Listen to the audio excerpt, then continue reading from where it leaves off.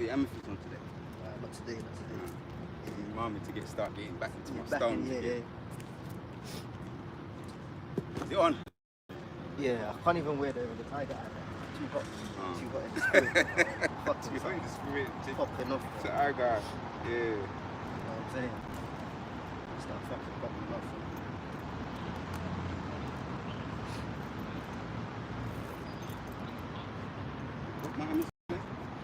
Yeah, I had it on me the other day, but I'm going to use it today. Yes, it's a good stone for headaches as well. Headaches, yeah. It gives you a lot of dreams as well. Yeah. Anyways, man, shalom, man. Shalom. All praises be to Yahweh, Bar Hashem, Yahushai, Bar Hashem, Rakapadash. Double honor unto the elder apostles, the elder bishops at Great Millstone who rule well, and he taught us his truth. Salutes unto the Archim who continue to push the word in truth and in sincerity, man. You know, it's another Saturday, another week. We out here, you know, to push the word of Yahweh, Bar Hashem, Yahushai, man. Okay, straight up, man. And you know, I was talking with the brother, man, and you know, Esau is not the most capable of individuals, man. You know, he's not the brightest pupil in the class, right? He's not the brightest bulb of the pack. You know, he's not screwed all the way there. You know, he's a bit fucked, man. You know, he's a bit of a weirdo, and he's not the most capable individual, man. You know, you know, so based upon that, man, this guy's not fit for rulership, man. Okay, you got something? Yeah, this is straight to the point. Habakkuk, the whole of Habakkuk is what I was looking at. Hey, but we first hit the point. 2 and 4 says, "Behold, his soul which is lifted up in him, which is lifted up is not upright in him, but the just shall live by his faith." Yeah, the soul that is within him is not lifted up, man. He's not an upright one. You see, Esau, he's actually set up to be the devil, man. And that's one of the first things we learn when we come into the truth. You know, when we talk about Great Millstone and the basics. No, we touch the basics. Let's go into some basics. Who's the fucking devil? Okay? The Edomites, predominantly so-called white people upon the face of the earth. Okay? You know? But we don't go by color so much, even though that's an identifying factor in scripture. We go by bloodline. Alright? We go by blessings. His blessing is the sword. You know, the fatness of the earth, man. We go by spirits and what people actually do, because guess what? You got black colored Edomites, man. You got Edomites out here that are actually darker than us brothers up here, man. Now, as I said, the majority of them are the Caucasian people, but it's just not, you know, it's not like a definitive, that's it. Alright? So we're letting them know, we identify them by their characteristics and what they get up to on the earth, man. Yeah. And what we see is that the soul, as the scripture says, that's within them is not upright, man. Yeah. You know? They're into messing around. You know, you analyze the Edomites, they're into fucking around, man. They enjoy messing around. Vandalism.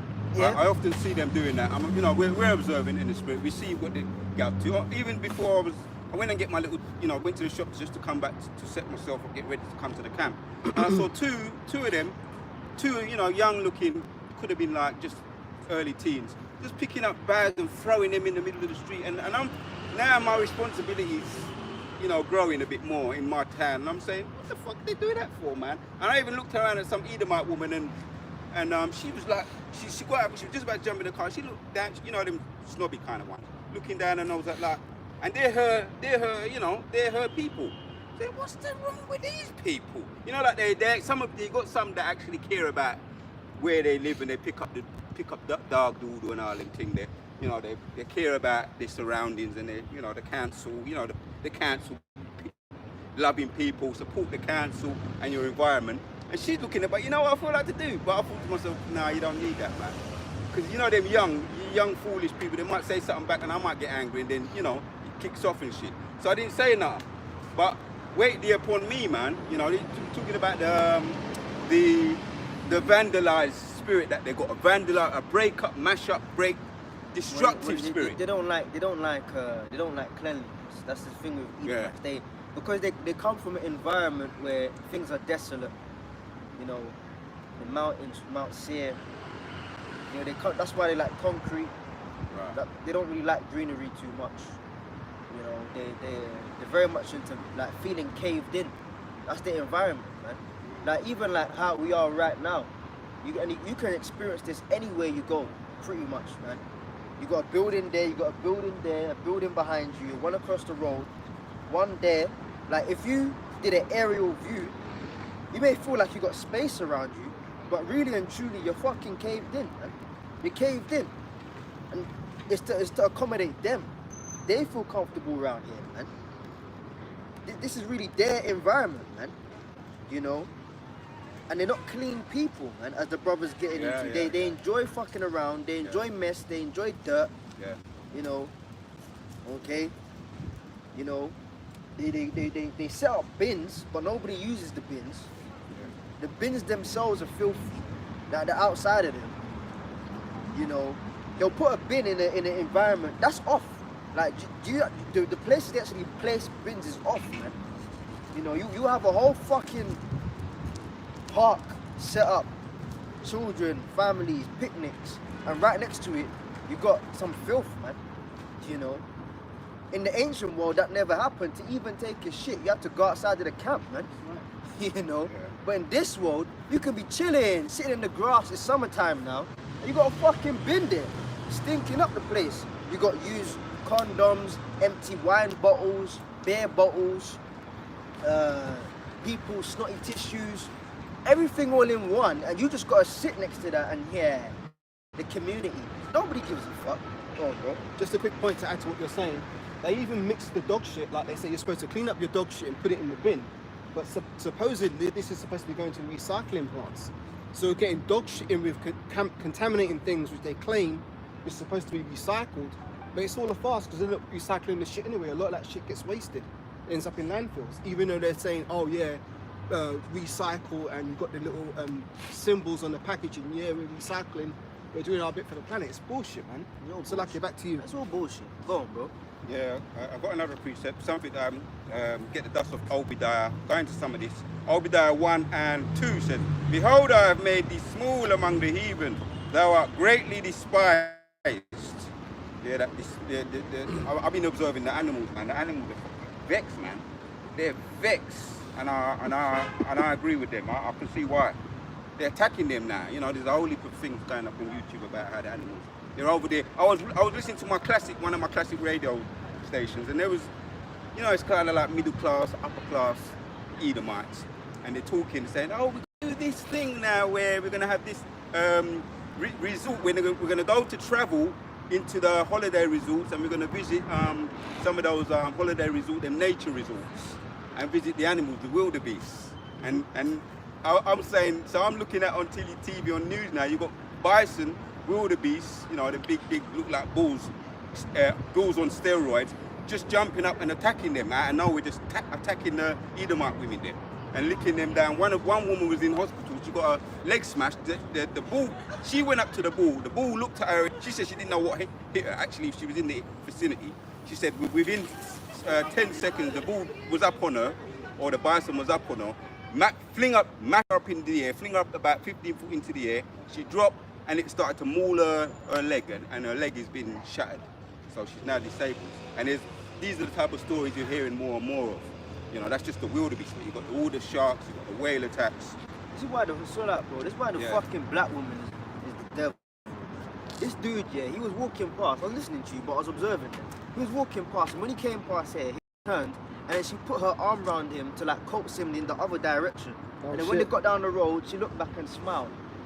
Fucking piece of shit. Yeah. That's what happens when you drink the juice. Right. They're under the, you know, you're going to say something, Caleb? I was going to say, but that was from the Most High, because remember what they say, a wicked woman is a portion given unto a wicked man. So you didn't want that man to hear this word. So you used this woman to stop him from getting it. Yeah, she's definitely the devil. So yeah, 3 says, the pride of thine heart have deceived thee, thou that dwellest in the cliffs of the rock. Yeah, why is the pride of his heart deceived him? Because he thought, Caleb, you can get that. That scripture says, you thought I was altogether As one of thee. as one of thee. Psalms 50, yeah. Because they're doing their shit. They've been doing their shit for like a couple hundred of years, man. You know, nothing's stopping them. They just, as it would appear, they've got free reign to just do what the hell they want to do. So from knowing that they're the devil and doing the wrong thing, now they're getting prideful with it. Like, well, actually, turns out God is actually on our side. Yeah. It's working out for us, you know, because sentence against the evil work is not executed speedily. Hold that as well, man. Yeah. Read that again, bro. Yeah, so free of Obadiah. And that's what we're really focusing on, man. Fuck Esau, man. He makes it seem, and he's got everyone under the illusion. You know, people are off the American dream, but that white supremacy is still floating around. People think, oh yeah, you know, we're God. You know, on the train here, it was full of Edomites, you know, going all pink and red, sunburn and shit, right? And then an albino woman and her daughter got on. They looked about South African. So the daughter's like got her pigment, but the mum, because Jake features everything, but she's just straight albino. So she's a clean leper, right? And then you got Edomites. I mean, they, you know, when they're awkward, but they want to make it seem like I'm not awkward. I'm alright with you. I'm tolerant. I'm tolerant. It's fine. You know, you're okay. You know, so they're still standing next to her, but they're sizing her up, looking her up, right? And I was analysing. I mean, we all seen albino people before, but I was analysing her, and I said, yeah, you're a Jake woman, right? But her colour is no fucking different to them Edomites, man. They're the same. They're the same. They've lost their pigment, all right, which is a defect, okay, and a curse onto them, a mark which was placed upon the forefather Cain, right? Yeah. And they're walking, oh, the white skin is pure, and yeah, no, because our hair, it doesn't tangle. No. Oh. Bro, do you know that a yellow, thin hair is a result of leprosy of the skin? Your blonde hair is actually a curse, bro. Your blonde hair is a curse. If an Israelite person or anybody, but obviously for the Israelites, because the law was given unto us, if you have a spot on your skin, all right, and then the hair that comes out of it is yellow and thin, that's leprosy of the head, man. And that can be anywhere, and anyone can get that. Okay, anyone can get that, man. You know, you got guys talking about, oh no, because no, we're under the new covenant. That's happened to brothers before, man. You look in your bed, if you got yellow hair. I had that a couple of weeks ago, man. Yeah. I was combing through my bed, and it's not the largest, but I was combing through what I have, and I saw some. Maybe it's one of the thistles from the brush, the beard brush. I'll take a, you know, you're in the mirror, man. All of that shit. Yeah. You know. Oh shit. It's yellow. It's all yellow in that. Yeah. You know, plucked it out according to the law. You're unclean. Skin pigment. Yeah, you're unclean. It's an effect. Yeah. And if I could just say, go on, bro. yeah, no, go because on. what was I going to say? Yeah, steroids. You know, if you get steroids from your doctor, I'm talking from experience. I had a problem with my skin, and I was taking steroids on a regular basis, and it affected the pigment of my skin. Yeah. Steroid cream, and it went white, and that's a form of if it goes white, that's a form of leprosy, man. Yeah. You know, and sometimes people don't realize if somebody's water, if you bathe in it. Yeah, you're bathing it, and you know it's hard, very hard. You see people who then come out. They get like an infestation of that pigment messed up. It's the water too. What's in the what is it in the hold on, it's gonna come to me. Lime scale? Huh? The lime scale in the water?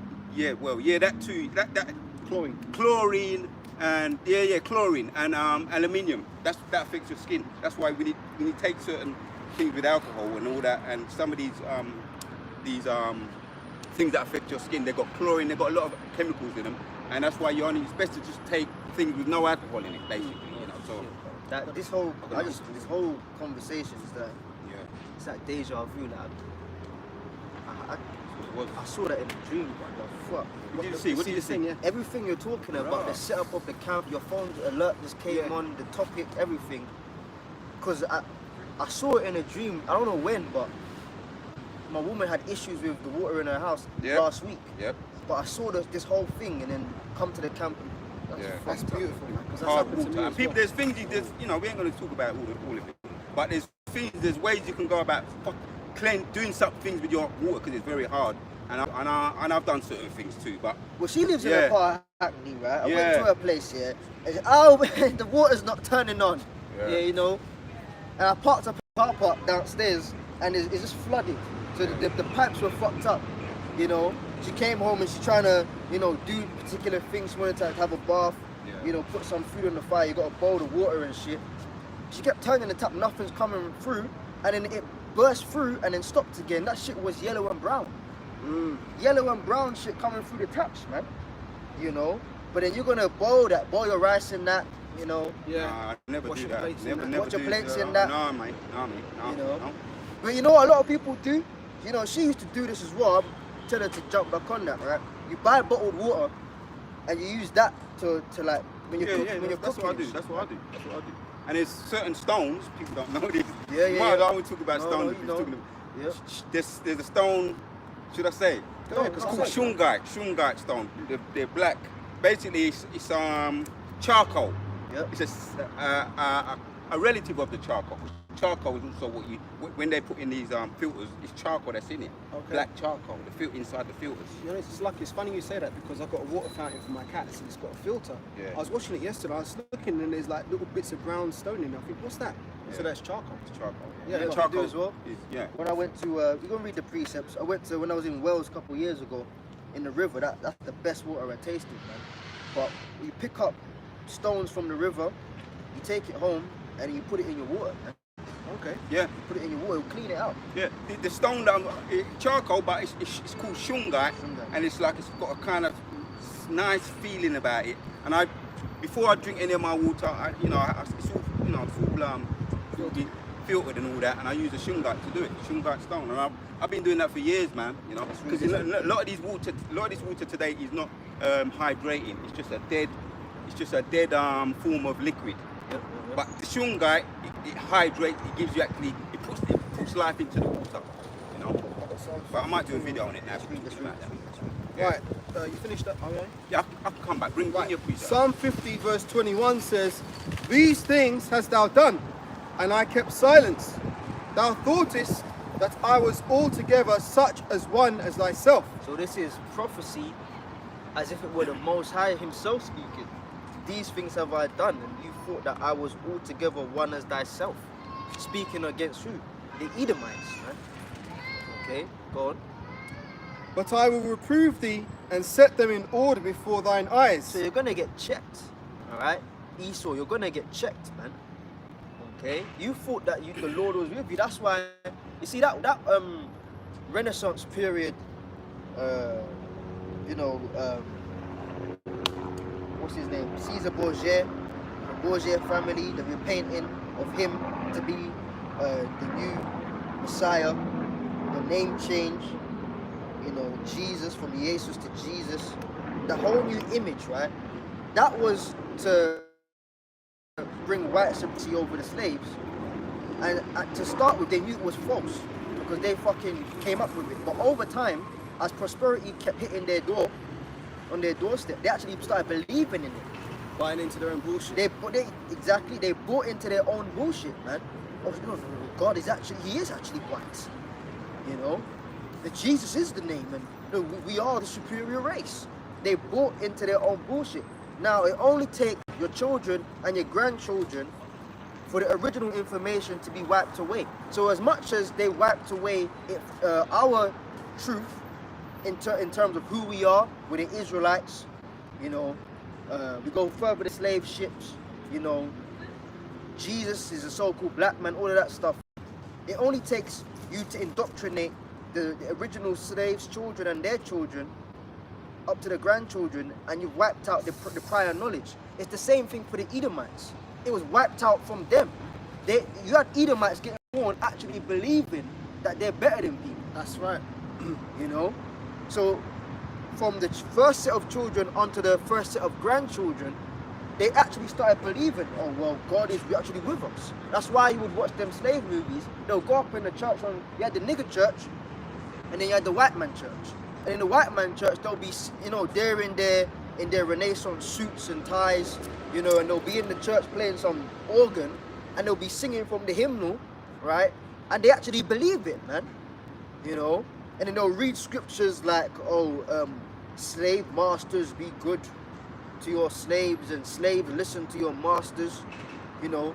Yeah. Edomites were up in them churches believing that, man, you know? So they genuinely and wholeheartedly believed that the Lord Most High, Yahweh Hashem Yahushua, was with them, man. Even unto this day, just watch songs of praise. Yeah. Us Edomites standing up. Yeah. Jehovah's Witnesses. And it's the same thing. You had the even on songs of praise, you have the nigger set, you know, that they'll put towards the beginning or towards the end of the show, right? And then you have the Edomite church. Why is, if Christianity is for everybody, why is there so segregation? You got the white choir, you know, praise to the Lord, you know, and then you got the black church, you know, but why are they together, man? Because it's the same sentiments to this day. White boy church and black boy church, man. All right, you black people are the slaves. Thank God that you can be slaves and we civilized your ass. And the white boy churches, thank you God for making us superior, man. Yeah. So from slavery, like hardcore bondage, slavery, up until now, it's the same fucking sentiments, man. All right. That's why Edomites out here genuine, because they don't believe in God, but because that's the spirit that's been placed on them, they actually believe they're better than you, man. Yep. So you go on a train now, they're not going to tell you to get up, but they'll look at you and start huffing and puffing as if you should get up. To this day, man. You can do all you want. You can do that all you want. I'm not fucking getting up for you, man. You know? But the spirit on them is like, well, this nigga should know. Yeah. It's about time, boy. Stand up. You need to know your place, boy. You know? And then when you have them stupid ones that do get up, them niggas that get up, you want to sit down? Yeah. You know? And then the old ass Edomites not even thankful. Exactly. Yeah. They act like it's mandatory, yeah? The nigga did what was mandatory of him. Yeah. Yes, he did it. Because he was entitled Yeah, to it. deservedly so. You people thought that God was with you, man. Read it one more time, man. Psalms 50 verse 21 again. These things thou hast done, and I kept silence. Thou thoughtest that I was altogether such as one as thyself. So you thought God was with slavery. Now he was, but you think in terms of, yes, these people are nobodies and they can just fulfill our agendas, you know. You really thought that 3/5 of a man, yeah, God made creation that's lower than us. You believed all of that, God. Thou thought that I was altogether such as one as thyself, but I will reprove thee and set them in order before thine eyes. Set them in order. This is it, man. Revelation 11 and 11. Set them in order, man. You go hold that. Hold it. All right. I got it. This is the Lord setting us in order, man. Where's that scripture where it says as well, in the land of their captivity, they shall be called the sons of the living power, man. All right. That's why you Edomites are pissed, man. You know, you got your low-level ones that walk past the camp and, oh, what's these niggas doing?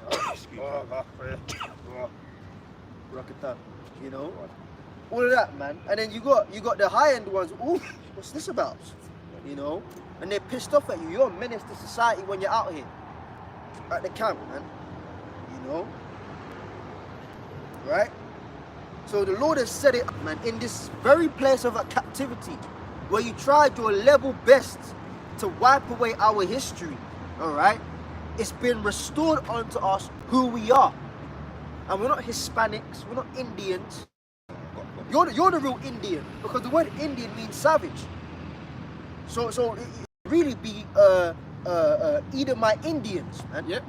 Or Caucasian Indians. That's what it should be. You want to be giving people titles and names, geography titles and names at that. You deserve that, man. You're the fucking Indian, man. You're the savage. He is the red Indian. You're them redskins. redskin. You're the dirt of the earth, man. You're the basis of men. And it's very evidently clear. It's apparently clear unto this day, man. You're not all the way there, Esau, man. Like, this ain't how the earth is meant to be, man. Okay? You are a very incompetent, stupid individual. But the Lord has turned on your spark for a few seconds, which is a couple of hundred years in the grand scheme of things to rule. But the Lord is retracting that help he's giving you, man. As fast as you rose up into power, the faster your fall shall be, man. Because you're not a competent guy. All right? I really hate that narrative of Edomites, so yes, we're white people, we're smart, we're civil. No, you're not, man. You're dirty, filthy, and stupid, man. You're the basis of men. Job said he wouldn't even have his dogs around you, you fucking people, man. Precept. Go on, huh? Habakkuk chapter 2 verse 4, and I'm holding Revelation 11 as well. Alright. Habakkuk 2 verse 4, behold his soul, which is lifted up, is not upright in him, but the just shall live by his faith. Yeah, see, we started out with that. That's the spirit. Come out again. Yeah, the just shall live by his faith, man. And the just is another word for what? The righteous, man. You people don't have faith, man. They're the faithless dogs. You're the faithless dogs of the earth, man. Just roaming around, fucking shit up, messing people over, man. And they're so entitled because, again, they thought God was with them, man. Entitled pieces of shit. You go abroad, I've travelled, man. You go abroad, and I was actually talking about this with someone in the week, man. You go to a different country, and guess what? Forget the hotel food. If you want the cuisine of that actual country, you're not gonna find it in the hotel. You're gonna have to go out to restaurants around the towns and cities of that specific country you're in. Because guess what? The restaurants inside the hotel, they're serving right, man. beans Bangers and and mash. beans and chips. Yeah. All right. Yeah. And fucking Sausage and and beans, man. Bacon. with orange juice. Bacon has to be there. Bacon, man. You got up in Bacon these and other eggs. countries, man. You thinking, what the fuck, bro? Them hotel food is for Charlie and that, man. You know, white boy food, man. White boy slop, I call it. You know, Told in a hole. you know, Have you heard of that? toast, beans on. I'm thinking, what the hell, man? You know, Sausage and tomato. Us. yeah, my told in a ass is hole. out there in Turkey or something. All of us that went to school, we know. You know, I'm looking for some Turkish Adana and something, man. You know, or where else? Spain. You know, No, you want a And sausage. You know what they say as Love well? give it with sausage. Can't eat this food, it's too what's spicy. that? It's too It's spicy. You All know, they know is salt and pepper, innit? yeah. I went to fucking. I was in out there in Spain, right? And you know, you both know I like wine, right? That's a Jake drink. It's called sangria, right? It's basically wine with like fruits in it. So it gets sweet and it tastes very nice and it's very cold and refreshing. Did you Right? get over here? Nah, I probably some artificial shit. Must be the real thing. Yeah, the real thing was out there, man. Yeah. You know, and they had like the ceramic, you know, the ceramic jug and the glass, so it stays cold and shit, man. You know, and then there was a woman there, Edomite woman, probably from fucking I don't know, Essex somewhere, and she was like, "Oh, can you water it down?" You fucking mean water it down? But you know what though? You see, she could have got her own jug. But the bitch, she's her entitlement, she Yeah. wanted to water down everybody's. What the hell are you talking about? Everything is too spicy. I'm in fucking the Mediterranean and you're trying to serve me chips, bro. Are you alright in the head? But that's the devil. You see, wherever he goes, he has to be catered to. Yeah. The pride of the pride of thy heart has deceived thee. Even on a small level where it concerns a fucking holiday, man. No, we ain't pushing the holiday spirit. You know, we're even in that time. But you know, sometimes, you know, brothers get around, whatever, man. Not often, right? We're not pushing that holiday spirit at all. You know, but brothers, I've traveled certain places. The scriptures speak about that, man. In my travels, I've gained much wisdom, man. You go, you learn how societies work, how people work. It's a whole nother world outside of, I hate to sound cliche, but it's literally a whole nother world outside of England, man. But the government don't want you to know They that. don't want you to know that, man. They just want you to know the bus route from home to work, Yeah. you know, your local supermarket, and maybe the local park for the weekend. Yeah. That's all they want you to know. Do you know scenery itself can heal you, man? Just go into a remote place and look at a mountain and the sea, man. You could be depressed. You just go and look at some nature, you'll feel fine. Obviously, it depends on the level of depression and severity of the matter. But intermediate to low level things can just change your whole mood, man. Yeah.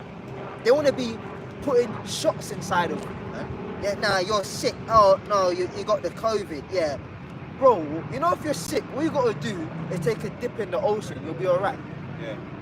The ocean has every single mineral to heal the human body, because that's where people and animals and everything came from. Came from the ocean, man, out of the waters. But then they don't want you to know that. Then you know who they victimize for that? Chinese people, Moab. If you don't go through Esau's medical route, he'll say, oh, you're into Chinese herbalism. Yeah. No, it's not Chinese herbalism. All right, it's real medicine. I'm not pushing that Chinese shit, but I'm saying there's heals. Yeah, they get it from us anyway. There's healings to things outside of a fucking pill Yeah. and an injection, man. Every 2 seconds they want to be taking your blood. test, yeah. You know, yeah, your blood. You know, We need to take some. yeah, we need to check it out because no, bro. You got that? Read, man. Which one did you want? Well, I can't even Pride read of the heart. Yeah, See, pride of that's the in heart. Obadiah anyway. Yeah. Oh yeah. Carry The on one, reading yeah, it let's now. get it, Let's get that. Okay. He's prideful, man. You know. Yeah, this is Obadiah. It's only one chapter, so. Oh, man. Amos, Prideful in the book. There we are. Obadiah, it's only one chapter. Verse 3. The pride of thine heart hath deceived thee, thou that dwellest in the clefts of the rock. And the heart is the mind. They actually have, that's the mentality of the devil, man. The mentality of this guy. And this is why they have a supremacist mindset, but so do we. That's why we can't get along, man. We can't get along. You in a bus with them, you on a train with them, an aeroplane with them, you know, or a conversation, it gets tense after a while. Some cases quicker than others, because both of us have supremacist mindsets, you know. Because I might smile in your face, but I'm looking at you like the fucking dirt in the earth, man. You know, and you're looking at me like a black nigger, you know. So that's why Jacob and Esau, man. But, you know, why am I dust? What the hell's going on inside of me? Why they fighting? Yeah, they're fighting because there's two different nations inside of you, man. You know, Two kings can't sit on the same on throne. the same throne, man. You know. So read that. The pride of thy heart deceived thee. Obadiah 1 and 3 again. Behold, the pride of thine heart hath deceived thee, thou that dwellest in the clefts of the rock, whose habitation is high. You got Mount Seir region. They came out of there, you know. And as I said, they try and recreate that concrete environment. Go on. Whose habitation is high, that saith in his heart, who shall bring me down to the ground? Exactly. So that's why when he goes to the other countries, he's already the king, you know, of the new world. So everyone's got to obey him and his way. So you go to Spain, you ain't getting Spanish food, you're getting, and they, you know, a large majority of them are Edomites as well. You know, because you got different houses of Esau. You know, the chief house is the house of Amalek, right? The so-called JOOs, man, the small hats, right? Them Spanish people, a large majority of them are Edomites, but then the other racist too. they're fucking racist, man. But then the other half, they're go back to the Moors and shit. They're Israelites, man. I got family out there, man. They, you know, they and even your family that's of that side, they think they're better than you. You know. I remember I was at the bar there, and you had a nigger, right? Straight out nigger, and he's like, oh, you black man, you like the wine. It's like, bro, you're fucking black too. What are you talking about? What Yeah. are you talking to, bro? What? With woolly hair, black man with woolly hair. Black man with woolly hair, but because he lives in Spain, he thinks he's one of them. The black man with woolly hair. Bro, you looked in the mirror this morning? You never know. It's true, but maybe he's one of them It chocolate. could be chocolate Edomite. Yeah, it could be Edomite, man. Because no, it's true. A lot of the people that are Edomites, but black, they're like the Spanish type. You know. Mama. Oh. Yeah, a lot of them are fucking Edomites, man. Yeah. You know Don Lennon, Yeah, the he's an idiot, CC Channel what's it? Yeah, that CB News channel. Yeah, they chased back. They done a documentary on him, and they chased back his family back to his one of his his dad, great, one of the great dads of his, he's a slave master, an Edomite slave master. So that's why he's, you know, he plays for that other team as well, you know, the alphabet people, that's another sign, and he's a tear, man. You got a lot of tears, man. Anyways, let's read. So I was also holding Revelation 11. Let's get that. About Yeah, get that. in order before that face. Get that. Right, Revelation 11 verse 11 says, and after 3 days and a half, the Spirit of life from the Most High God entered into them. Yeah, so we're in that 3,000th year. You can hold Revelation. No. Ezekiel 37. You asked for Hosea 1 and 10. I've got that one as well. Alright, hold that. I'll hold it. Yeah. Go to Ezekiel 37 on the top. Read that again. This is Revelation 11 and 11 again. And after 3 days and a half, the Spirit of life from the Most High God entered into them. Yeah, so that 3 days and a half is that period now. We're in that third day, that 3,000th year. Okay. Specifically on this side, you know, you had Elder Rabbi Abba Bivens from the Commandment Keepers, you know, but he's the one that really got into the New Testament. The men that came from him, he had contemporaries, but you know, Lord ain't dealing with them. You know, that's the prophecy of Elijah coming back, King Marshall, Elder High Priest Iqab, Elder High Priest Ariyah, and the 7. Along the way, you've got people that fell off and whatever, the elder apostles on down. That is the fulfillment, man. You know, the East Coast, that's where the truth came out of, the East Coast, Harlem, man. You know? So when that time came, the Lord started to put the breath back into his people, man. And it happened gradually. You know, it happened gradually. You got a lot of people like Vocab, that fucking piece of shit. Alright, he'll go up there, he's doing research, even to this day. I don't really watch him too tough, I watched him the other night. Oh, I'm looking into this book that came out of One West, and you know, the black Hebrew Israelites, they wrote many books, and you know, okay. But then he'll try and make it seem like he was trying to copy Judaism, you know, but the truth had to like start somewhere. You know, you had the bar mitzvah.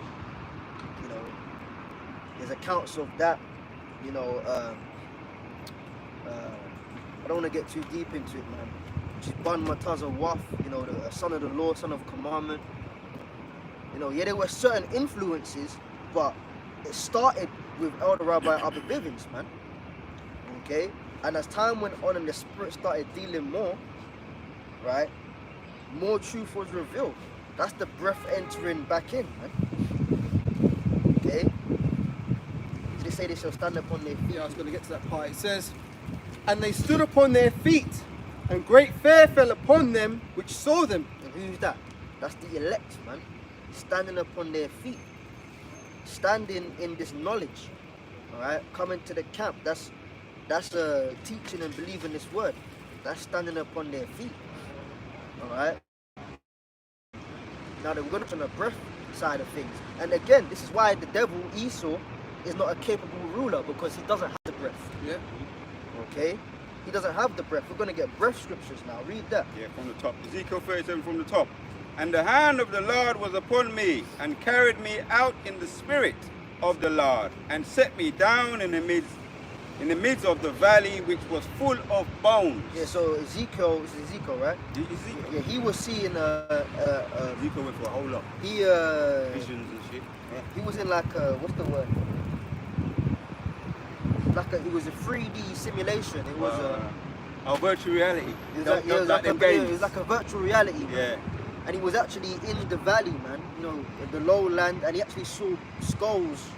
You know, arms, bones, leg bones, pelvises, rib cages. He was actually seeing that.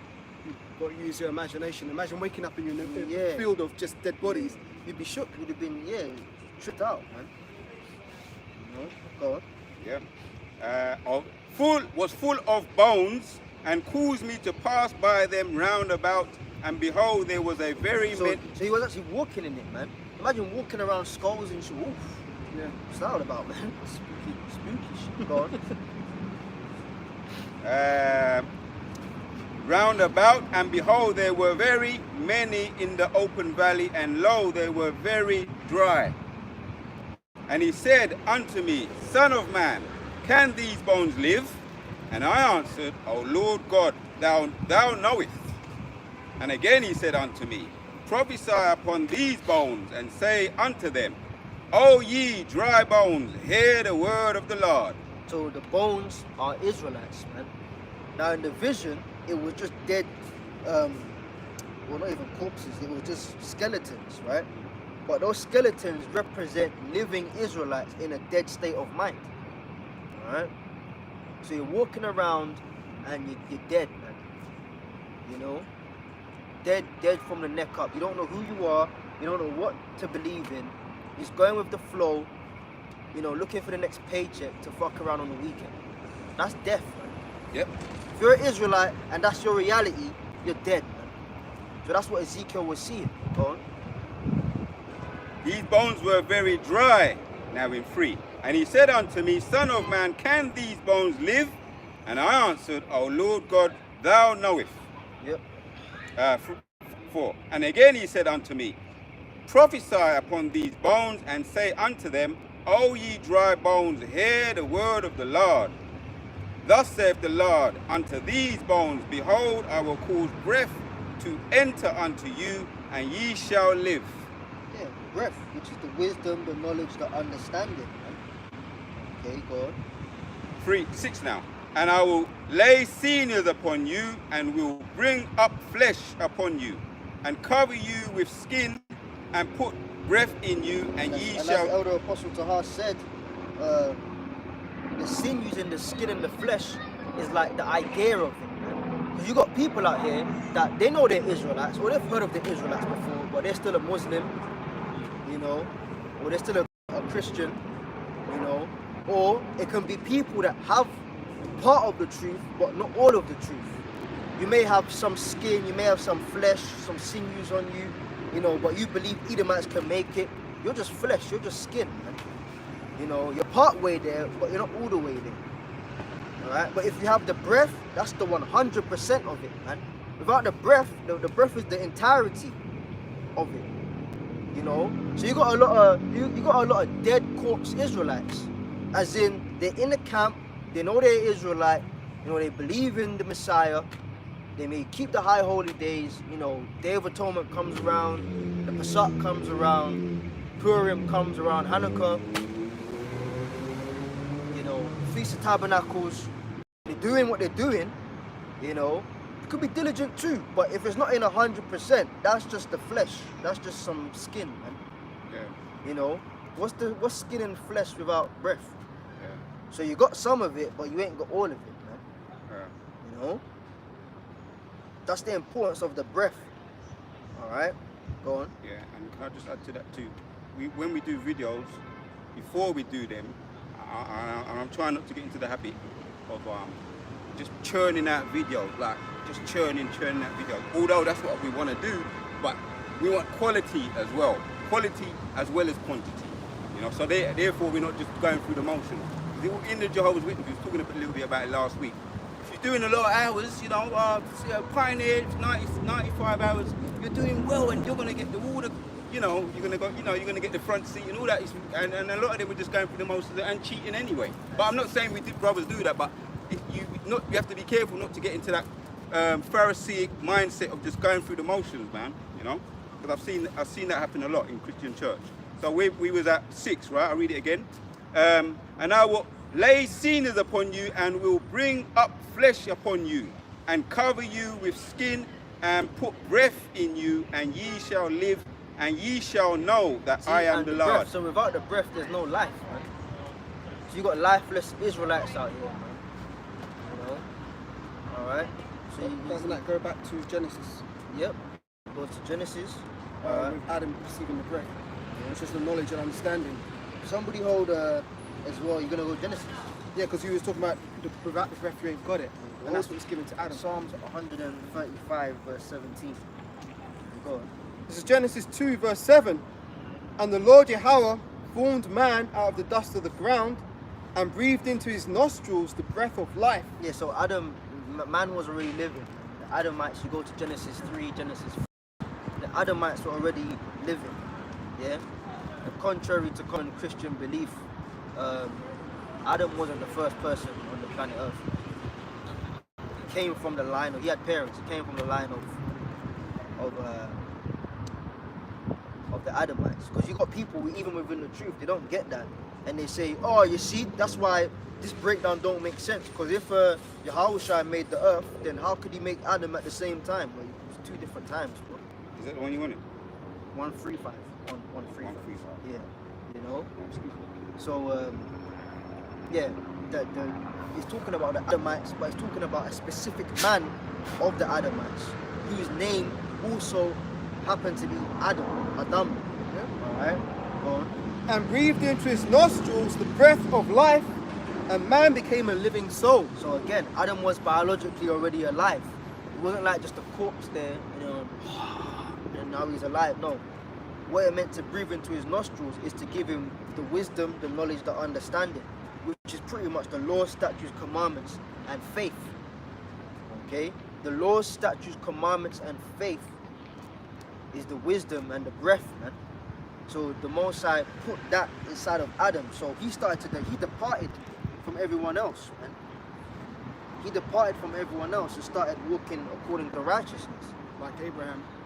That's right. You know? Go on. Shall I read on? Yeah. And the Lord planted a garden eastward in Eden. Yeah, which is Israel, the whole region, you know. And there he put the man whom he had formed. So that was the only part I just wanted to speak about the breath. Yeah. Because we talk about Ezekiel 37. The breath is what makes you alive. That's right. You got that? Yeah. This is Psalms 135 and 17. They have ears, but they hear not. Neither is there any breath in their mouth. Yeah. So they have ears, but they hear not. Neither is there any breath in their mouth. So you got people that come to the truth, and it's just not going in, man. You could be with a guy arguing or going back and forth. Sometimes the conversation's even nice, but they're just not getting it. Yeah. Yeah, because they have ears, but they hear not. Because there's angels there blocking them from getting that understanding. Yeah. Neither is there any breath inside of them. Again, the breath is the wisdom, knowledge, and understanding. It just doesn't compute. Okay? Job 19 and 17. Yeah, could I add to that as well? Because that guy that came up a couple of weeks ago, and I remember what Apostle Tahar said, right, we want to engage people, but now when we discern that they're just there, we're really kind of hoping that they'll just phone them up and get them away, draws them away, because really we're here for the elect. Now we can use that person though, you know, to sharpen the sword, or for sincere people who might gain from that, but we're not interested in gaining, you know, it's not about an audience, it's not about just wasting time or just belittling anybody because we discern that they ain't clever, but we want the sincere elect ultimately. So we hope that people don't just come up here, it's not about just going back and forth in debating. That went years ago. Brothers were into that though, the elders and apostles were into that, but they're not into that, they're not doing that now. Yeah, the spirit's changed, man. There was a time for everything. There was a time when, like, every single week, we used to come out and it was just cursing out and, yeah. Bro, that was a time, man. That's when a couple of us younger brothers came around, man. Remember that, man. You came to camp every week. Fuck the devil. Yeah. You know, we came war ready.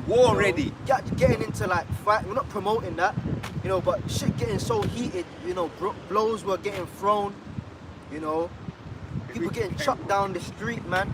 Literally got chopped down. You know, that one time one guy tried to touch our stuff, man. He got jumped in Brixton. Yeah. You know, there was a time for that. Now the spirit's kind of moved it to, man, look, bro, this is what it is. You get it? If you don't, bye-bye. You know, we ain't gonna fight you. We're not gonna get irate with you. Now, there's the odd occasion where it may get like that. That's the spirit of the day. But in terms of the direction the spirit's moving it, we're focused on prophecy. We're focused on edifying, man. The hopeful elect. Okay? If you wanna argue, if you wanna debate, you know, we had that guy that came around a couple of years ago, in the summer as well, that light-skinned Jamaican man, talking about the book of Enoch and all of that. One who used to ride the bike? Yeah, the bike, and he had a son or something like that. He used to be in this area. You know, we're not gonna talk to you anymore, man. You know, we'll tell you once, and if you're a known you got known individuals that just mess around. If you're a known individual that you see you walking up to the camp and you're on some bullshit, man, just bro. There's a McDonald's there, there's a Nando's there, you know, there's a train station there. Go take a ride, man. Like, we're not talking to him. I've got one for you on that same subject. Go on. We just read that one in Got Psalms Job, 35. This yeah. is Matthew 13 and 13. It says, Therefore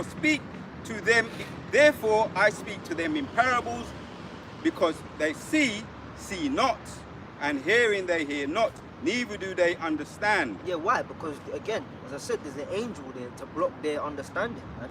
Yeah. The reason we get it is because the Lord said, "Behold, I stand at the door and knock," meaning that when you hear this word, that's your house shine knocking on the door of your heart. Yep. And the angels, they've been given the go ahead to open the door, man. So your house shine can come up inside of you. Get it? You know. So you don't even when it concerns getting the truth, it's not of yourself or myself. It's because the Lord wanted you to get it. Likewise, if you're not meant to get it, the angels are there and it's just shut, man. You know. So you at the camp, you wrestling with a dude, a million different angles at the same topic. And if you don't get it this way, you know, this is the 142nd angle. Let me see if he'll get it this way. Well, he's not gonna get it. Yep. It's shut, man. Yep. Okay, go on. 14. And in them is fulfilled the prophecy of Isaiah, which saith, By hearing ye shall hear and shall not understand, and seeing you shall see and shall not receive. Yeah, so you got Israelites on the but why can't Edomites make it? And I don't know, because it's coming with a lot of nonsense. Yeah, it's shot to them, man. Anyways, let's go back to the breath. Job 19 verse 17 says, My breath is strange to my wife, though I entreated for the children's sake of mine own body. Yeah, don't even tell your family, your woman and shit what's up, man. Don't even tell them, bro. Now if they ask a question, then fair enough, man. You know, you give them the most basic answer at that, man. You know, don't go around telling your woman, man. Job said that my breath is strange to my wife, because she got to the point of the situation where she was like, you know Eve, man. You know Eve, man. I've had enough. Yeah. I've had enough. Just curse your hoe and die. You know, she packed it in, man. And that's the thing. You can't tell women shit, man. You know, even if you had the hardest day of your life and you come home, man. Oh.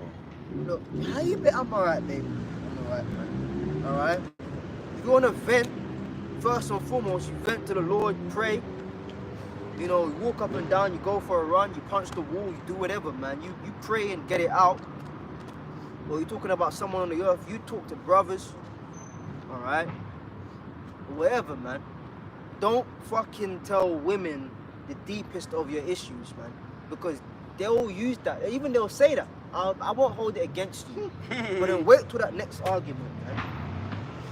Wait till that next argument. And she'll be bringing that thing up and throwing it in your face. Alright? And then you'll just say to yourself, motherfucker, man. You fucking bitch, man. Bro, I learned that, man. Don't tell her nothing, man. You know? Yeah, because last time you said, and you see, this is why, man. Okay. Alright?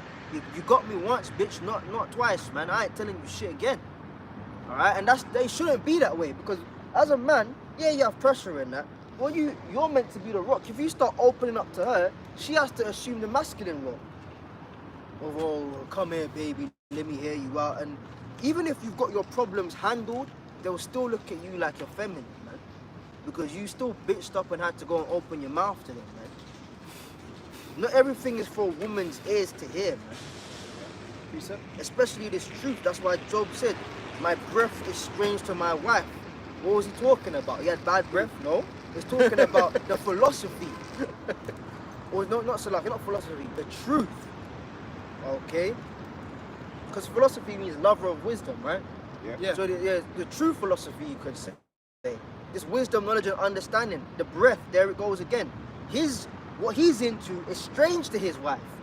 You mean to say God's gonna kill our children, take our house, our riches, and now you got boils and you're still into that God? And you still trust him? You still trust? That's strange. I've got it I'm here. not into that. You know? What a quick Hey, one. these fucking women, they want to be talking about Islam, brother, and how, you know, trying to get brownie points, you know. My brother trying to get stripes with me, because I went to a Jewish Passover when I was a child. I don't give a fuck. That's the wrong thing, and you're lucky your ass weren't the sacrificial up in there, man. Trying to get brownie. I went to a Passover. I don't give a fuck if you went to a Jewish Passover when you was a child, man. Okay? Fuck do you think this is, man? You know? Oh, I'm down for you, babe. No, yeah? Yeah? Take it from Job. Take it from Job. A man whose name itself means afflicted. Take it from him. Ayawab, he said it, man. He said it. My breath is strange to my wife. You start, oh baby, the truth, you know. You get a notepad and pen trying to break down the tribes. You know, this is why, honey bunch. Sitting there doing lessons with your woman. You sure about that? Yeah? She gonna find it strange, man. May I add to your point? You got a small one as well. Yeah. And I've also got Job, curse the Most High and die. Yeah. Another good example is when Abraham was told by the Lord to sacrifice Isaac. Do you think Sarah could have taken that if she knew Abraham was planning to do? What, you're taking our son to the mountain to sacrifice him to this God? What are you talking about? She'd have bugged out. So Abraham didn't tell her. He just took Isaac, went about his business, because, like Job said, it would have been strange to his wife's ears. And they see that they try to use that womanly charm. Sarah, that's her name, Sarah, in the Hebrew, which means my princess, man. You know, that's the meaning of the name Sarah, princess or my princess. You know, yo baby, wow. You know, everything's nice. Isaac's there, and the next thing you know, he's cutting off little Isaac up into the mountains With a knife in his back pocket. You know, come on, you got. She went down with that, man. Yeah, go on, babe. You know, she packed a little packed lunch for them. Nah, man. It's like it. She was fighting that, man. Go on, I bro. was just gonna say, you can imagine it like a film, right? Yeah. Imagine Abraham's packing up his Yeah. stuff to take Isaac to the mountain, and Sarah walks in the room and he's like, hiding the knife. Oh yeah, we're just going up to the mountain. Yeah, all of that, man. All of that, you know. And then little Isaac, he was smart, man. He got to the place, and hold on, we did this before, like, we got everything, but where's the lamb? Yeah. And then He's adding it up. Don't worry, son, man. You know, and little Isaac started calculating, man. Yeah. He's doing the maths, man. He's like, oh, daddy, something's wrong, man. Yeah. We did this before. We got the wood, you know, the dagger, where's the lamb? You know, Abraham, you know, you got to fob off your son. Hey, don't worry about it, man. Hey, how will provide? All full well knowing is it's gonna be him, man. Yeah. And then like, come on, man, because children, they sense when parents aren't happy, man. They can actually sense that, man. Even if you think back to your childhood, there was probably a time when Very much. Yeah. you know that mommy and daddy was holding it together, but deep down there was trouble, man. You know. They probably got to the point where they're walking now, and Abraham, he starts getting a bit like, you know, he's coughing, his throat's getting hard, you know, his voice is getting all teary and that. He knows he's gonna kill his son, and, you know. Yeah. Abba, what's wrong? Nothing, son. Don't worry about it, man. That's why he's the father of many nations, bro. You know how, bro, I'm not even gonna touch on that, man. But if you know, like, who Abraham is coming back, bro, that's heavy, man. That's heavy, bro. Like, do you know how deep that is to sacrifice your own son? And you're down, and you got your wife at home, man. You know, and you have to, bro, man. I was watching Brothers in the Week, like, you know, some New York older brothers and that, some documentaries they did years ago, how brothers came in the truth. I watched it before, but I just watched it again. And one of the brothers said, when you come into this truth, you're signing up for a life of secrecy, man. So it's really a life of secrecy. You can't even tell people too tough, man, what the hell's going on. You gotta lie to a lot of people, man. Yeah. You actually gotta lie to a lot of people. You know, you gotta avoid questions, you gotta avoid environments, you know. People that are close to you, man. You gotta lie to, bro. You know? Because if you go and open your mouth, you know, it's not gonna work out for you, man. Abraham had to lie to Sarah. Don't worry about it, man. You know. And then imagine when they came back. Imagine Isaac, Mommy, you know that Daddy was gonna, you know. He had the knife to my throat. Yeah. And it's opening he's innocently, but he's just talking, man. The black, what? You know. Yeah. Abraham probably not gonna get no box for like a month. Like, yeah, he's there like, what? What do you mean? You know, you people think in the Bible, everyone was just down with everything. Yeah. Like Jesus, he was down for the cross. You know, everyone was down for everything, and yeah, no, bro, it was real life, man. People had anxiety. Yeah. People had queries. Even prophets had queries, man. John the Baptist had queries about Yahweh Shai at one point, man, when he was in prison, before he got his head sliced off. You know, he sent one of his disciples and said, ask him, man, are you the one? Or is there another? Imagine his whole ministry preaching about him, and now he's in jail. He got a bit shaky, man. You know, brothers get shaky from time to time, man. Like, ooh, am I really cut out for this? Thomas doubted. You know, Thomas doubted. He's heavy. You know, people like to get on to Thomas, but Thomas is one of the 12, bro. Yep. He's one of the. He's not the highest of the 12. He's not in the leadership, but he's one of the 12. He's one of the leadership of the whole nation. He was known as a doubter, man. So the flesh gets to you sometimes, man. Read that again in some. No, where was you at in? He was gonna go to Job 2 and 9. Job, yeah. Right. Yeah. This is Job 2 and 9. Is it a lot there? 'Cause I got a Just quick this one. wife. Do you want to go first? You go first. Yeah, this is a quick one. Now bring yours out. Yes, it's quick. This is Job. Let me read from 7 to give it context, right? So Satan went forth from the presence of Yahweh and smote Job sore with boils from the sole of his foot to his crown. So you couldn't even walk properly, man. You got balls on your sole of your foot, man. That's painful, man. You know? That's fucking painful, man. To the crown of his, you can't even lay your head down properly. You got balls all over. You know, go on. And he took him a potsherd to scrape himself withal, and he sat down among the ashes. So he's in a very low estate. Then said his wife unto him, Man, not me, them bowls, they were some thick ass bowls, man. no chicken pox. He was scraping it off with broken pieces of ceramic, man. You know, he was in a fucked up state, man. You know, I shouldn't laugh, but he was fucked up, man. You know, that's why like brothers get together and you just see grief from like just not having a nice time here, man. Like Job, he was just not having a nice time. You know, everything's lost, his body's fucked up, his health is drained. You know, and he's just sitting there scraping off his boils, man. if I may add, it's like that's why his friends were wondering if he'd done some kind of sin, because all this like his kids died, his cattle died, everything was getting fucked up. They're thinking, man, what must this guy have done to to cause the Lord to do this to him? But his wife, right, she had no faith. It says, then his wife said unto him, dost thou still retain thine integrity? Curse the Most High God and die. She did it sarcastically, you know. That's why, again, don't even entertain these women too tough, man. You know, do you still, you think you're that man? You still think you got it like that? Yeah. You know, a lot of women curse out their husbands, man. Yeah. You know, See that video? See the quick TikTok shoot what Elder Dwyer put up on the chat. The woman was, because they're starting to, the tongue is falling upon her. So she said, "Are you a woman?" She said, "Your woman after 2 years, if you marry a woman, she get fed up." She's going into all the tricks of the trade. She not lie. I spoke to married women in they're getting on in their age. I spoke to them. I used to be like a good listener, so so I was. People confided in me, so she ain't telling no lie. You know. So she got man, she got sarcastic with Job, man. Keep going. It says where was that? Job 2 and 9, yeah. Then his wife said unto him, dost thou still retain thine integrity? Curse the Most High God and die. But he said unto her, thou speakest as one of the foolish women speakest. What shall we receive good at the hand of the Most High God? And shall we not receive evil?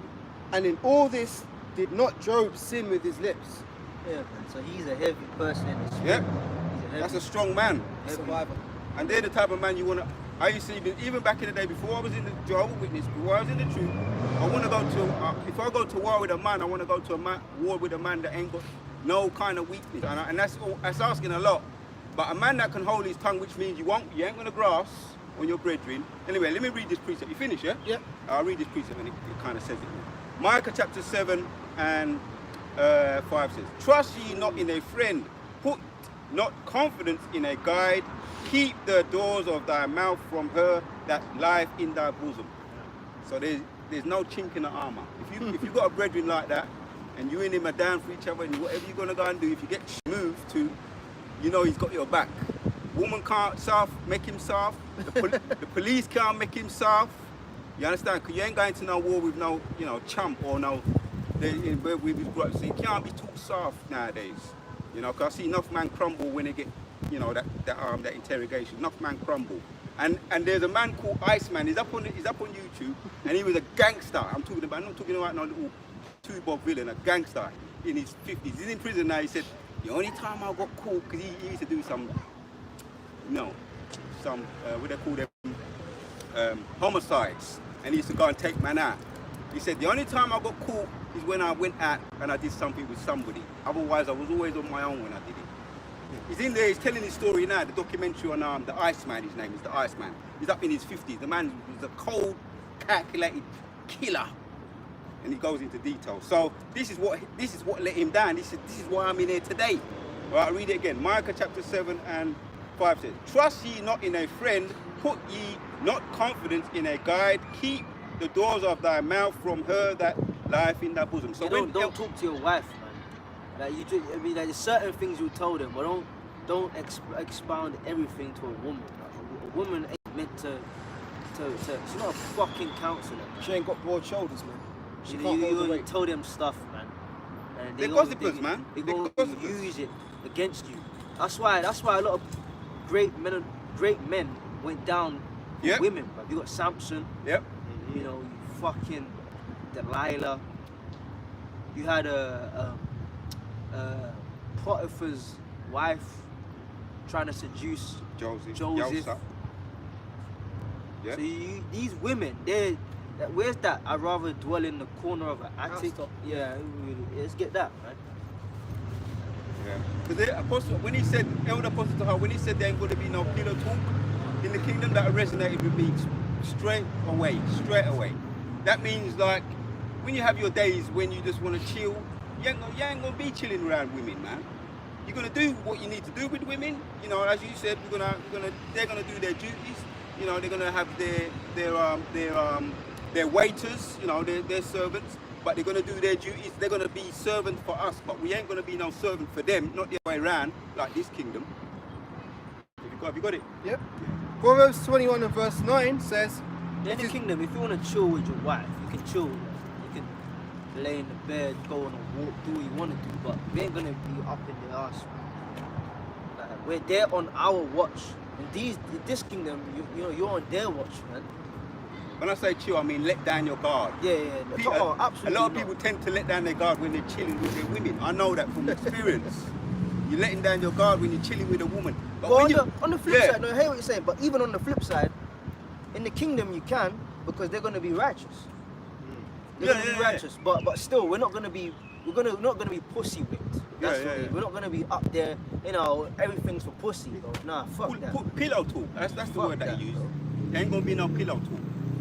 If I may just add to this before I bring this precept out, in my experience, a lot of guys are pussy whipped. Even the guys who want to act like they're not. Like you've got friends who they'll come around you, you'll be like, "Oh, so you seeing this girl? Yeah, but nah, I'm not really feeling her too much. She's just there." Then he's going home and he's like, "Oh, I love you, baby. I need you so much. I couldn't live without you." But to his friends, he's fronting like he's not pussy whipped, but really he is. That's the story for a lot of men out here, man. That's right, man. Completely pussy whipped. So I'll bring out the precept. Proverbs 21 and verse 9. It is better to dwell in the corner of a housetop than in a wide house with a brawling woman. And that's the liberty that this world is giving them, man. That woman comes first. Matriarchal society, man. Everything's about them. Liberty wasn't made for women, it destroys them. You know, the choice. How the fuck has a woman got a choice, bro? My body, my choice. What are you talking about? Her choice. Are you crazy? You see, now that's enough for them to shut the channel down, you know, and say that we're particular things and all of that. But it's the truth. What the hell do you mean a woman's got a choice? Now they've got believable women. Choice. That's in the books now. That she can Believable women. calculate and identify what's right and wrong, risky or not, good or bad, constructive or destructive, and she can go ahead with a choice. Are you crazy, man? But that's why Esau is not the ruler, because he's the head of this place and he's the one that's given them, man. He's done that. That's the devil, bro. Okay? Now where's Job again? The breath of my breath is strange, yeah.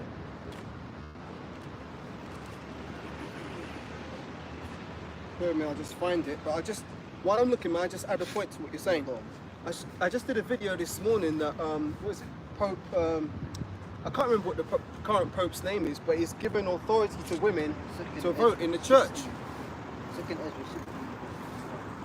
Yeah, the Pope's given authority to women now to vote in the church. So I'm like, where the hell is that, man? Because the women aren't even supposed to speak in church. And now you're going to give them the power to influence decisions and usurp authority over men. Yeah. So that shows that Esau, again, is an incompetent ruler. So let me just find the one I was looking for you. He's a fucking wizard and warlock anyway. Exactly. He's the principal guy on the left hand of his system. Revelation 19 verse 19. False prophet, the demons, the spiritual side of the beast. He's one of the top dudes, man. And they worship women. They're into that queen worship. That's why they set up Islam. You know, Islam comes from Roman Catholicism. It's all worshipping the vagina, man. Yeah. You know, the Kaaba stone and they kiss it, looks like box. Yeah. Bro, everything's about the woman, man. Right. Job 19:17. My breath is strange to my wife, though I entreated for the children's sake of mine own body.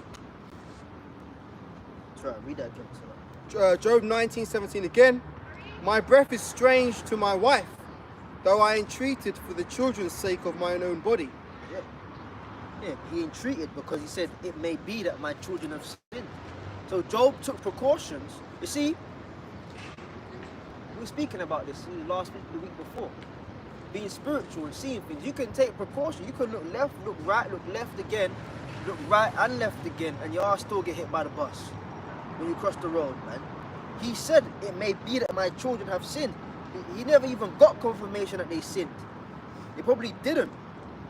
You know, but just in case, he still sacrificed on their behalf and still got fucked up, man. And the wife saw that happen. You know, look at my righteous husband, you know, looking out for the children, the sons and the daughters, you know, where his God still, look what your God did to you. My breath is strange to my wife, man. You know, they ain't gonna get this, man. This is why this thing is for men, you know. The sheep of my pasture are men. Okay, go on, read that, bro. Yeah, 2 Ezra 16:61. He made man and put his heart in the midst of the body and gave him breath, life, and understanding. Exactly. Okay, read it again, slowly. Yeah, 2 Ezra 61 again. He made man and put his heart in the midst of the body and gave him breath, life, and understanding. Yeah, breath, life, and understanding was to the man of the Adamites, man, which would go on to be the Israelites. Okay, we can hold that as Psalms 147. Come. All right. He showed his statutes unto Jacob, man. Right. He put a heart in the midst of him and showed him the breath and understanding, man. All right. Which the breath is the entirety of this truth. Yeah. So with that breath, you can understand that Esau's the devil.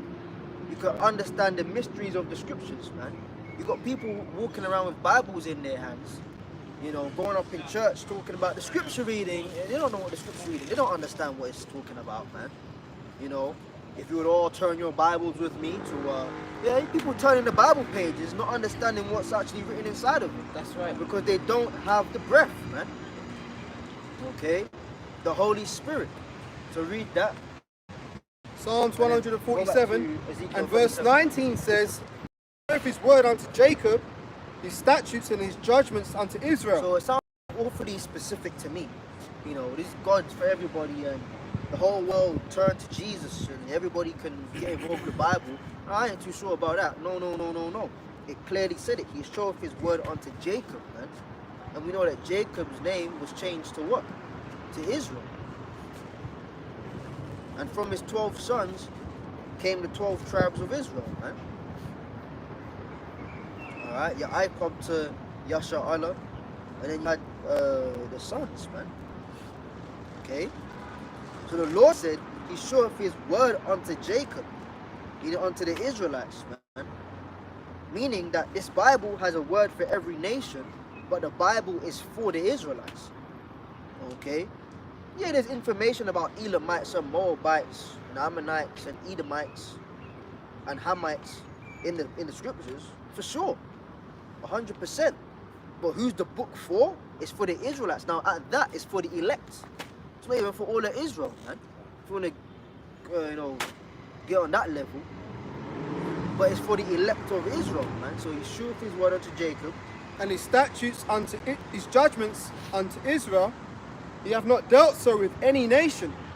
As for his judgments, they have not known them. Praise ye Yahweh. Yeah, the nations don't know about the law, statutes, and commandments. Now, some of them, like the Edomites, may have an idea, but they can't fully execute it. Now we've come full circle.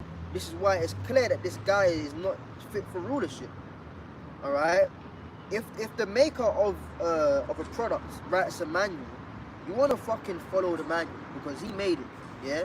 He's telling you how to fix things, how to assemble things, how to run things. Yeah. You get a remote control car for, we used to have that growing up, man. You know, the remote control in the car, and they don't even do them toys no more. I don't think. But that's the toys we used to play. They got better ones now. Oh yeah.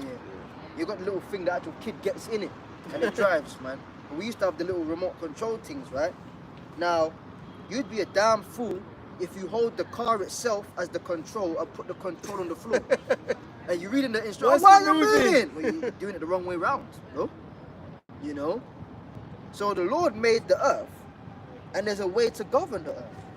Now Esau's doing it opposite, man, and he's wondering why certain things are happening, man. Why animals are depressed, why the seasons are out of sync, man. It's all his fault because he's not following the manual. But the Lord already made it according to prophecy that He hadn't shown that to any of the other nations. He has not dealt so with them. Praise ye the Lord. So you cannot go to an Edomite expecting to get biblical truth, to get purity, to get a well-run society according to how it's stipulated of Yahweh Bashem Yahweh Shai. You're not going to get that, man. You're going to get the quite contrary. Alright? You're going to get polluted waters. You're going to get polluted soil. You're going to get GMO foods. Okay? You're going to get all manner of diseases. You're going to get social injustice. Alright? You're going to get national border force infringements, okay, taking over people's lands. There's a reason the Lord gave lands to particular nations, man, okay? Esau wants to go up there and colonialize and this and that, and no, do this, do that, and then wonder why things are fucked up. You've infringed on people's borders, man. You've done a host of wickedness, and you wonder why planet Earth and its inhabitants Spewing you out. are the way it is, and hate your guts, man. Precept.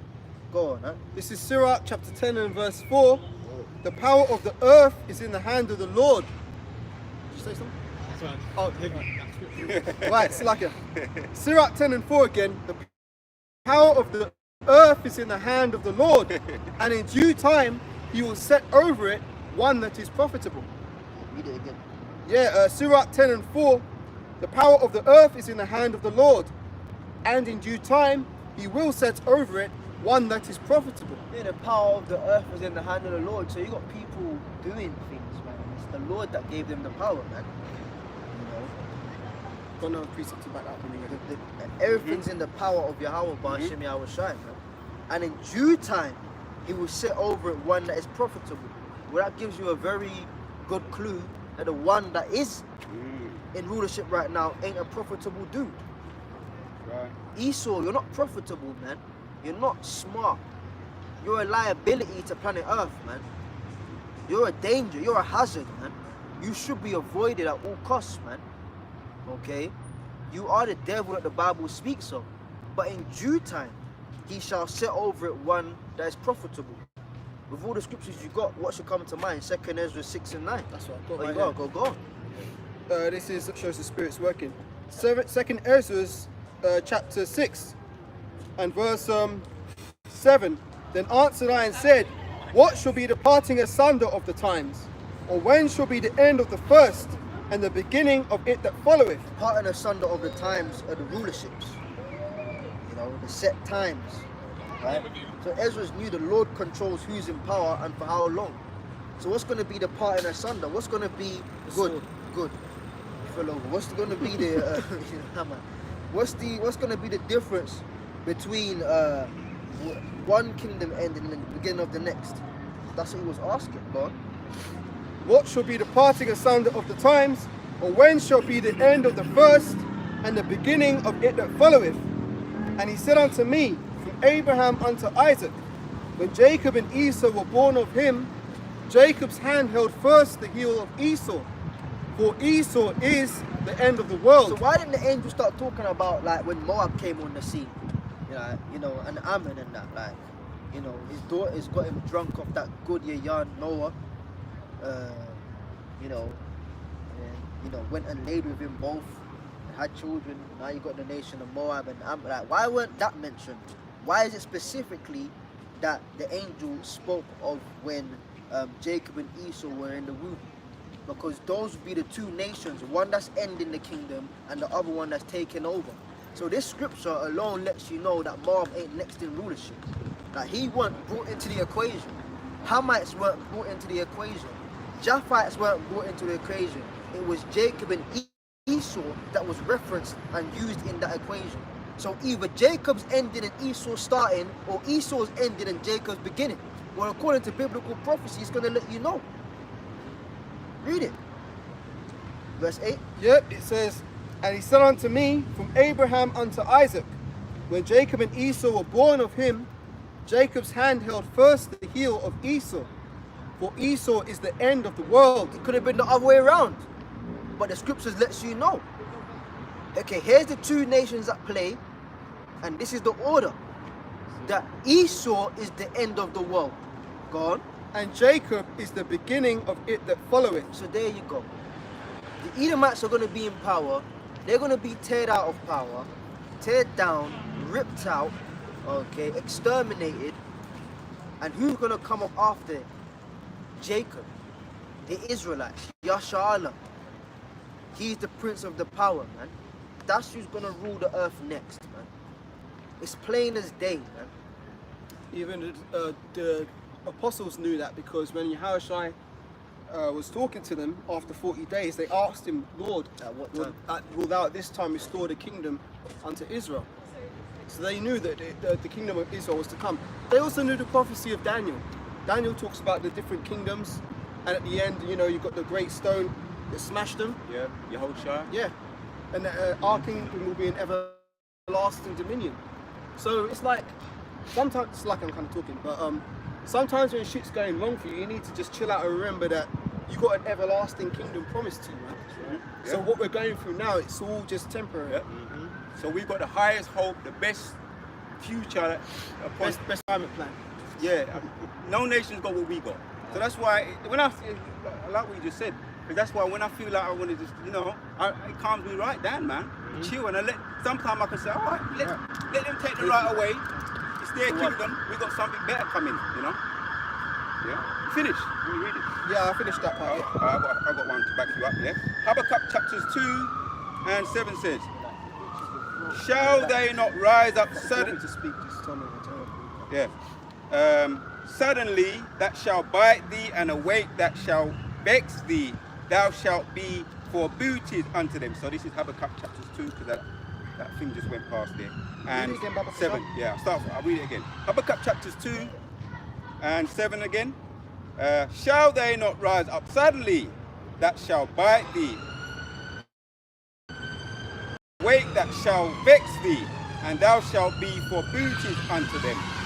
Now, I was talking a little bit about the animals that are rising up against the earth, rising up against them. There's a whole trend now. You've got Edoms, you know, a family going and saying they want to go and visit safari resorts and visit the animals, and you know, close to nature. that's the spirit. The Most High put the spirit on them for them to do that. And what's going to happen? It says, shall they not rise up suddenly that shall bite thee? That's literal. You can say that's literal as well. And awake that shall vex thee, and thou shalt be for booties unto them. They're going to yam you up, man. Yeah? 8. Because thou hast spoiled many nations, all the remnant of the people shall spoil thee. Because of men's blood, and for the violence of the land, of the city, and all that dwell therein. Where that scripture says, for thou didn't hate blood. Oh, that's in Ezekiel. This is very similar. That's Ezekiel 25. Yeah, you could get that.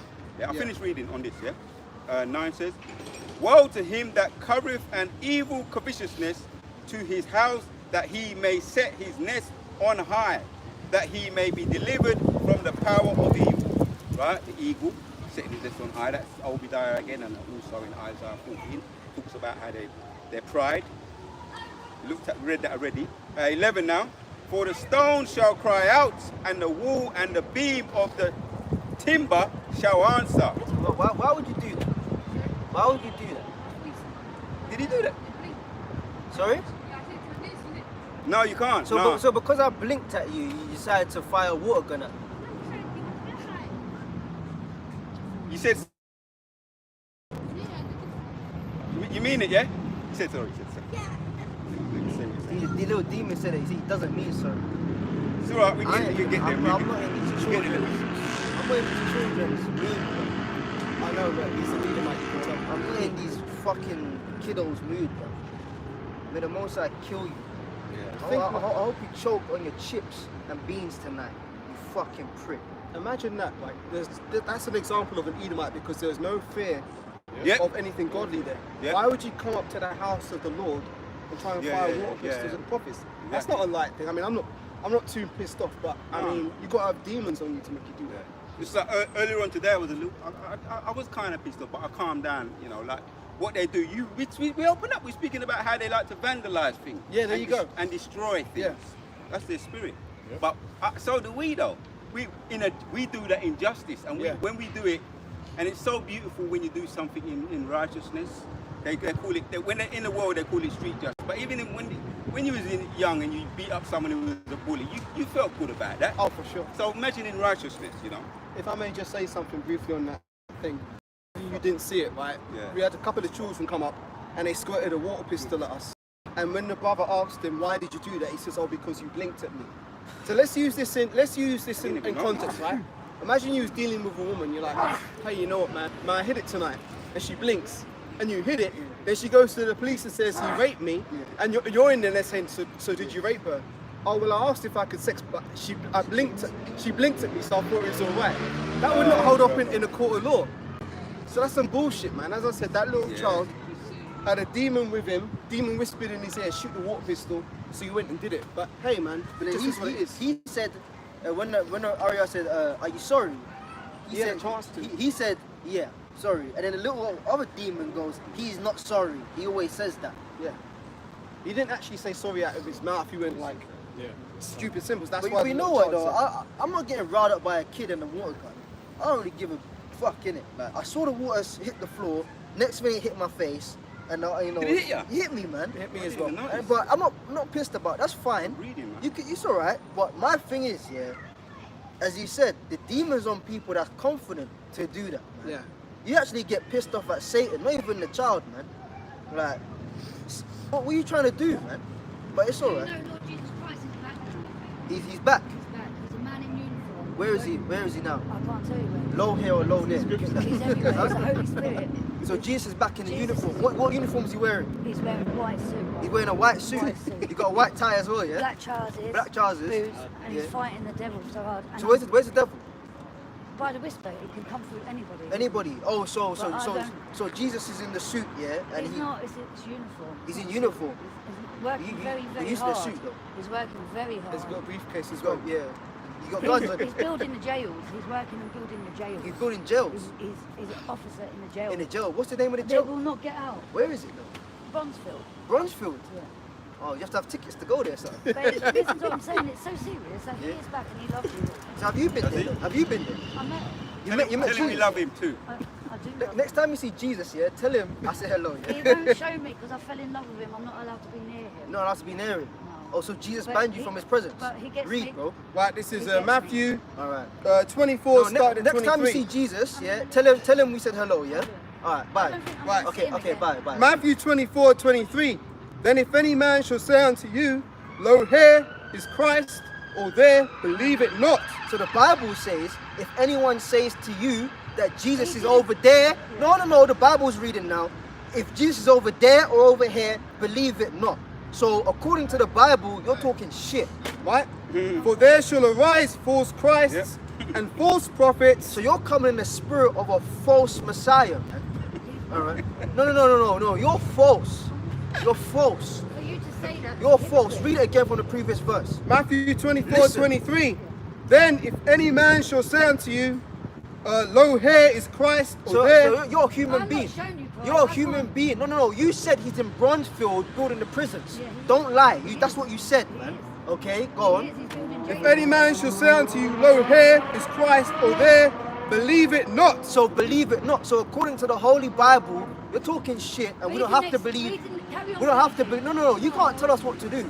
Listen. No, I'm holy, babe. Why No, are you you're arguing not. with me? No, you're not. But You're I an am. Edomite. That's off one. No. You've been drinking or something. No, I haven't. It's still there. It's still there. What you been doing in the house? I don't want to hassle. I'm just curious, and I like to learn too. No, you don't like to learn. I You do came like up to here learn. with agendas telling us But that he is Jesus back. is in Bronzefield. He's back. You're lying. I'm not Read. lying. For there shall arise false Christs and false prophets, and shall show great signs Yeah. and wonders, Yeah. insomuch that if it were possible, they shall deceive the very elect. Right then. So we're of the hope for the elect. So whatever demonic spirit you're coming up here with, we're not gonna believe that. You don't have to believe it. No. Okay, good. We're telling you we don't. So what are you doing for the day? What's your plans? Just learning, hopefully. Learning something way we can maybe something. No. Well, yeah, but we ain't got nothing to tell you, man. That's a bit harsh. Yeah. So bye. That's demonic. I'm not entertaining that spirit, man. Fuck She that, had a man. man as well. That's straight out demonic. Jesus is no fuck that spirit, bro. You laugh and joke with people. You know I took the piss, Yeah. and then you cut them. Because what the hell is that all about, man? I'll tell you what it is about, if I may. The same demon that jumped on the boy to water pistol jumped on that woman to make her start talking shit, to wind us up. I'm not into that, man. It didn't work though, did it? Yeah. I'm not into that, man. He's wearing a suit and he's building prisons. Maybe he's building prisons for your ass, man. You Edomites. But the scriptures say, I suffer not a woman to teach, nor to usurp authority. So she was going off in that respect anyway. Women coming up here trying to tell us what the agenda of the Lord is. That's some madness, man. The scriptures say, my voice is unto the Son of Men, unto you, O man, I call. Yeah, I got one to back you up. Matthew, for anybody who's listening, Matthew 24 and It's what you said, them sun demons. All year, the sun demons, the weather demons. Yeah. Why is it all year round? You don't get that. And then the sun comes out and everyone wants to have a word with you. Yeah. Go on, man. Go on. free The sun to do it, demon. you know. 11 says, many false prophets shall rise and shall deceive many. You know, I mean, yeah, we had a little bit of a joke and all that, but you know, she just the demon was on her, innit? You know. You asked her what she'd been drinking. She said she That's hadn't touched that. the bottle. Remember that believe we was talking about believe all women. Now they actually Put that into law. that's in their mind. Like they can actually say what they want and they believe they're gonna be believed. That's why they can drag a man, a 50, 80 something year old man back to court again for something that he did like 50 years ago, man. You know, believe all maybe she women. licked him. They're empowered. You see? Yeah, you see. May I just bring out a precept? Yeah, let's read, man. Let's read. Right, 1 Timothy 4 verse 1. Now the Spirit speaketh expressly that in the latter times some shall depart from the faith, giving heed to seducing spirits and doctrines of devils. Get into it. So yeah, that woman came up with a seducing spirit. If we weren't so rooted in the truth, we might have been like, oh yeah, show us Jesus. Where's this Broadsfield? We might have fallen for that because really that's how these spirits get people, man. Wow. And I know it sounds simple to us because it's very low level, but when you really think about it, that's how anybody could be seduced. Be it with Islam, Christianity, all these kind of seducing spirits. All it takes is someone to come up, whisper a word to someone like they might be given over to it. So we've got to give thanks to Yahweh Shem Shai. Look that place up, man. Was it Bromsfield? I don't have internet. No, he asked the brother to do it. What'd you say? Bronzefield. I Bronze. think. Try. Building prisons. Yeah, look up Bronzefield. Maybe they got something going on in Bromsfield, man. Apparently, it's 3 miles away, near the University of Westminster, Marylebone Hall. Maybe she got touched in a lodge or something, man. Maybe something happened to her, man. That's very specific, man.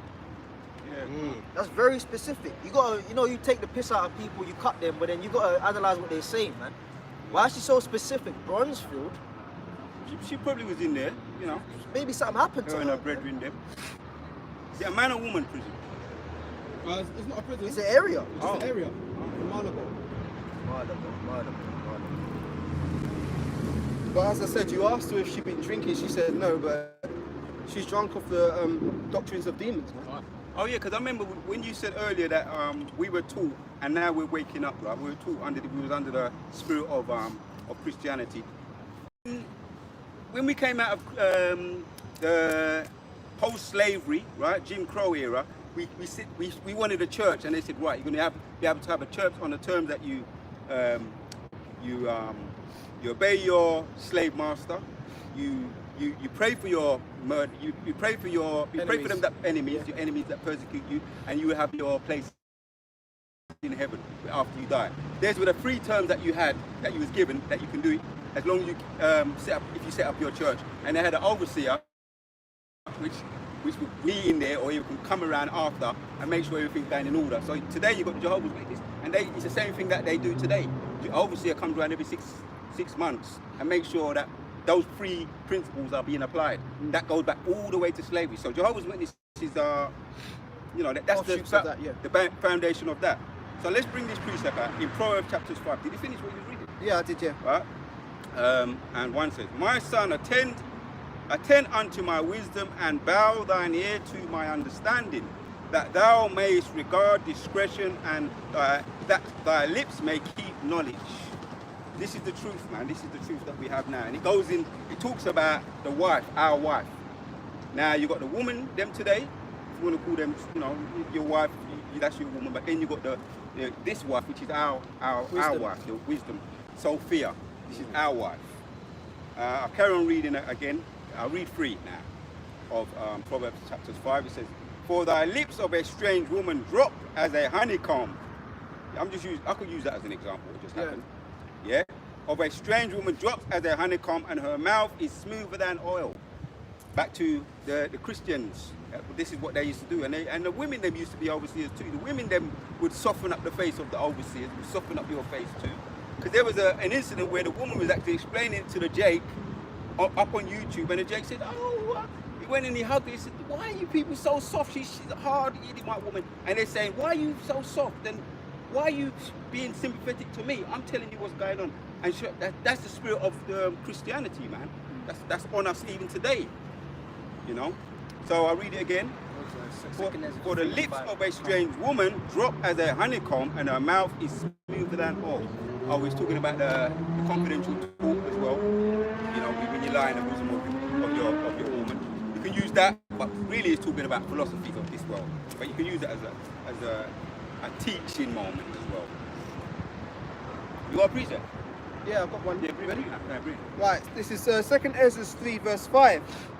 And gavest the body unto Adam without soul, which was the workmanship of thine hands, and didst breathe into him the breath of life, and he was made living before thee.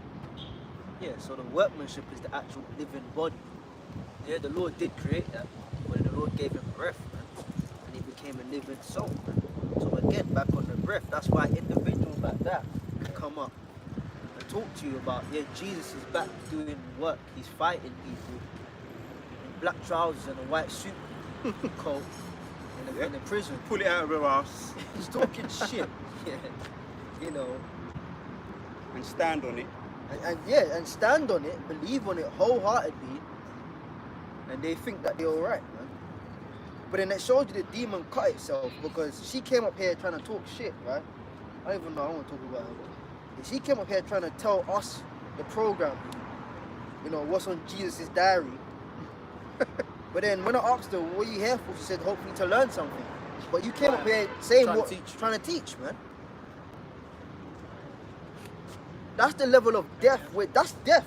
She came up here. She got breath, you know, a bottle of beer or whatever she got in that, you know, whatever, man. But that's death. That's death. Yeah. That woman was deaf. She's dead, man. Yeah. Cause she ain't got the breath, man. Go on. This is Ephesians chapter 6 verse 16. Above all, taking the shield of faith, Yeah. wherewith ye shall be able to quench all the fiery darts of the wicked. So what she spoke out of her mouth, there was a fiery dart from the enemy, but with the shield of faith, sticking on the scriptures, we were able to defend against that. Yeah. You got a lot of new age eggheads, weirdos. What the fuck is going? I was on the train here, and like you just look at people. You know, you watch them shows like Black Mirror or Eden, that them new age shows that everybody's wearing weird ass clothes, walking funny, like them demonic smiles. You can see that they're pressed in the spirit, but they're still smiling. Yeah. Everything's fine. Like the world is really moving into that orged up new age shit. That's look, man. Look, you can't even go. Well, it's coming out now. It happened 5 years ago. The Audi over here in England. You have to have the QR code to get inside and all that stuff, man. The world is really moving in that direction. Like people's spirits, their mannerisms, it's all like simulated. Everything's moving in that direction, man. Hey, man, I just say something. The chip is gonna grow, man. You see that new age shit, you know, point scoring system. You know, that the little Social credit score. yeah, the little demon said it. Oh, he blinked at me, so that was the go ahead. That's how dumbed down communication's gonna become. Yeah. You know, he smiled at me. I'll give him 4 ratings. Yeah. You know, the world is actually becoming like that, man. Go on. I used to like you because we're talking about the new age shit. Just reminded me, I was on the way to camp. I stopped to get some lunch in my local chip shop, and as I was standing there was a woman in front of me, some little Eastern European Edomite girl. Not little, she was a woman, but probably in the early 20s, and she wanted to pay. But in this particular chip shop, they're kind of old-fashioned. They don't take no cards, so it says cash payments only, and that's interesting because in the lockdown, a lot of shops became card only, but they've stuck with cash. So she wanted to pay, but she didn't have cash. And the guy in the chip shop, he was like, but my dear, you should always carry cash with you. You should always carry cash. It's like, no, I don't like it. You know, it just gets everywhere. I just use the card. It's like, but no matter where you go in the world, people always take cash. Not everybody takes card. So he's speaking with that kind of old mentality. And she's like, oh, but it's too much to carry. I was looking at this girl thinking she's prime candidate for the chip, because she don't want to walk around with no extra luggage, so she'll definitely take it, man. So that's just it reminded me what you said about these new age mentality people. You can clearly see people are ready to go for that chip, man. They're ready, man. You know. You called for something, didn't you? Was you second Ezra 3 and 5? Right, second Ezra 3 and 5, and I'm also I read Ephesians. Yeah. Psalms 150 verse 6 as well.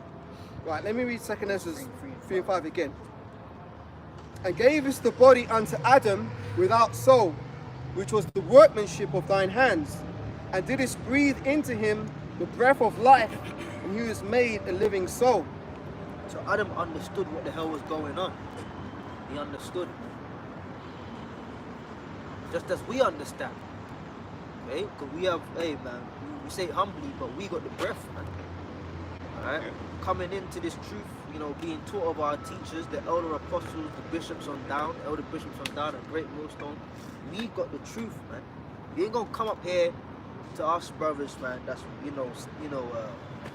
you know, rooted in this thing and talk about Jesus is over there in Marylebone, you know, we're gonna start, oh yeah, really? You know, man. We know what the hell's going on. Alright, in every aspect of life, man, on planet Earth, man. There ain't nothing you can come up here and talk to us about, and we're just not gonna know. Like, oh, no, bro. Okay, Well, the scriptures we say, got 100% truth, man. thoroughly furnished unto all good works. Yeah. And we're not thirsty for that bullshit water she's coming with. That's that dirty, polluted water she's trying to come in. You want to drink this? No, man, we've got the living water, man. See, I wasn't the only one. My man's not. He's not going to make it today. Who's that? A hub. Oh, okay. Yeah, just sent the message. Okay. I think it might be the weather as well. Go. What was the other one? Psalms? Precept. Well, 150 and 6. Psalms 150 verse 6. Let everything that hath breath praise Yahweh. Praise ye the Lord. That's a good one. Everything there is what? The elect, man. The elect. Okay. You're talking about one, No, a hub actually said he's not coming. It's not like a hub, man. There must be something in it. in the chat. Yeah, look, am I reading right? I might be reading wrong. I don't know, man. I'm reading wrong, innit? Yes, I'm a one. Yeah. So now, read that again. Psalms 150 verse 6 again. Let everything that hath breath praise Yahweh. Yeah, so who's got the breath? The elect, man. See, you Christians up in them churches, man, for 6 hours straight in a black church, first service, second service, third service, youth service, elderly people service, weekly prayer meeting. The Lord ain't Bible study. Bible study. The Lord ain't interested in that, man. You know, praise Jesus and you know, nobody's interested in that shit. Okay. The Most High don't take pleasure in that, man. The Lord wants to be praised by those who have the breath, man. You know, you got to praise the Lord in the way He wants to be praised, man. You know? Right? Go on. Got anything? No, that was the end of that precept because it's the end of Psalms. I didn't have anything else on deck. I was just one just came to my head, but it jumped out. Where's that scripture where it was talking about, you mentioned it, thoroughly furnished. Oh yeah, thank you. Go on. Just get that. Get that.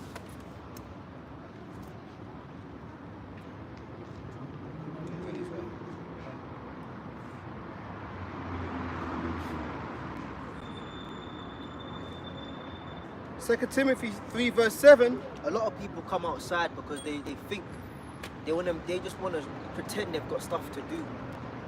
A lot of people, they're just aimlessly walking around. Zombies. Aimlessly just doing stuff. Ready? So when the time of trouble comes and they ain't got the breath, they ain't got the understanding, they're gonna be running to and fro.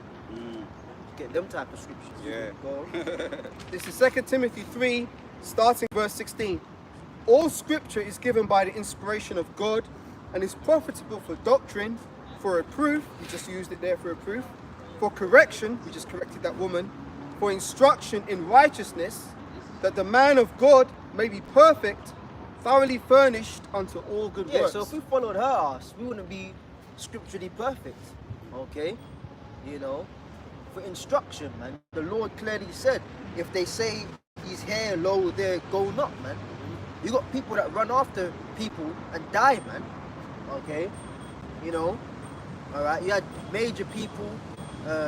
There one that I know of quite well is David Koresh. Yeah, He gathered a set of people. They went over there to America, you know, and got blasted away, man. You know? Because all in the name of, oh yeah, you know, Jesus wants us to be here, and if we all assemble, the Lord's going to appear. Yeah. You know, now they're dead. Okay? Well, they appeared to the Lord, he didn't appear to Yeah, them. they appeared before the judgment seat, man. You know? Right? Maybe he was right in a way. Yeah, he was right, man. We're going to see Jesus. Yeah, see Jesus when he's dead, man. You know? Right? Read that verse again, Bobby Kashaw. Yeah, good again. like this individual that's coming back again. They went that way, and I could just tell they didn't know what they were doing with themselves. Right? They just got another walking back. Like, what the hell could you have done in what, 5 minutes, just walking up and down? But this is the state that planet Earth is in, man. You know, people just walking around. This is 2 Timothy 3 and 16 and 17 Tell me, is again. it a simulation? You think in the kingdom of heaven, people walking around? This is Like, mad, man. what are you This doing? is Like, mad. just walking I thought- around, bro. I thought I was bugging out earlier on today when I walk out the yard. It's like, oh, fuck, what the fuck is this? It's like, what the fuck? Go on, carry on. It's the simulation, bro. It's the simulation, man. If People are all the fuck up, man. If I might say something just briefly, a lot of these women that you see walking up and down, you ain't gonna see this type of shit in the kingdom, because a woman's not supposed to be at liberty. Yep. Give liberty to a woman, she destroys herself. So if there's a woman walking up and down in the kingdom, you're gonna know it's for a reason. Either she's doing the work of her father, you know, I hate all that. working for her household, Where not the just fuck you walking aimlessly, man. Yeah. What can you be doing? He's walking around, man. You know? How sad of a kingdom, man. You got people just fucking walking around, man. Not even know where they're going. Just doing shit, bro. They're like background characters in a video game. Yeah. They just walk up and down. Right, this is once again 2 Timothy 3, 16 and 17 again. All scripture is given by the inspiration of God and is profitable for doctrine, for reproof, for correction, and for instruction Yeah, in for righteousness. doctrine, man. So what is and what isn't? That's what the scriptures are for. You know, you got Christians. How many Christians have come up? We're talking about it before. You know, back in the day, people want to debate you and shit. Remember that dude, man? Remember that fucking dude? He was a Satan's Day Adventist. Then he turned to Islam. Oh, yeah, Then he went back to fucking hell. SDA. Then he Yeah. went back to Islam. Yeah, We yeah. actually dealt with a guy Yep. in Brixton and Peckham used to come to. Yeah, but mainly Brixton. And we saw him convert and revert between Christianity and Islam about 4 times, man. Double-minded He would man. come to the camp in a suit, yeah, with LNG white books from the Satan's Day, Seventh-day Adventist. We call it Satan's Day Adventist. Oh, the Lord, the three angels' message, and Jesus Christ. And you know them niggas, yeah, they can't exalt their voice. Yeah. He's probably a tear. I think he's an Edomite, man. Yeah. A black Edomite, man. The way, you know, he couldn't really shout. So when he tried to shout, he sounded like a white boy. Yeah. And Jesus Christ, yeah. Then he'll disappear for about a month, and he'll come back in the whole white Islamic thing. Get up, yeah. You know, he actually had the microphone. A'udhu billah min ash-shaytanir rajeem. Bismillah ar-Rahman ar-Rahim. Then a month later, he'll be back in the suit with a Bible again. And it's like, bro, Where you going, man? We messed him up because I remember. talk about walking around. He's just fucking walking around, bouncing between Islam and Christianity. What the fuck are these people doing out here, man? I'll tell you what they're doing. They're walking towards their own destruction because every footstep they take is one footstep closer to a missile. Yeah. What the hell are they doing, man? They lost. Really? That was I was reading, wasn't I? Yeah. So it says that the man, that the man of God may be perfect, thoroughly furnished unto all good works. Yeah, thoroughly furnished, man. So if you're not thoroughly furnished, you know, people start coming up in your house, start moving shit around, man. Mhm. Oh, well, you ain't got a sofa. Let me bring this in. Yeah. You ain't And a bigger that- bathtub. Yeah, bathtub. You know, well, you ain't got a coffee table, and all these other items, yeah, they're philosophies, man. So if you're not full and established in this, you could get swayed out there, man. You know, that's why, bro, like, you gotta know what you're doing when you come outside here, man. Appreciate it for you. People come around and then, oh yeah, maybe it means this. Now there's guys we know that they're teaching the hell doctrine now. Guys that used to be in the camp, man, talking about hell as a place burning underground and fire and shit. You know, because what? They weren't fully furbished, man. I've got a cut for that. Read this first, and then we'll get. Daniel 7 and 4 says, but thou, O Daniel, shut up the words and seal the book, even the time of the end. Many shall run to and fro, and knowledge shall be increased. Increased, right? Yeah? Yeah. Yeah, you talked about earlier. What's that? You're talking about people walking up and down. It's just knowledge I'll be Say- People are walking up and down. They're starved. You know, they're in spiritual need, whether they're aware of it or not. But we don't give a fuck anyway, because really it's about the elect. Spiritual need, you know. No, but It's true though. It's true. yeah, no, but we, you know, only the elect really is aware that he has spiritual need when you really break it down. But they're still starved. They're starved because they don't know what the fuck they're doing. What they're here for. They don't know. Well, Yahweh said that I'm the bread of life, man. Yeah. You know, this word, hold Ezekiel 3 since you mentioned that. Hold Ezekiel, the 3rd chapter, but first, Caleb, you get that, and then hold Ezekiel. I was going to get something, Jonah, because we're trying to get the hell thing, to cut the hell doctrine. Yeah, you can get that. Yeah. Right, so this is Jonah chapter 2, verse 1. Then Jonah prayed to Yahweh, his God, out of the fish's belly, and said, I cried by reason of mine affliction unto Yahweh, and he heard me. Out of the belly of hell cried I. Yeah, because heaven and hell are conditions played out on the planet Earth. Alright, we're in hell right now, but in the same environment, this is another man's heaven. You know, where this is hell, man. You know, now you've got hell, which is underground. You know, the grave. If you dig into the ground, that's hell. You know, after the camp is finished, a couple of us, we're gonna get on the underground.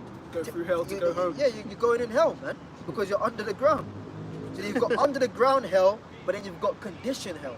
Conditioned hell is played out on above ground, on the earth, man. So we're in hell right now. Okay, read it again. This is Jonah 2, starting from verse 1 again. Then Jonah prayed unto Yahweh his God out of the fish's belly. Yeah, because that's not a nice environment to be in, man. Now let's get real, man. You know, let's get real here.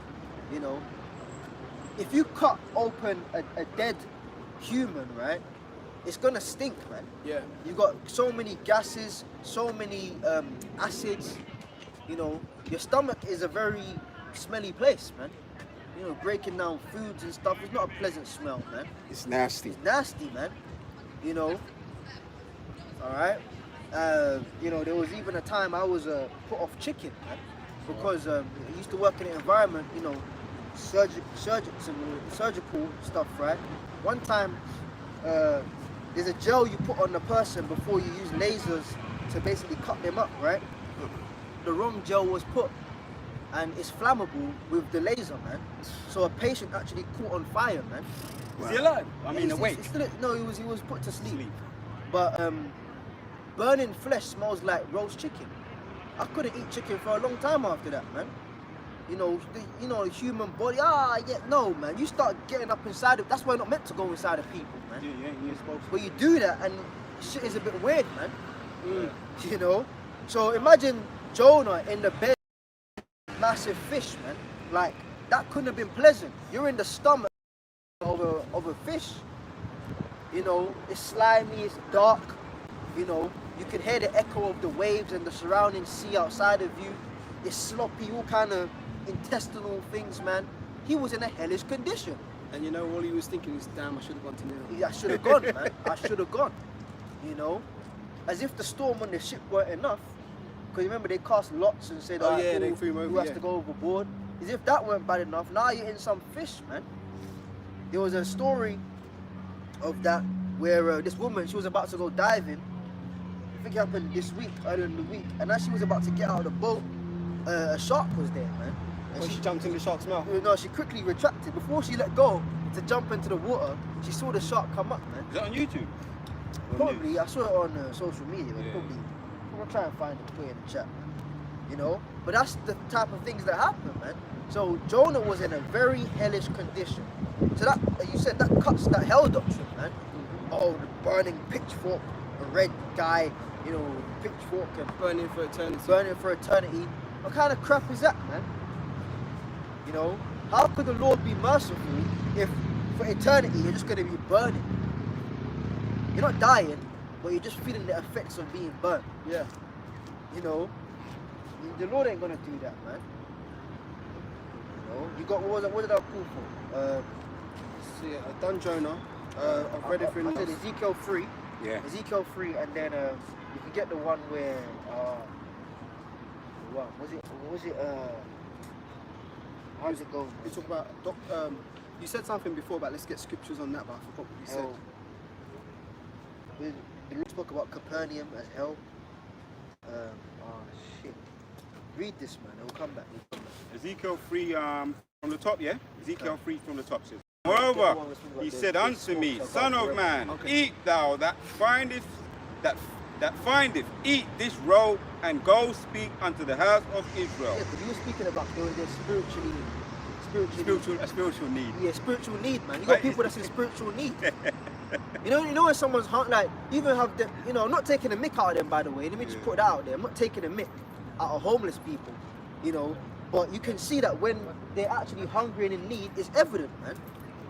But forget homeless people for a second. You've got people with jobs, houses, families, cars, and they're spiritually homeless, man. Right. They're in spiritual need. So the Lord was saying to Ezekiel, well, I've got bread for you to eat, man. See, we're not hungry up here, man. See, that woman that came, she was hungry, man. Now she was proud, so she wanted to make it seem like, oh, I got something to tell you. Guess what? Jesus, he's over there in Bronzefield. But then when we dissected her through the scriptures, you know, go not here, go there, right? She got exposed that she was spiritually hungry. That's why I asked her, what do you want? She goes, I want to learn.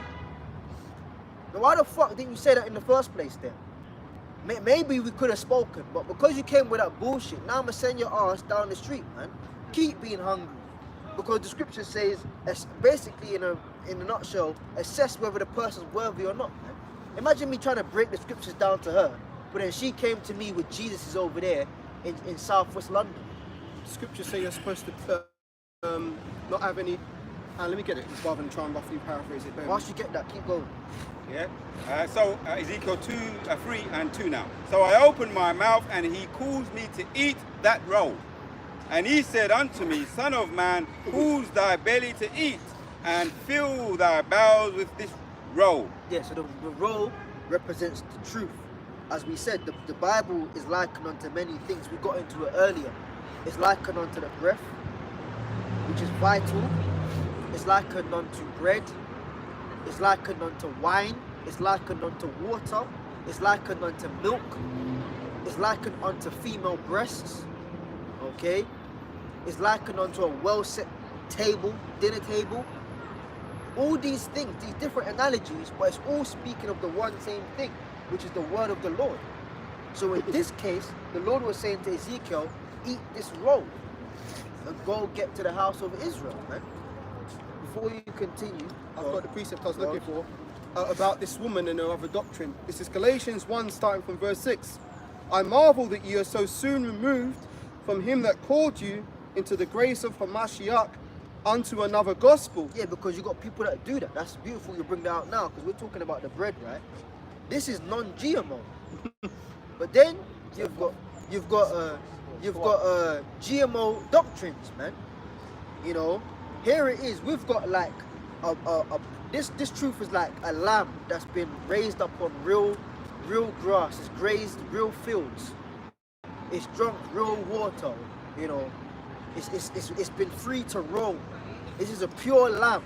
Now we're gonna have a lamb dinner, right? And then someone just brings McDonald's chicken nuggets. Now, bro, that doesn't. Coca-Cola. Yeah, Coca-Cola, man. You know, you want to wash that lamb dinner down with some nice wine or water or juice, or freshly pressed, and they come with Coke or Fanta. Like, bro, what are you doing, man? Yeah, that's that low grade stuff. They did that crap, man. That fizzle guzz, you know. You drink that shit and it doesn't even feel right going down your throat, man. You know, It's essentially leaven. it's leaven. So he's saying I marvel, man. Yeah. Go on. Another, that you removed unto another gospel, which is not another, but there be some that trouble you and will pervert the gospel of Hamashiach. So all these other doctrines, that's why you read it earlier. All scriptures given for doctrine and reproof. all these other doctrines are perversions of the one truth. You know, that's what Satan does. He's gonna come with a little bit of something, you know, that sounds right, then he's gonna twist it, man. He's gonna twist it. You know, I was speaking to a woman in the week. I know her. She's from up north, Nottingham. She was telling me, oh, when she came down to London, right? Her and her cousin, they like traveling, and she found her ass up in a Masonic Lodge museum. You know, and I was like, oh shit, like, you know, tell me more. You know? And they got a holy of holies, they got a holy place, they got certain art, you know. But then that's the scriptures, the outer court, the inner court, the holy of holies. They do the same thing, but they pervert it, man. So that's what the devil does. So all these demonic doctrines, even within the truth, is demonic, man. Yeah. But you know it don't. Because the thing with the Lord, right? The Lord made everything in balance. That's what he did. Yeah, yin and the yang. The yin and the yang, like, you know, that's what the Taoists believe in. They believe in that, right?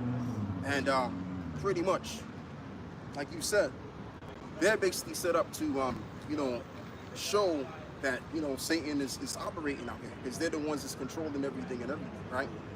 So everyone's playing their part. Everything and everyone's playing their part in this whole scheme that we call life. So right now, as it stands, Satan is on the throne, all of his minions and everything. That's why they're prospering. It says that the wicked are right now prospering, roughly paraphrasing the scripture. But when it's all said and done, the Lord is going to demonstrate that righteousness rules over all. Okay?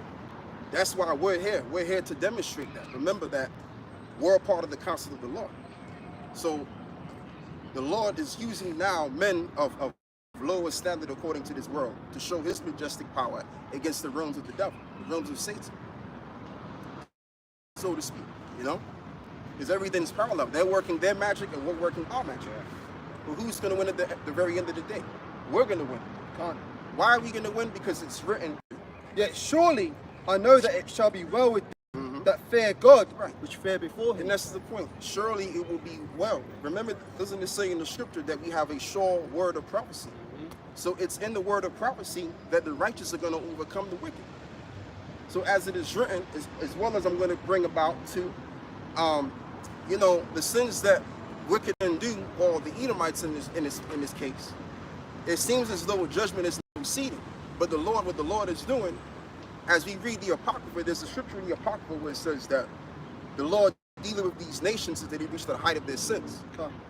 So the Lord is just building a case on these people and to fulfill his will on the left-hand side. Once that's all said and done, then the Lord is going to demonstrate judgment on these people. But in regards to that, simultaneously, what's going to happen? We're going to receive the upper hand. There's another verse. Please read that. Let me read it again. This is Ecclesiastes 8:12-13. Though a sinner do evil 100 times, Go on. and his days be prolonged, Right, and his day be prolonged, going. yet surely I know that it shall be well with them that Right. fear God, Yep. which fear before him, but it shall not be well with the wicked. But it shall not go well with the wicked, because everything is going to be stacked up against them. All of the wrongs that they've done is going to be stacked up against them, and the Lord is going to answer them to exactly the wrongs that they have committed. Now, doesn't it say in the book of Isaiah, right? The book of Isaiah, how does it go? In the book of Isaiah 20, I believe it's 23, where it says, what is it? Their sins have reached unto heaven, Let me find it for you. and the Lord remembered their sins. What does that mean? Meaning the Lord is collecting. Oh, that's Revelation 18, yeah. Yeah, you can get that, brother. Meaning the Lord is collecting all of Shall I get it? Yeah, go ahead. all of the records of the wicked. So he's building a case, just like the police. They build it, the police department, and they build a case on the suspect who they deem as the criminal in this case, right? So the Lord is doing the same thing. So as it stands right now, the earth as it stands is the court, and we are the judges standing here on earth judging this man, and the angels are taking all the information that we're saying against this man, and it's everything that's being recorded. All right. So everything is working in the hands of the Lord's speed. So what the Lord did, the Lord set these devils up to rule, as you know, to fulfill his word, so that they can demonstrate their power, and as well as brought us down to take us from a lower degree, to raise us up again, to demonstrate his power. And this power is going to overcome. It's not your brother. Yep, there's just a few more verses. It says, but it shall not be well with the wicked, Neither shall he prolong his days, which are as a shadow, because he feareth not before God. Right, because he feareth not before the Most High. So his days won't be prolonged. So they're trying to come up with all kinds of sources or information to where they can extend their life. They're not going to extend their life because the works that they're doing, it's not of life. Their vibration is not of life. So the only thing that they can get in this case is death. We're talking about the sons of perdition. What does the word perdition mean? Destruction. It means destruction. So they're doing the works of destruction and they're going to get destruction. It's just very simple. Yeah? And they destroy everything they touch. And they destroy everything they touch. So if that's their energy that the Lord put upon them, how in the world can that kind of energy that's within them bring life? Think about that shit, bro. It can't bring life. So no matter what they do, it's going to eventually come to an end and we're going to get the upper hand. Just like it reads in the book of Genesis 27, right? Where it says that the Edomites have received their blessing, or Esau's received the blessing. So with that same blessing, what is he going to do? Because the Lord gave him a spirit to use that blessing. So when he does use that blessing, guess what? That blessing is going to ricochet against him. It tells you that in the book of Psalms somewhere. Where the sword is going to what? Be pointed at him. All right? Go on. Anyway, let me stop talking. Go on, bro. I just got another one because Esau's cursed. This is just Genesis 4:11. And now thou art cursed from the earth, which hath opened her mouth to receive thy brother's blood from thy hand. Right. When thou tillest the ground, it shall not henceforth yield unto thee her strength. A fugitive and a vagabond shall thou be in the earth. Yeah, because he's running away from something, and that something is truth he's running away from. The truth doesn't work for Esau, right? And this is why he will get some of our people to sell their soul to do his deeds, right? Because what he wants to do, he wants to what? Protect himself. Not protect himself, but he wants to fulfill his work more effectively, because Esau knows that we're the sons of God. So if we can get the sons of God to do the works of the wicked, as well as what we want them to do, then our job will work more effectively. But even they themselves, they're going to be destroyed.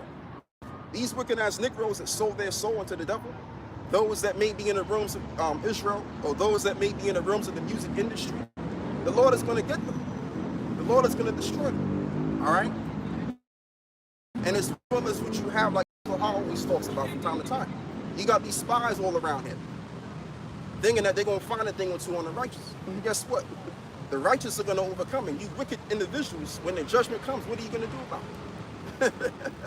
Y'all are afraid of Esau, but guess what, man? The scripture says, fear not what man can do, but fear what the Lord can do. Yeah? The Most High can do all kind of craziness to you. Destroy you and get you in the worst way, in the way that it hurts. Go on, bro. Proverbs 11 and verse 4.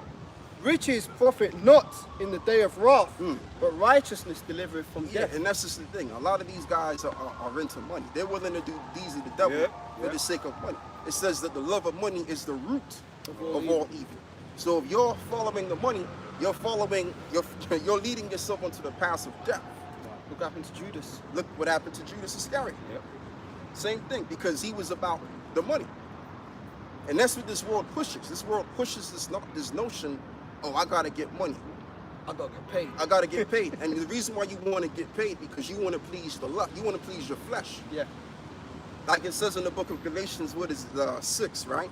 It says, if you reap in the spirit, you get life. If you reap the flesh, you reap corruption. So they're gonna get what they deserve, because this world is about corruption. This world is about leading you astray to destroy your friggin' selves. Precept. The world to come that we have set up is about what? Discipline and righteous order. And that's what we're rehearsing right now. Go on. 2 verses. Galatians 6, you called it. Galatians 6, 7 and 8. But be not deceived, God is not mocked. Right. For whatsoever a man soweth, that shall he also reap. Right. For he that soweth to his flesh shall of the flesh reap corruption. Of the flesh reap corruption. So the Lord is going to show that at the very end of the deal. So right now, as it stands, it seems like the wicked are overcoming and winning. That can include our people. That can include the wicked. Yeah? But eventually, the time is going to come where the Lord is going to demonstrate his power and his judgment against those that are unrighteous. Appreciate it. And the eyes of the righteous will see it. Go on, Just one brother. more verse, Baba Kusha. Go on, huh? Right, so it says, he that serveth to his flesh shall of the flesh reap corruption, Right. but he that serveth to the spirit shall of the spirit reap life everlasting. Right, shall the spirit reap life everlasting. So when we do the work and we pray unto the Lord to the best of our ability, right, and we walk in the newness of life, and we believe and we have hope under this grace period that we're under, and we stay within the confines of that, guess what? We're gonna lead onto life. We're gonna what? Progress. All right, that's basically what we're supposed to be doing in this particular point in time, the Israelite man. We're not put here to go around and about and to express our lust in this world. Yeah. Go on, bro. But I'll tell you what, bro. Give me Revelations 18. Yeah, I'm there. I'll tell you what, read that. Are you already there? Yeah, I got that one. All right, go on. Both of them, but I read this one. You called for this one earlier. All right. Revelation 18 and 5, straight to the point. It says, "For her sins have reached unto heaven, and God hath remembered her iniquities." Yeah. So going back to the point, the Lord is building the case on this man. So he's collecting all of this data of the wrongs that he's done, and eventually it's going to be paid. It's going to be paid. There's no ifs or buts about it. The righteousness that we do is going to be paid for. The wickedness that they do is going to be paid for. Yeah, because they think that they can escape the laws and physics of nature. They're going to find out that they can't. All right? Scripture says that all of the judgments of the Lord are written here on the earth. Let me say that again. The judgments of the Lord are written all over the earth. That's in your apocrypha. Let me see if I can pull that out too. But yeah, continue on with that, brother. So this is in, you mentioned all the prophets of Bel. 1 Kings 18, and this is the whole of it is good, the whole of the chapter is good. One of my favorite stories, but I hit 40 to sum it all up. 1 Kings 18 and 40 says, "And Elijah said unto them, Take the prophets of Baal, let not one of them escape. And they took them, and Elijah brought them down to the brook Kishon and slew them there." Yeah, go on, huh? Break it down. So you know, Elijah was just a prophet, but he was also a man of the sword too, because he ended up. The story is beautiful when he was able to cause fire to come down out of heaven and burn up all their prophets, and his and the trenches wasn't touched. He drenched the trenches and it wasn't even touched. So he was showing them that whose God was alive and kicking, Right. the real God. And at the end, they tried to all scram, and he locked up all the escape routes, and he just him and his other prophets laid into them with the sword, sliced them up, man. And one of my favorite stories, you know. So he weren't no pussy, man. And a lot of the prophets were pussies, man. You know, when it came down to war, it was about that life as well, you know. And they prophesied, you know. And just to add to what you're saying, that they went southeast. They told you the report from the Lord. They didn't tell you what they was feeling or to make you feel good. They told you the straight raw. Yeah, just like, for example, I believe it was Micah the prophet. He said what he said. He said, "Look, your wife is gonna be a harlot in the city." He didn't fear the king. He didn't care about his position. He just told him straight. So it's the same thing with us. We're telling this devil what he is, and we're telling the wicked among our people what they're going to encounter later on if they continue on in their wickedness. Yeah, so there was another precept you had as well, bro. No, I think that was the only one. That was the point, innit? Yeah, that was the point. I'm holding man. All right, go on, bro. Read that. Hopefully it's still on point. Hebrews 6 and 10. "For God is not unrighteous to forget your work and labor of love which you have showed towards his name, Yeah. in that ye do minister to the saints." In that ye have ministered to the saints and do minister. Exactly. So the Lord won't forget our works, just like he won't forget the works of the wicked. So all the work is all manner of deeds and things are being collected in the heavens. So the deeds of the righteous and as well as the deeds of the wicked. So what's going to happen at the end of the day, like I mentioned, is that basically all will be judged at the very last end of the day. We're going to be judged for the things that we've done, and they're going to be judged for the things that they have done. Okay? And this is why it reads that the expectation of, somebody get that in Psalms 9. Psalms 9, and I think it's verse 14 somewhere.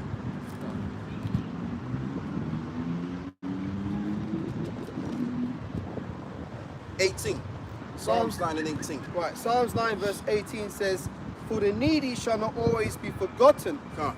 The expectation of the poor shall not perish forever. Right. Read it again.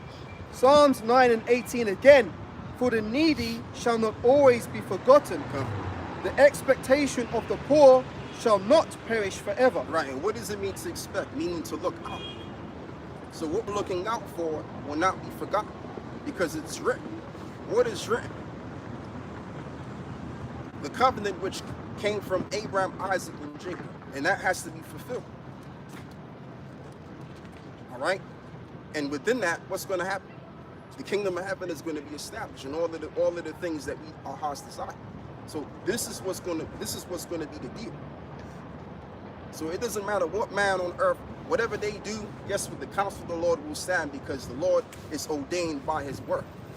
Despite the fact that he is, an omnipotent power, and he is the power above all powers, yet he's a servant of his word. So he's going to make sure of his word. And this is what we depend on. This is what our life depends on, his words. Okay? Our lives don't depend on this system because this system is already dead.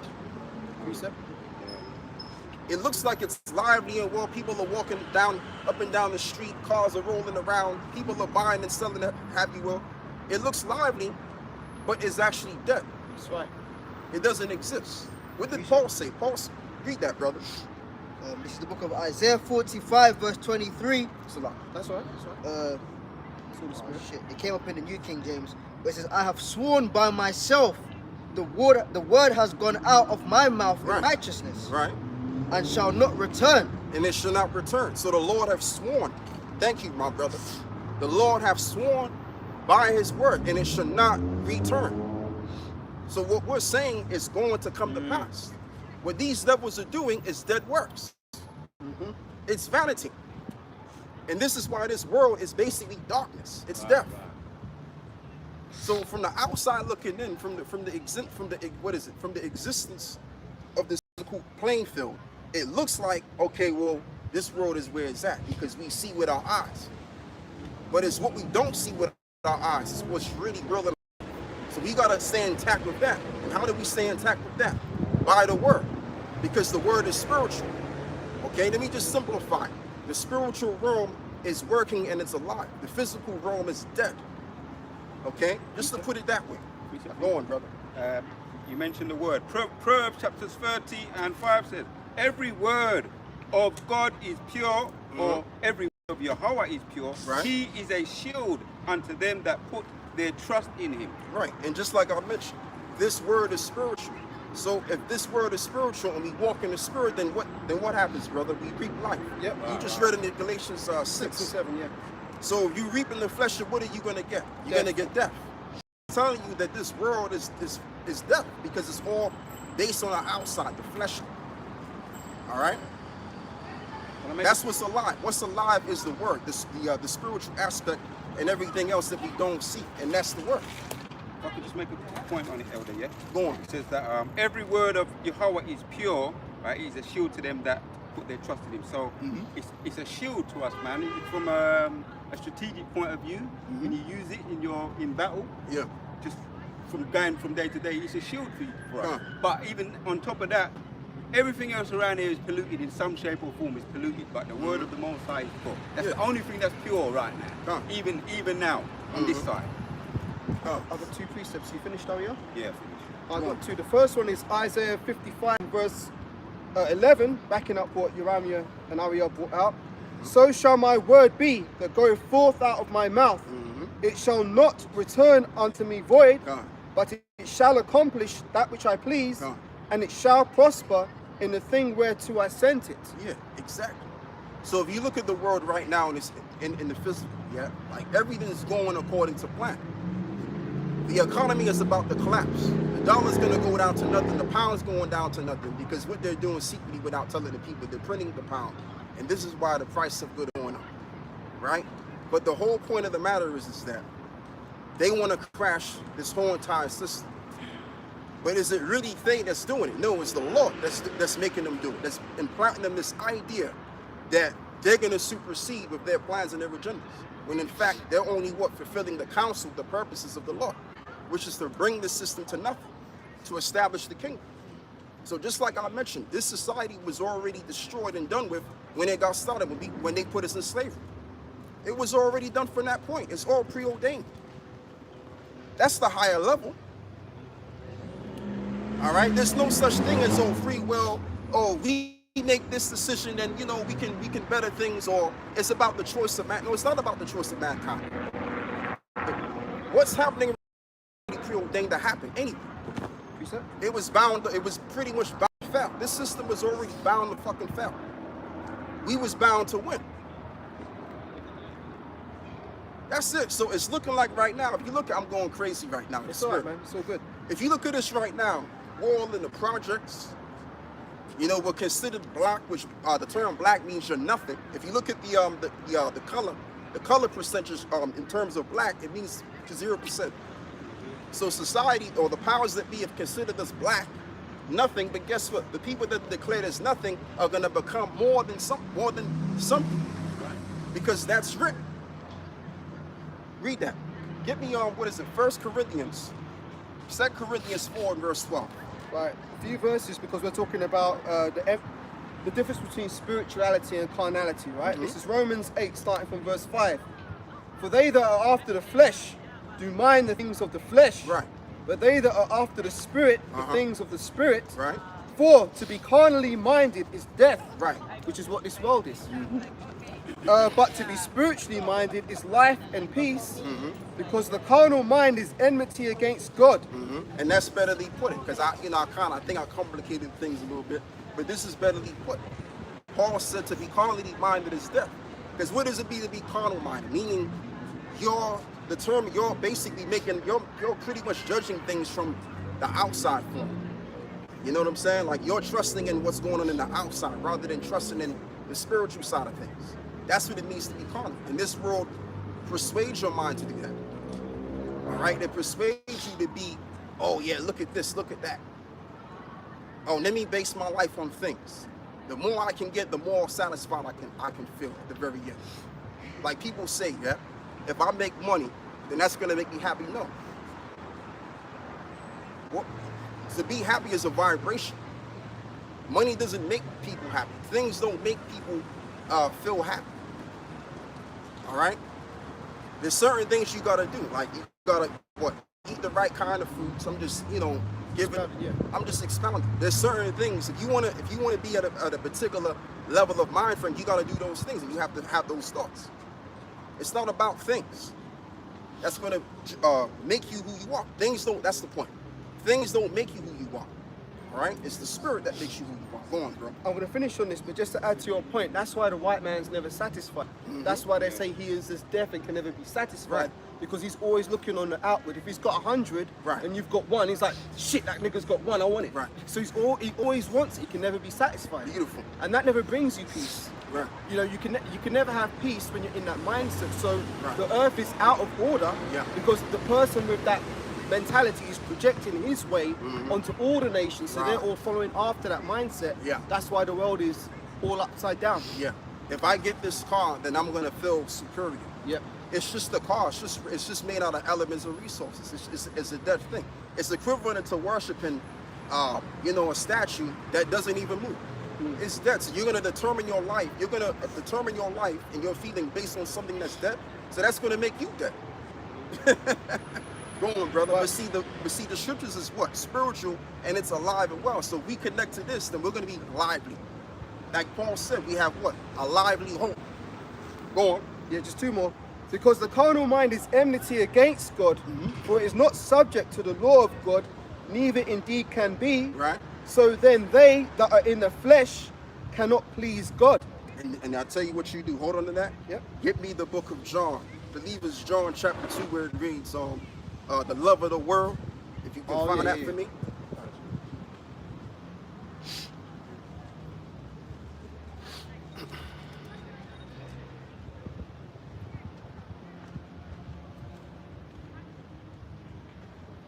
Do you mean 2 John? I think so, Yeah. Yeah.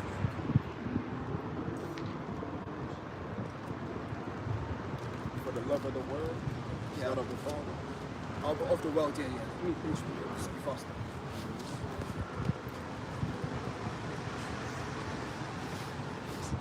Yeah. She saw it. Mm-hmm. She wants to go on camera. Oh, she came around. She saw the camera. She still decided to walk past. But that's what I'm saying. That's, She pretended to say sorry. no, but that's what she really wanted to do.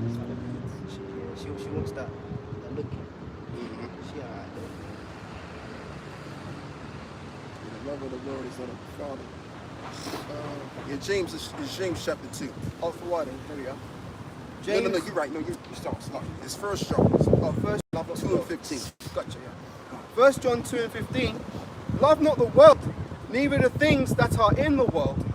If any man love the world, the love of the Father is not in him. Right. The love of the Father is not in him. Go on. Why is this? For all that is in the world, the lusts of the flesh, and the lusts of the eyes, and the pride of life, Right. is not of the Father, Right. but is of the world. Yeah, because the lust of the eyes is what? Fleshly. That's the fleshly way of thinking. So the Lord ain't into that. The Most High is into men that think within, think spiritually. Okay? These are the kind of spirits that the Lord is dealing with. He's not dealing with the spirits of those that look outward. All right? And that's what this world is. It's about outward stimulation. Okay? That's what it's about. The Lord ain't dealing with that. And just like I mentioned, this world is already, it's through, it's finished. If you watch the film Matrix, right? There's a scene in the film, I'm talking about the first one, because the first one trumps all of them that came out after, right? If you watch the first one, Neo comes into this room, right? What's the guy's name? Morpheus. Yep. Morpheus is like his director. So he's showing them, you know, what America looks like, really. Oh, the desert of the real. It's a desert, exactly. So you got all of these people walking around in New York City, right? Alive and well. But what he's really showing you is the real picture. What it really is, it's dead, it's destiny. So that's this world. In the spirit, what it really looks What like. it really looks like Yeah. in the spiritual realm. Yeah. So in the spiritual sense, this world is already, it's finished. It's done. It's desolate. It's you know, buildings have been tumbled. You know, it just looks a mess. Yep. Dark and dingy. You don't even want to be there. All right. Yep. So that's just the thing. It's already been played out. And if I could say, we used to go carnival back in the day, and I think there's one up on YouTube now, Carnival 2022, right? And I was watching it, and when we used to go carnival back around in the 90s, it weren't as mad as crazy, but it was a feeling of like something was there, like it was there was a soul there. Mm-hmm. Now I'm just watching it, you know, I wouldn't go now. I mean, you know, promoting whatever man You do, sold them up that's back what he in the do. day, man. But I wouldn't go now. But I was just watching it on YouTube, and I was seeing it don't look right anymore, man. It's just not right. It's something missing. We know the soul's not there anyway. The soul's out of this kingdom. It's gone. Most I took the soul out of it, wrenched the soul out of it. But now you've got it's all what's the word, man? It's all pre-arranged by the government. Yeah, the They police. Police have taken it they're over. totally in control of that. Every what road you go down, everything's all documented and written down. If you used to do something, you couldn't escape in there. You know, back in the day, man, you could do some stupid thing. But everything you get dragged up for something, man. And even if you ain't done that, you can get dragged up for something. They call it kettle cattling, right? They would put a whole group to go in a certain area, and they would cram in on them. So when someone gets frustrated, they can say, right, we can arrest them now. Cattling, they call it. Okay. And they caused it in the first place. I've got one more verse on this one, if I may. You're going. 1 John 2 and 17. And the world passeth away, and the lust thereof, but he that doeth the will of God abideth forever. That's it. He that doeth the will of the Most High abideth forever. Because his words, didn't Yahweh Shai also say, he said that heavens and what is it? Heavens on earth shall pass away, but my word shall pass remain. Because this is life. Life cannot be wasted. Life cannot be diminished. Life is a vibrational energy which will always be in effect. So if we hearken onto this, we're always going to be alive. If we hearken onto this, then we're dead. We're already dead. Just like the society that's roaming around as you see physically in our eyes. Yeah. Keep going, brother. Yeah, you called for this earlier on as well. This is 2 Corinthians 4 and 12. It says, so then death worketh in us, but life in you. Right, but life in you. What is the life that's in us? Doesn't it also say that the kingdom of heaven cometh not with observation? but it's within you. That's what this is. Go on, brother. Yes. Carry on. Yeah. In 13, he says, "We having the same spirit of faith, according as it is written, I believe, and therefore I have spoken." Right, and therefore I have spoken. And that's what Paul was saying, am I correct? Yeah, cool. That's a cool speech. Yes. Exactly. So this is the thing. So when the kingdom of heaven is set up, because I mentioned that we have the word of the kingdom within us, life is going to be fully demonstrated in the kingdom. The whole earth is going to experience life. So when we're exercising the laws of life, which is in the Bible, then life is going to be what? The energy of life is going to ricochet against it. Shalom, brother. Good to see you too, my brother. How you doing? Yeah, man. So the thing of it is, this truth is life. This world is death. It's just to simply put it. Now let's continue on. Well, I've got precepts. Is everybody finished? Yeah. Right, this is a few in Proverbs 8 and verse 34 to 36. Blessed is that man that heareth me, watching daily at my gates, waiting at the posts of my doors. For whoso findeth me, findeth life. What did Yahweh say in John 14? Somebody pull that out. Who's that? John 14. And then we'll continue on. Oh, that's cool.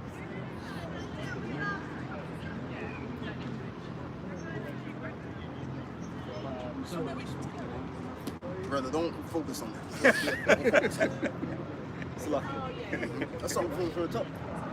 No, you know when Yahweh said, I'm the way. You know what he meant. I'm the way, the truth, and the life. I mean, we're men, we're going to focus on certain things that comes with it. But, you know. That's part of me, though. Spirit, though, as well, isn't it? But there's nothing wrong with Quite it. intuitive as well. There's nothing wrong with it. I'm just saying, all of this stuff right here, it's just, you said it. Wait, what you say? Vanity. Can't, So yeah. vanity. But that's what we're really talking about. So death that we're surrounded by. Yeah. Look at John chapter 14 and 6. How shall I say unto him, I am the way, the truth, and the life? No man cometh unto the Father but by me. Yeah, read it again with power, brother. Salam.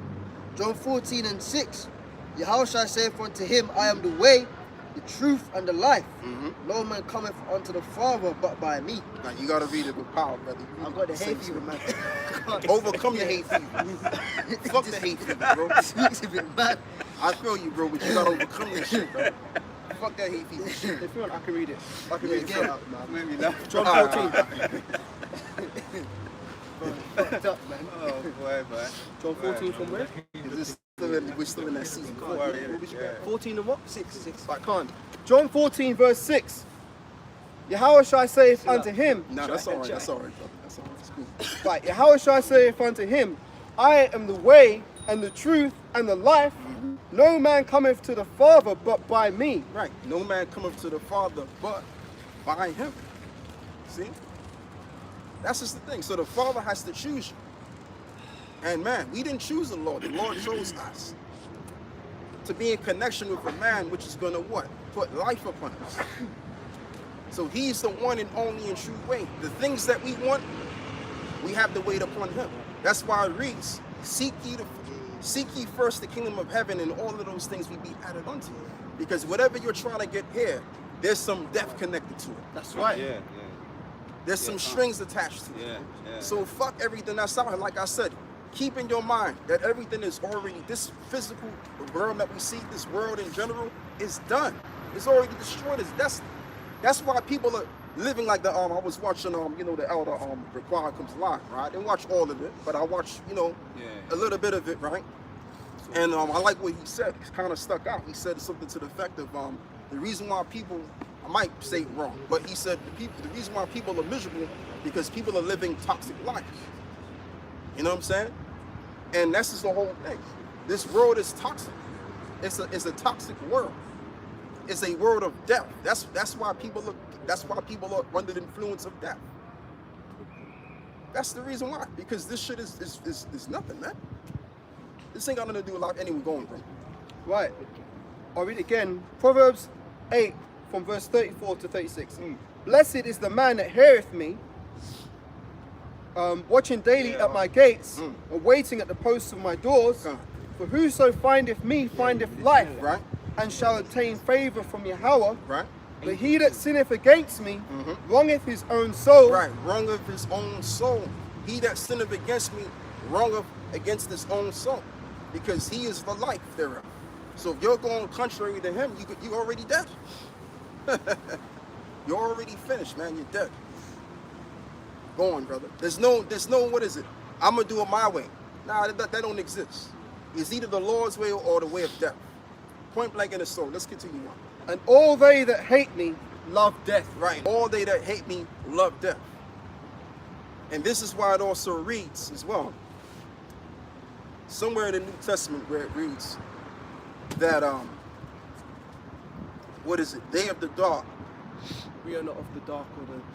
Is that the one? We No, are not that's the not night. the one that I quote. It says they didn't want to come to repentance because their deeds These were evil. I'll get it for you. They didn't want to come to the light. Got that? Oh, you already got it? Oh, that's the spirit, man. Read on, brother. Do you want to quote it and I read it for you if your voice is hurting?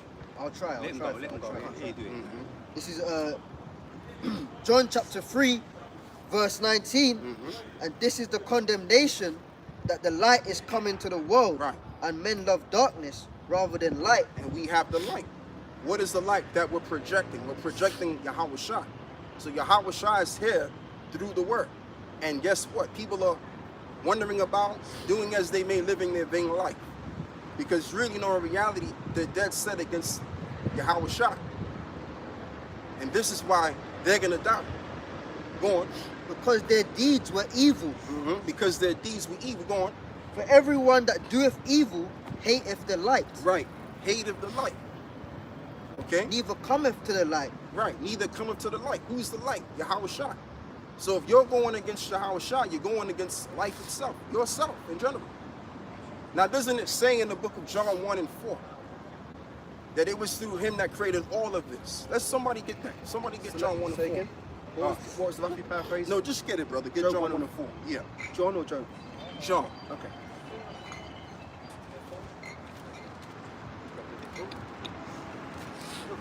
So going back to what I was saying before, how, you know, the young brother was going into how you have the evil counsels that's perverting the righteousness that we're displaying, right?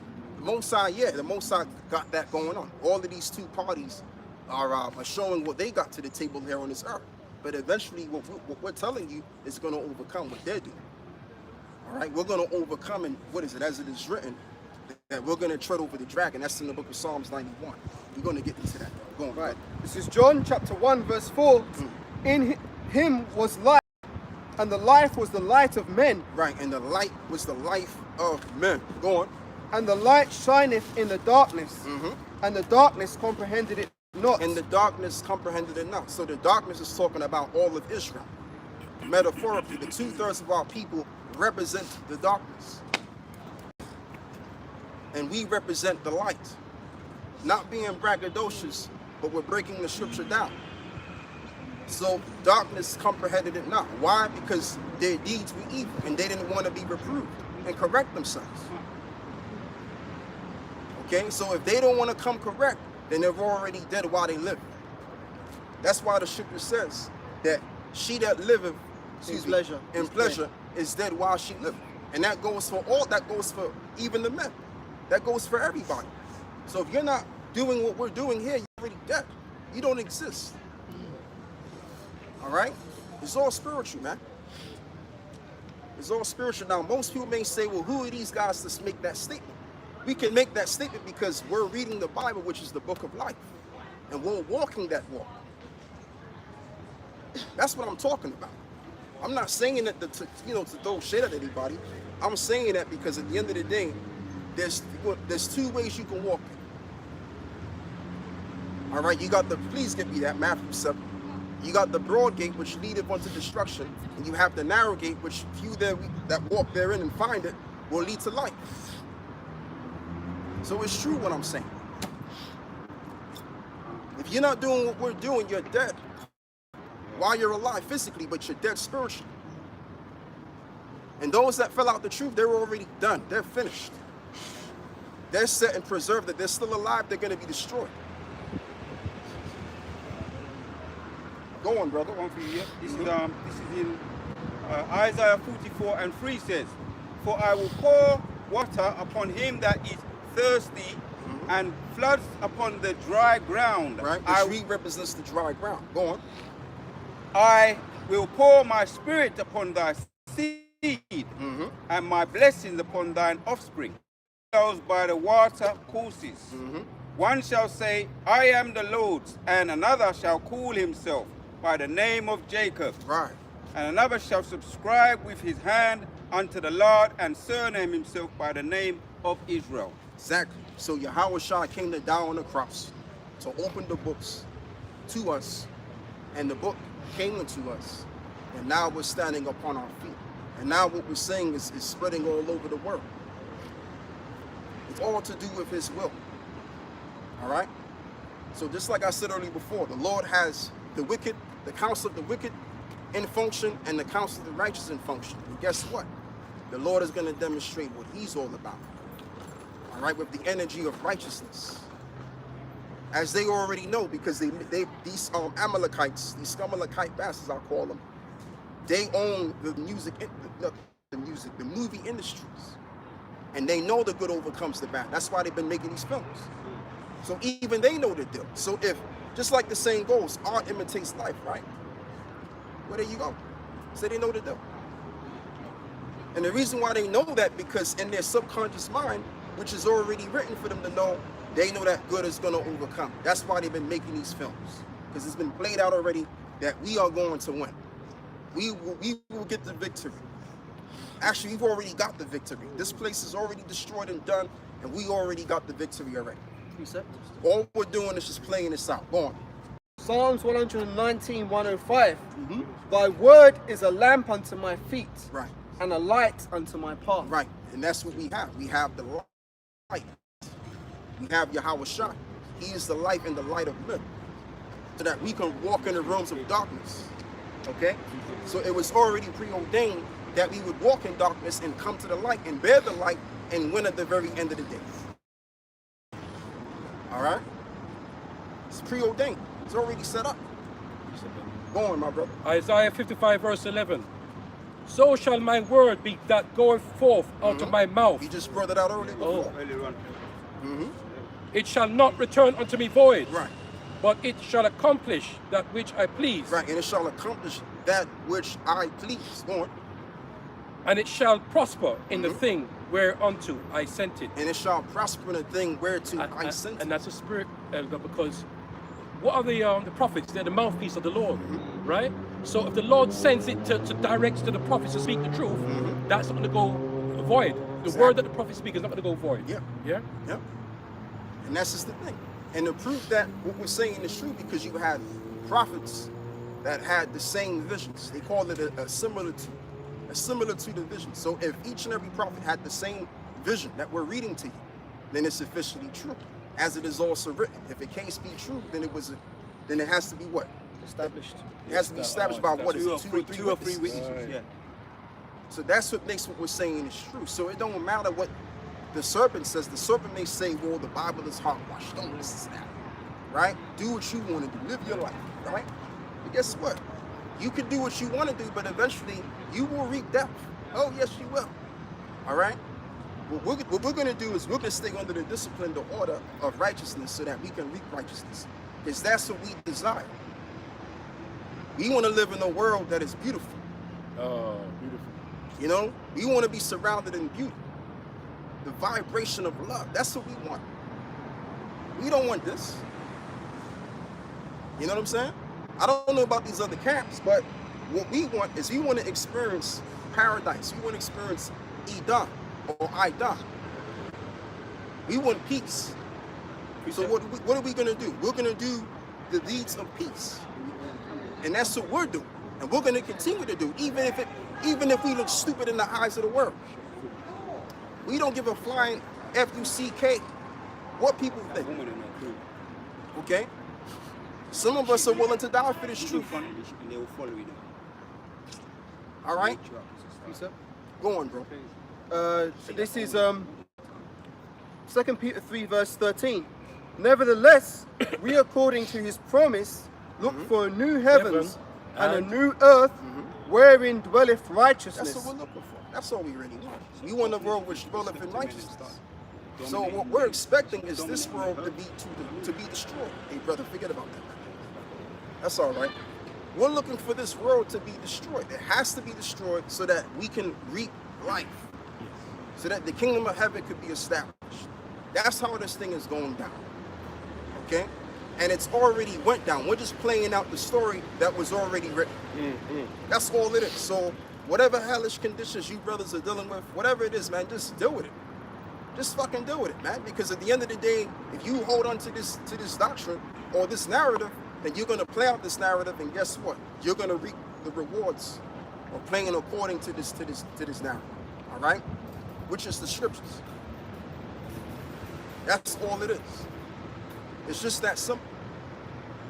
Go on, my brother. You got some more. I've got one. I read it earlier, so I want to read it again because it feels pertinent. I'm just trying to bring it. Let me get some here. I got it. And Oh, how, you got some? yeah. Okay, you got and some. Salakia too, and how you know that the spirit is lively? Because I don't even have a topic to go into. I just said, let me trust in the spirit.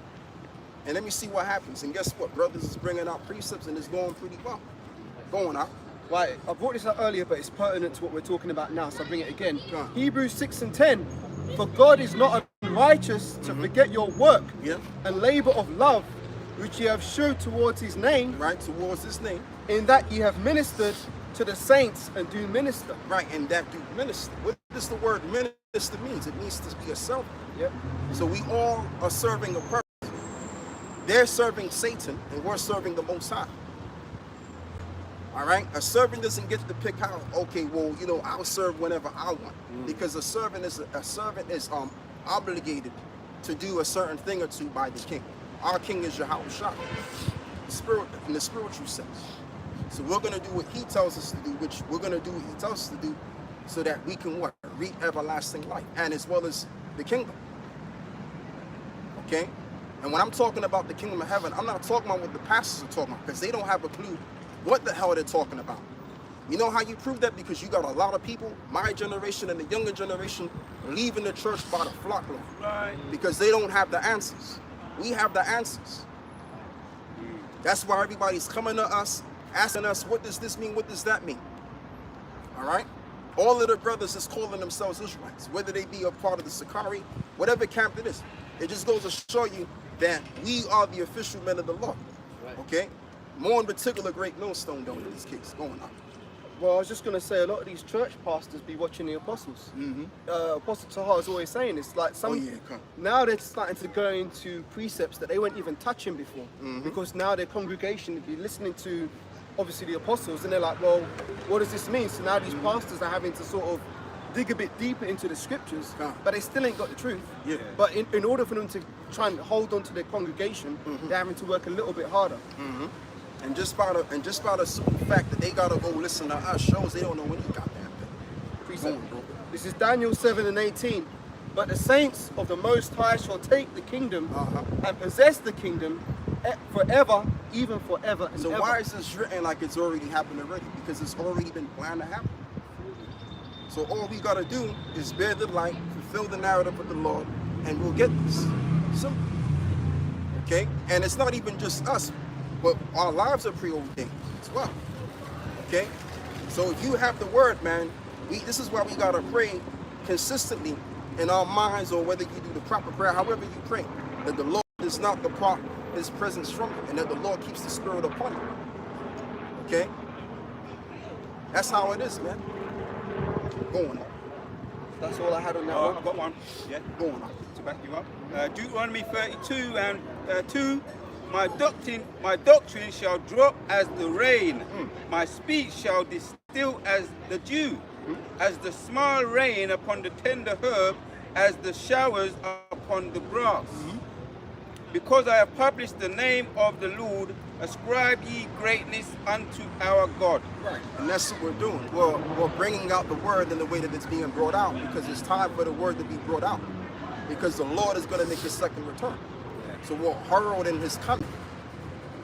Why are we heralding his coming? Because this is the time, sooner or later, and in due time, which is soon to come, will be the case.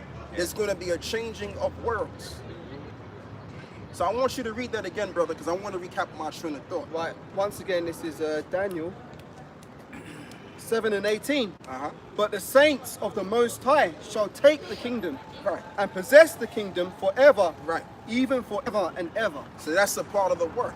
Is that what? We're going to possess the kingdom forever and ever. We are the Israelites of the First Bible is take it. It talking says about. take it, then possess it. Yeah. So we're not going to go begging and crouching down to the enemy. Oh, could you please give us reparations and give us loans and do this? We ain't doing Like a that little crap. twist. Please, sir, can I have some more? Yeah, like Jake been doing that ever since forever.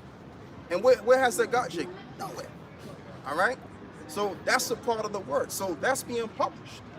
What we just read there is being published. Yeah. This is why this is what known as the gospel of the kingdom. Who is the kingdom for? The Israelites, which is what we are by nationality, by the spirit. Go on.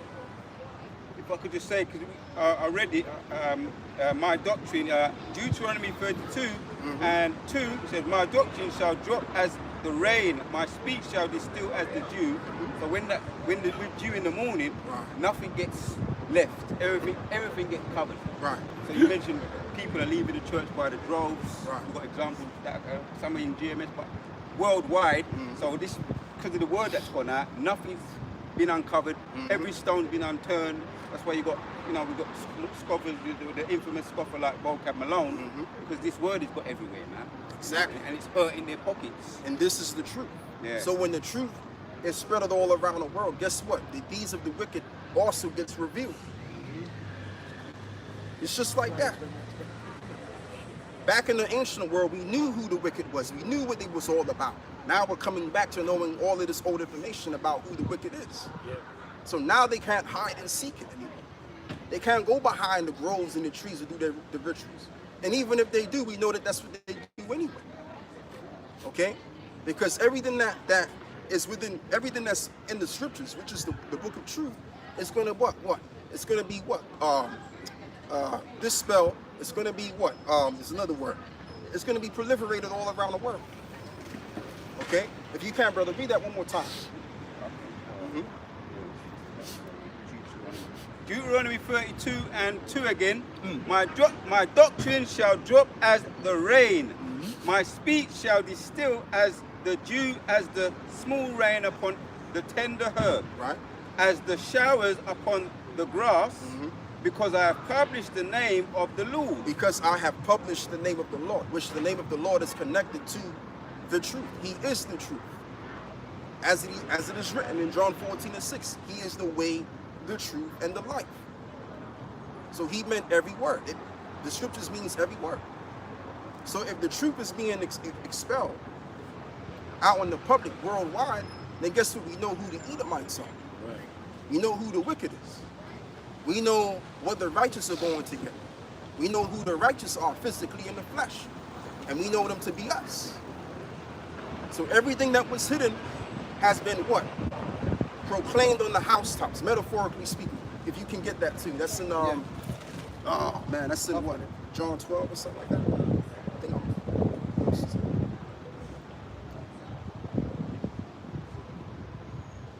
yeah, that which is done in darkness.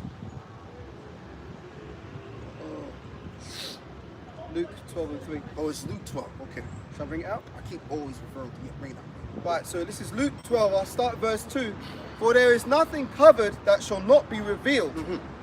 If I may, that's what's happening right now. This white man, the Edomite, is being revealed in his time. As it is written, the mystery of iniquity doeth already work. Can't. Go on. For there is nothing covered that shall not be revealed, neither hid that shall not be known. Right? Therefore, whatsoever ye have spoken in darkness shall be heard in the light. Right. And that which you have spoken in the air in closets shall be proclaimed upon the housetops. So, in other words, you can't hide. Whatever you're doing in secret, it's going to come out. Because the word, when the word come out, the word is going to expel what you're going to do before you even do it. All right? Just like it reads in the book of Psalm 64, that they are, how does it go? It says something to the equivalent of that they what is it? They gather together in secret and they search a diligent search. I've got you. Go on, brother. This is Psalm 64, starting verse 2. Hide me from the secret counsel of the wicked, from the insurrection of the workers of iniquity. So David, if I'm correct, prophesied that there will be a secret council of the wicked. So before they even set up these secret councils, it was already written. That's what they was gonna do. So now so because we're bringing this word out, now we know who they are. Now we know why they've done this and what they're gonna do in the future, because it's written. Go on, brother. From the insurrection of the workers of iniquity, who whet their tongue like a sword, and bend their bows to shoot their arrows, even bitter words. Right, even bitter words. Go on. That they may shoot in secret at the perfect. Right. Who is the perfect? Jacob is the perfect. We are the descendants of Jacob. So when you read the book of Genesis 27, I believe, It goes into Jacob being a plain man. Plain man, right? Which the word plain in the Hebrew is thamayim, which means perfect. So they're shooting at the perfect in secret with fighting words. That's why they're passing these laws and these legislations, and they're doing certain things to go against the poor of our people, to go against Israel, because they know that we as a people represent another world. So to get rid of the world to come, which is our people, which was what we represent, they believe they can prolong this world. Right. But it's not going to happen, because it's already been written that this is what you was going to do. And you doing all of this is going to lead to you being cursed. Because you can't curse the righteous, man. Like those old reggae artists used to say, man.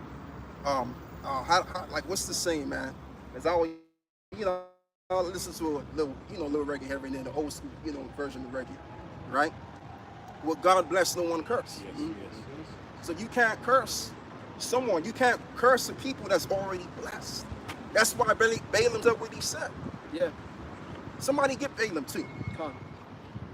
And also, I tell you, finish what you got. And get me Genesis 26 as well. Go on, brother. Right, so I'll just finish this up. It says, they shoot their arrows, even bitter words, that they may shoot in secret at the perfect. Suddenly do they shoot at him, and fear not. And fear not. Go on. They encourage themselves in an evil matter. They encourage themselves in an evil matter. What's driving them? The spirit of Shaitan, which the Lord has put upon them to demonstrate his power on the left-hand side. As it is written, there's no counsel against the Lord. Because all counsels which if they're secret or overt, the Lord has a hand in them both. Just like in the spiritual realm, you have the spirits on the right-hand side and the spirits on the left-hand side. And it mentions in the book of Hebrews 12 that he is the father of spirits. And words have meaning. The word father means origin. So he's the originator of all the souls here on this earth. So if he's the originator of all souls on the earth, wouldn't he control all of these rudiments? Wouldn't he control all of these spirits? Of course. God damn it, yes. Go on up. They encourage themselves in an evil matter. They commune of laying snares privately. And they commune of laying snares privately. And that's why the Lord is making these people to do what it's written, to fulfill his word.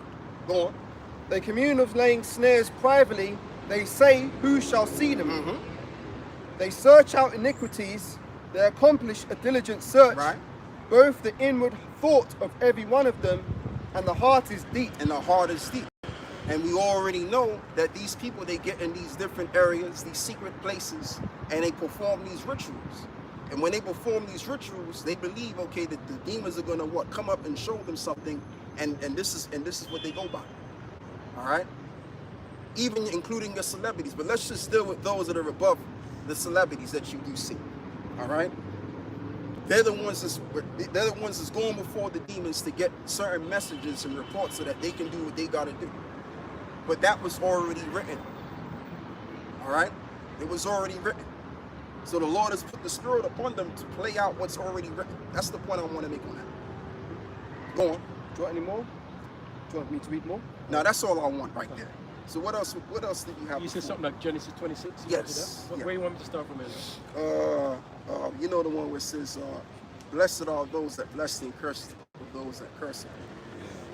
Because we just read that in the book of Psalms, Psalm 64. Yeah. Where it says that they shoot at the secret. At the perfect. At the perfect. There you go. They shoot at the perfect. You see? So by them doing that, it's gonna lead to that curse. Go on, bro. I'm trying to look for it. It's Genesis 6. Oh, Genesis 6 or 26? 26, like it, Yeah. 26. 26. Go ahead, And, Snoop. I'm trying to look for it.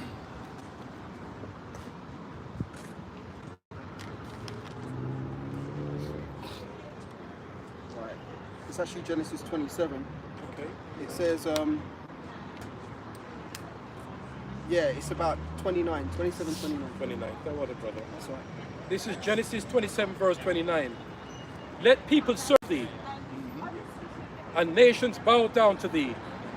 Be Lord over thy brethren, and let thy mother's son bow down to thee. Cursed be everyone that cursed thee, and blessed be he that blesseth thee. Right, and blessed he that blesseth you. Okay? So, whatever energy that you're throwing out there among these other nations, right, I'm talking to, you're going to get that curse back in return. As it is written, there is no enchantment against Israel, especially the Israelites of God, which is what we become. Okay? Because we've taken on what? The whole armor of the Most High. And all of those darts that's going out there is ricocheting against it. Or if not, it will eventually. Okay? That's why this is not really, that's why the evil, these are they do, the wickedness that be happening in high places. All right, the spiritual darts that they throw at us, it's having an effect to a degree, but not all the way as they would like it to. Because the Lord have already programmed this existence to, or should I use the term, the algorithm to do what it's doing to serve His favor. Okay, so it ain't gonna work. It's not gonna work. Go on, Devin. You called for the scriptures about Balaam trying to curse us. Yes. Did you have that, Ariel, or did you have something else? You bring out. If you find Right. if you find it, the peak point. Right, so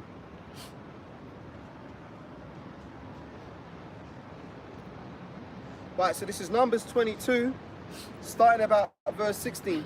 And they came to Balaam and said to him, Thus saith Balak, the son of Zippor, Let nothing, I pray thee, hinder thee from coming unto me, for I will promote thee unto a very great honor, and I will do whatsoever thou sayest unto me. Come therefore, I pray thee, and curse me this people. And Balaam answered and said unto the servants of Balak, If Balak would give me his house full of silver and gold, I cannot go beyond the word of the Lord Yahweh, my God, There to you do go. less or Hey, brother, more. you gotta stop there. So like He said, I cannot go beyond the word of the Lord. So for him to make that statement, that's a profound, that's a very strong statement in itself. And that proves that his eyes was open. Because he saw the vision. And that's why he said what he said, because the vision was so vividly powerful that it connected to the words, okay, of the Lord in this case. I cannot go beyond the word of the Lord. Go on. I'm going to jump down. Jump into Numbers 22:36. And when Balak heard that Balaam was come, he went out to meet him unto a city of Moab, which is on the border of Arnon, which is at the uttermost coast. And Balak said to Balaam, Did I not earnestly send unto thee to call thee? Wherefore camest thou not unto me? I am not able to indeed promote thee to the honor. And Balaam said unto Balak, Lo, I am come unto thee. Have I now any power at all to say anything? The word that God putteth in my mouth, Right, the word that the Most High putteth in his mouth. Go that on. shall I speak. That shall I speak. Because that's the only thing that's going to be actualized anyway. That's the only thing that matters here on this earth, in this existence. Go on. Jumping down, because it's a long story, I'm getting to the point. So jumping down, Numbers 23, verse 5. And the Lord Yahweh put a word in Balaam's mouth and said, Return unto Balak, and thus thou shalt speak. And he returned unto him, and lo, he stood by his burnt sacrifice, he and all the princes of Moab. And he took up his parable and said, Balak, the king of Moab, have brought me from Aram out of the mountains of the east, saying, Come, curse me Jacob, Uh-huh. and come, defy Israel. Right. How shall I curse whom the Most High have not cursed? So it doesn't matter. It doesn't matter about how much negative energy is dispelled within these secret councils towards us. It doesn't matter how degradable our life is because of them. It really doesn't make a difference, because at the end of the day, where the bus is gonna stop for us, we're gonna stop at the kingdom. We're gonna be living in a life where there is life. Okay? We're gonna overcome eventually. The reason why we're down and out, because the Lord preordained it so that he can demonstrate his power through us, the lowly, to overcome the wicked one. That's in power right now. I don't know if you brothers saw that. You see that guy in the wheelchair or mash up? He had a t-shirt on which said choose life. There you go. That's it. Go on. Right, verse 8, Numbers 23 and 8. How shall I curse whom the Most High God have not cursed? Or how shall I defy whom Yahweh have not defied? Exactly. Exactly. How should I curse whom the Lord whom should I curse whom the Lord have not cursed that it blessed? Go on. For from the top of the rocks I see him, and from the hills I behold him. Lo, the people shall dwell alone, Yep. and shall not be reckoned among the nations. Right. So he saw that the nations wouldn't even recognize us. What does this mean? Meaning we wouldn't be recognized as the Israelites. So he's referring to these times right now, because all of the previous times, the ancient world, right? Whether we was under the Babylonian system, whether we was under the Medial Persians, whether we was under the Egyptians, we knew who we were, and they knew who we were, the other nations. So he's prophesying about a time that will come in this society that name would not be recognized among our people, but rather the enemies of our people would take on that identity. Okay, and the nations would look to them as the people of God, when in fact they're liars. That's happening right now. That's what he saw. But he also saw something else. Let's read on. Numbers 23 verse 10. Who can count the dust of Jacob, Right. and number the fourth part of Israel? Let me die the death of the righteous. He even went as far as to say, let me die the death of the righteous. Go on. And let my last end be like his. And let my last end be like his, because he saw in the last times we were in a degradable state. We were scattered abroad as a people. We were divided as a people.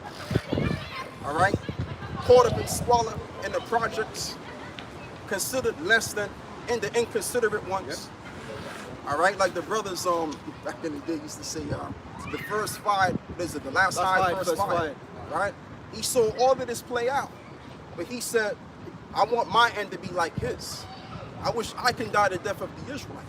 So again, that's a heavy statement to come out of man's mouth, because he saw it. So if he saw the vision that the Most High put in his mind, then that means that the vision is real. And this is a vision that we don't see. What did Paul say? The things that you do see are temporal, but for the things that you don't see are eternal. So our kingdom is going to be an everlasting kingdom. That's why it reads in Daniel 7. Yep. So when you connect the Bible, the precepts, as it is written, precept upon precept, line upon line, here a little and there a little, then you get your answers. As also David said, I gained thine understanding through thy precepts. So I'm roughly paraphrasing the scripture. I got one for you. Are you finished? Yep, that's Caleb? about the point. Yeah. Go on. Yeah, I got one to back up what we just read there. This is in Daniel chapter 9 and 12. It says, and he hath confirmed his words which he hath spoken against us and against our judges that judge us, by bringing upon us a great evil. For under the whole heaven hath not been done as hath been done upon Jerusalem. Right, so he have confirmed his word that he will bring forth evil. Am I correct? Yeah. Go on. He hath confirmed his word which he hath spoken against us and against our judges that judgeth us, by bringing upon us a great evil. For under the whole heaven and hath not been the whole heaven hath not been done as hath been done upon Jerusalem. Right, upon Jerusalem. If I can make a point, Go on. just to go into what he just read there, because the enchantments, they've been putting out those enchantments, not that they have been doing it, but there is no enchantment against the elect, but the enchantments have been going out collectively. Jerusalem, Israel is destroyed, is down, but there is no enchantment against the elect. So it's just like Prince Buster Douglas had a song called "You pick him up, you lick him down, he bonks right back." So that reminds me of the righteous fall 7 times, but he get back up again. So the enchantments are going out still. They, you know, even today, brothers, we all got our stories, but we just keep getting back because we're, you know, that's the enchantment. There is no enchantment against us. Yeah, exactly. Collectively, for sure, but individually, we all got our own fight, and we just keep up with every week. We're still here, back at the camp again, and it's like, whoa, Satan is like he's getting slapped up in the face, like you know, it's because it's a contest, it's a fight. Yeah. And every time we get back up, he's like the man give you a, you know, lick you down, he knock you down, but you keep getting back up. It's like fucking hell, man. Don't these fuckers give up? Right. Exactly. And the fact that we get up is like a sword. It's sword displeasure. Yeah, it's what's the word, man? It's very discouraging for ease and the ultimate demons and the devil. Right. Because we keep fighting. Because there is no enchantment against Yahshua Allah, man. God. No? And the reason why we keep standing up because we're already dead set to win. If something is meant to be, then it's going to show what it's meant to be. So if we're meant to lose, then we would have already lost already. We would have given up and said, you know what? This Israelite thing is just, you know, it had its time. We're going to forget about it, put it to the side and go back in the world. We could have did that. If we was meant to lose, but we're meant to win. It was all, like I said, it was preordained. Go on, bro. Yeah, so I got this one, this has been Proverbs chapter 24, because I finished on that one in Daniel, yeah? Proverbs chapter 24 and 16 says, for a just man falleth 7 times and riseth up again, but the wicked shall fall unto mischief. Right. That's how it is. The wicked are going to fall into mischief because they've already fallen already. So they're just going to walk the path they're on and they're going to fall. That's it. Let's move forward to a different, if brothers you got something, right? Yeah, I had one on talking about everything to the Lord, right? This is the book of Isaiah 45 and I'll start from verse 6, that they may know from the rising of the sun and from the west that there is none beside me. I am the Lord Yahweh, and there is none else. There's no other power. I form the light and create darkness. I make peace and create evil. I, the Lord, do all these things. I, the Lord, do all of these things. So everything that's supposed to happen, whether good or bad, you better believe He had His hand on it already. It's already happened, okay? And what I mean by that, like I said, going back to the point, I just want to keep hammering the point. Everything is already done. So He's just doing what's already been done in the spiritual realm. What He wrote down, He's already doing. Okay? It's amazing then that, you know, Esau, they search for all things, you know, they say they're wiser than Daniel. Yes, but why they can't understand that verse? Because you know why? You know what I mean? You know why? Because it says that, what is it, the righteous shall be made white, but the wicked shall not understand. That's why they won't ever understand. So yeah, they'll know as much as they want to know and be as wise as Daniel and be as wise as the children of light. But guess what? They'll never understand the secrets that we know. Because guess what? The righteous, we know what it is with us, right? We've been given the ability to know all things. Yeah. And what do I mean by that? If you read the story of that, if you go into the book of Daniel and you read about Daniel in the 2nd chapter, you had all of these magi and men of skill that, you know, got involved in the dark world and all of that. They couldn't even break down the interpretation. So it took Daniel to break it down. All right, it took him to actually interpret to give the interpretation of the statue, what it represented. They couldn't do it. Precept. Go on, brother. On the point in Daniel 2, verse 46, after Daniel broke down the interpretation of the dream. And somebody get Amos 3, something to that equivalent, where it reads, the Lord doeth nothing but He revealeth His secrets unto the servants of the prophets. Actually, you don't have to get, I've already quoted it. Go on, brother. But I kind of spoke over you, so maybe it'd be edifying. Nah, go on. I can't. Right, Daniel 2:46.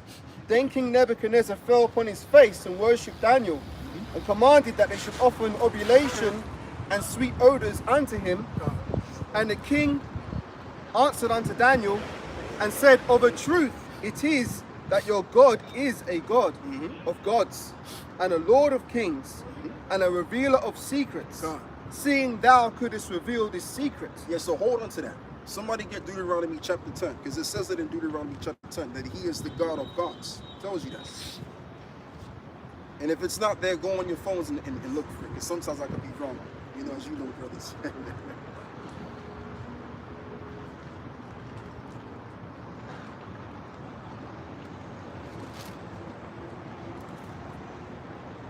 And the Lord of Verse 17. Huh? Verse 17. You got it, right? It's 10 and 17. 10, 17. Yeah. For the Lord, your power is a God of gods and the Lord of lords. Right.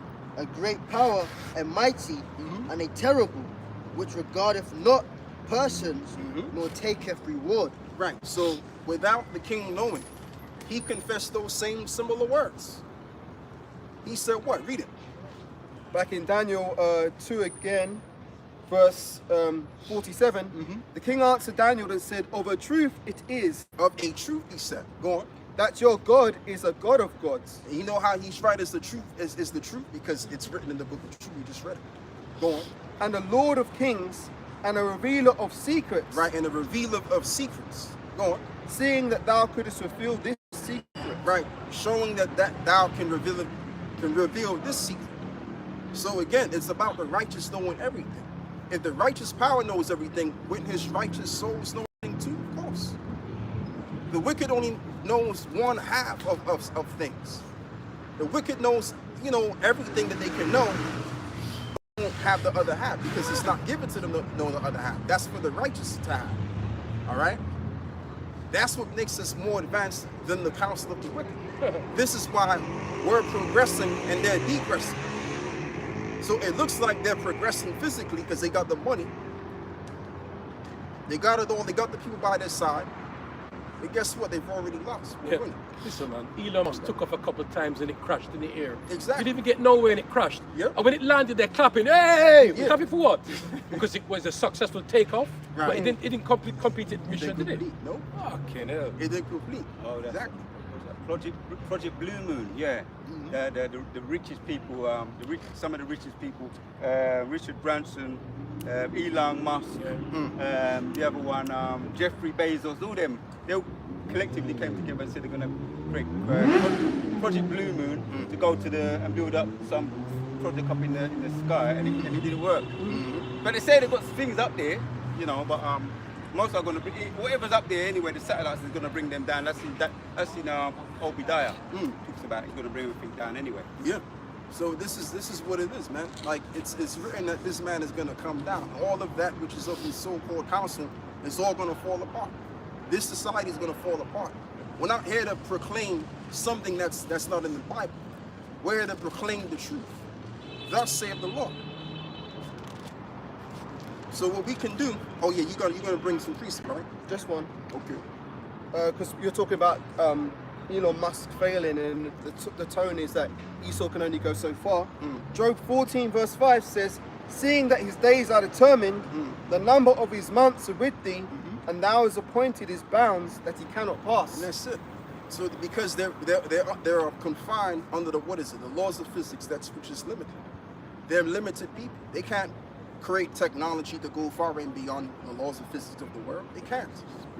Because they're simply mere mortals. But see, we're going to be able to go beyond because we're going to have the everlasting bodies to do it.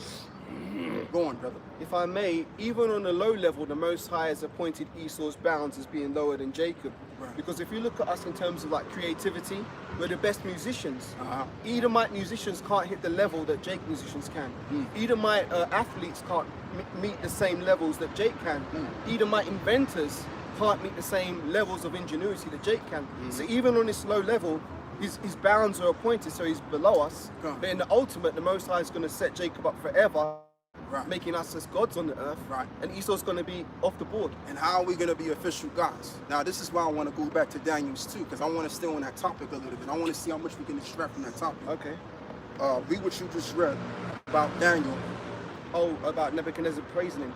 Yeah. Right, okay. This is back in And Daniel. also when he said that the Lord revealed this. Yeah, that's the one. Daniel 2. Just get it again.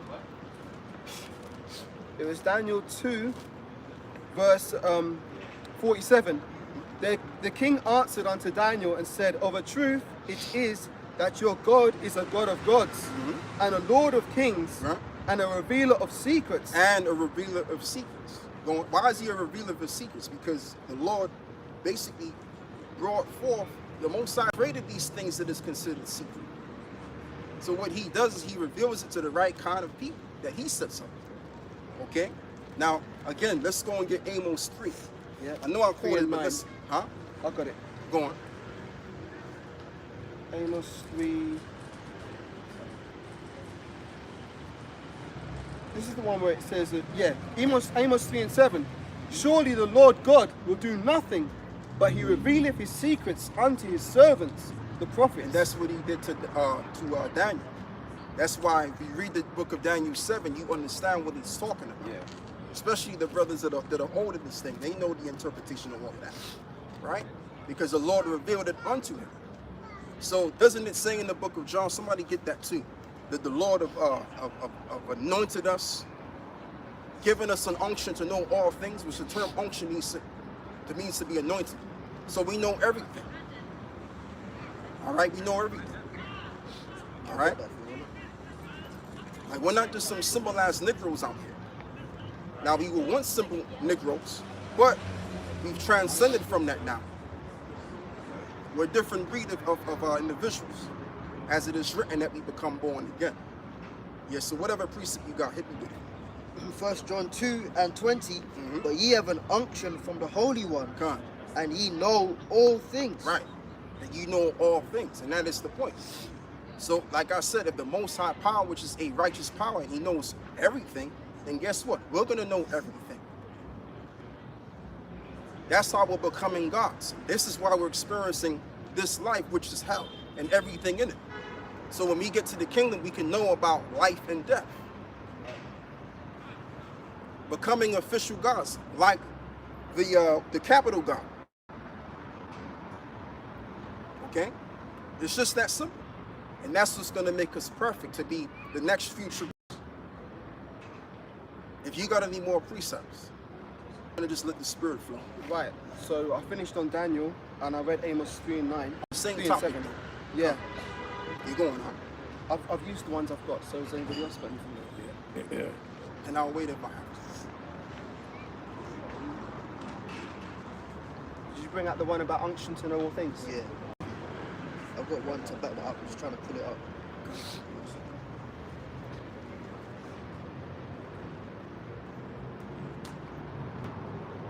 Oh,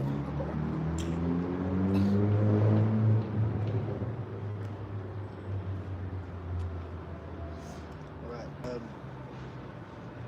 now I'm backing off the other precept. This is John 16 and 13. Howbeit, when he, the Spirit of truth, is come, he will guide you into all truth. meaning you will know everything. So all you have to do is get into the Bible, and the Bible will show you all things. Things in the past, things that happened, things in the past, and things which is forth to come in the present moment. All right, or things which will come that haven't come as of yet. So we're gonna know everything. Just like how the Most High knows everything. Like I said. Go on. For he shall not speak of himself, but whatsoever he shall hear, that shall he speak. Right. And he will shew you things to come. And he will show you things to come. And that's what Yahushua did. He was in the spirit of his father, and he did his father's will. So now we're reading what he did and everything that he said, and we're applying it. And we're even saying it now. Okay? He represents all things. He created everything. Did in John, what is it? John 1 and 4 tells you that? Yep, that's So right. we're gonna what? When we incline to this knowledge of him, then we're gonna know him, and therefore we're gonna know everything. Go on, huh? This is Psalms 147, starting at 19. Oh yeah. He showeth his word unto Jacob, his statutes and his judgments unto Israel. Right? Go on. He hath not dealt so with any nation. Ye have not dealt so with any nation. Go on. As for his judgments, they have not known them. Praise ye Yahweh. Praise ye Yahweh. So again, the righteous have been given the gift to know all things through the Bible. And this is what's also making us wise into our salvation. Is we know all it, we know everything. So if we know everything, then we know the snares and the nets that the devil's put out there, that no one sees, but we see. Go on, brother. Isaiah 34 verse 16. Seek ye out of the book of the Lord and read. Yeah. No one of these shall fail. What is that talking about? the prophecies, and all that which is expected to come for the poor, all as well as the righteous, the Israelites. None of these will fail because these are sure words. So that's how you know we're advanced and above everybody else.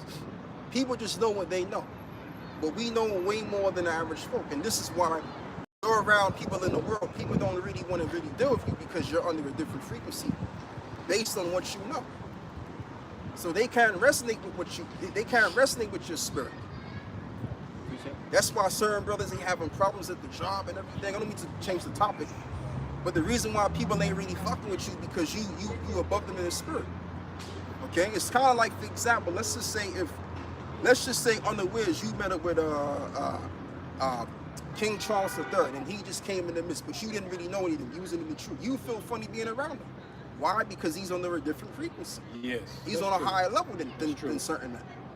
Okay? On the negative sense though, on the left hand side, but you get what I'm saying. You had If I could that black woman. She was in the it looked like a kitchen setup in some organization, and she was surrounded with Edomites. And before his coronation, he walked up in there doing his visits, Right. and she started acting a damn fool. Why was she acting a damn fool? Because she's on a lower frequency than he is. She felt that the yeah. power difference. The power, exactly. You got it. So you can feel it. When you're around people, you can feel what kind of level they are. So again, this is why, brothers, man, don't get twisted up when people come up against you, or they kind of make fun of you, whatever. They're making fun of you because they're afraid of you. They're intimidated by you. Yeah. Go on, brother. Just a brief little testimony. I used to be into the fine art world. And where I was studying, Prince Charles was in charge of the trust that ran that school. So he would sometimes come and visit. And the vibration that was given off when he'd be coming, it's like everybody was like on edge, and they'd shut off roads and shit, and they'd be like, oh, you can't use this staircase, you can't use this lift. And everybody was like bricking it. And I'm like, even I wasn't in the truth at the time, but I was like, fuck this guy, man. Yeah. Some fucking Prince Charles. And then you have to also understand these are high leveled witches too. Yeah. These are high degree witches.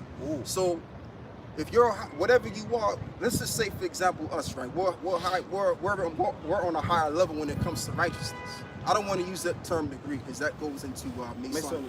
Yeah. I'll apply that to them. The term degree goes for them. But we're on a higher level when it comes to righteousness. So let's say if Prince Charles came among him, we would look at him like he's just a regular nobody, because basically the realms of righteousness is above the realms of wickedness. Precept. Go on, brother. This is the book. You know why? Because our spirit doesn't resonate with his spirit. You Yeah, know but what I mean? what I'm saying, we're above his spirit. We're above all of these witches and warlocks. So if they came up, we wouldn't really, like I said, we wouldn't fear them. We wouldn't get all shoveled up in the spirit like average folk do. Go on, out. Book of John chapter 8, verse 23. And he said unto them, ye are from beneath, I am from above. Heavy scripture. Ye are of this world, I am not of this world. Right. So the Lord is of a different. He's of a different realm. He's not of this world. This realm is a low realm. So who we're connected with is Yahweh Shai, which he's above all of this realm. He is the highest frequency. That's why when people touch them, they got healed automatically. Why? Because he's on that frequency of life. Yeah. Ooh, heavy. Yeah. Go on, brother. Right, so you got Prince Charles and these elite banking families who are considered the rich of this world. Even though we're looking like bums, we're actually richer than them. So this is the precept. Romans 11:33. Oh, the depth of the riches, both of the wisdom and knowledge of God. How unsearchable are his judgments. Right. Go on, brother. Slack. And his ways past finding out. And his ways past finding out. So the wisdom of the Most High trumps all the wisdom that man has come up with. And with that same wisdom, this is why Solomon was able to become wise above all men in his time, because he had the high level wisdom. He had the A1 wisdom. Let me put it in that words. All right, the words that I can only but use. So we have that same wisdom that Solomon had, the understanding of the Most High.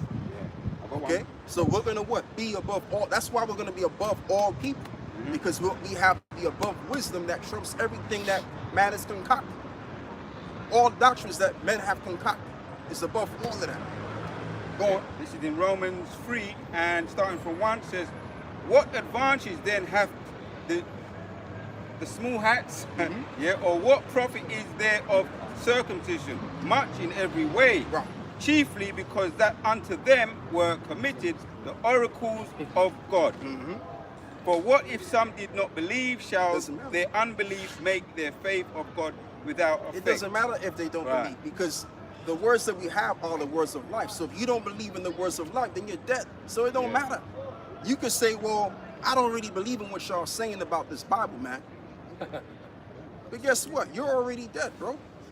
So why do we need to consider what you're what you're telling us? You don't need to consider you, because you're none and void.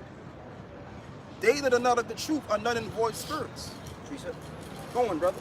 1 Corinthians chapter 3 verse 19. For the wisdom of this world is foolishness with the Father. Right. For it is written, He hath taken the wise in their own craftiness. Yeah, because they're wise in the knowledge of wickedness, which is known wisdom, and they're applying it to the people of the world. So now everybody's a damn fool, and they're coming up with their foolish philosophies, thinking that they can confound us like vocabbing these niggas, and they can't confound us, man. They've been trying for so many years, and it hasn't worked. We're actually getting more stronger and stronger as each and every head. The naysayers of this doctrine comes up against us, because we're built to win, because it is knowledge. This is the winning knowledge. What they have is a losing knowledge that doesn't stand up to anything that we're saying. Continue on. Yeah, Volcab's been around for going on 9 years. He ain't got one win. Yeah, this is No zeros though on his Yeah. record. Yep. 1 Corinthians chapter 3 verse 19. I tell you what, go back to Romans 3 and 3 again. I've got Romans 3 and 3. Okay, read it again. Yeah. Let's read it again. We'll be back to that. It says, for what if some did not believe? Shall their unbelief make the faith of God without effect? Right, that reminds me of Proverbs 19 and 21, the scripture that I like to quote, where it says, there be many counsels in a man's heart, but the counsel of the Lord that shall stand. Like I I said. had it earlier. Oh, you had that? That's the Yeah. spirit. Go, Because that's brother. the only thing that's working. That's nice. So if you're outside of this, then you ain't working, my nigga. You out there, dead. Spiritually. Go on. God forbid, yea, let God be true, but every man a liar. And every man a liar. So whatever you're saying is dead. Oh, please give me Isaiah 8 and 20. If they speak not according to this word, please give me that.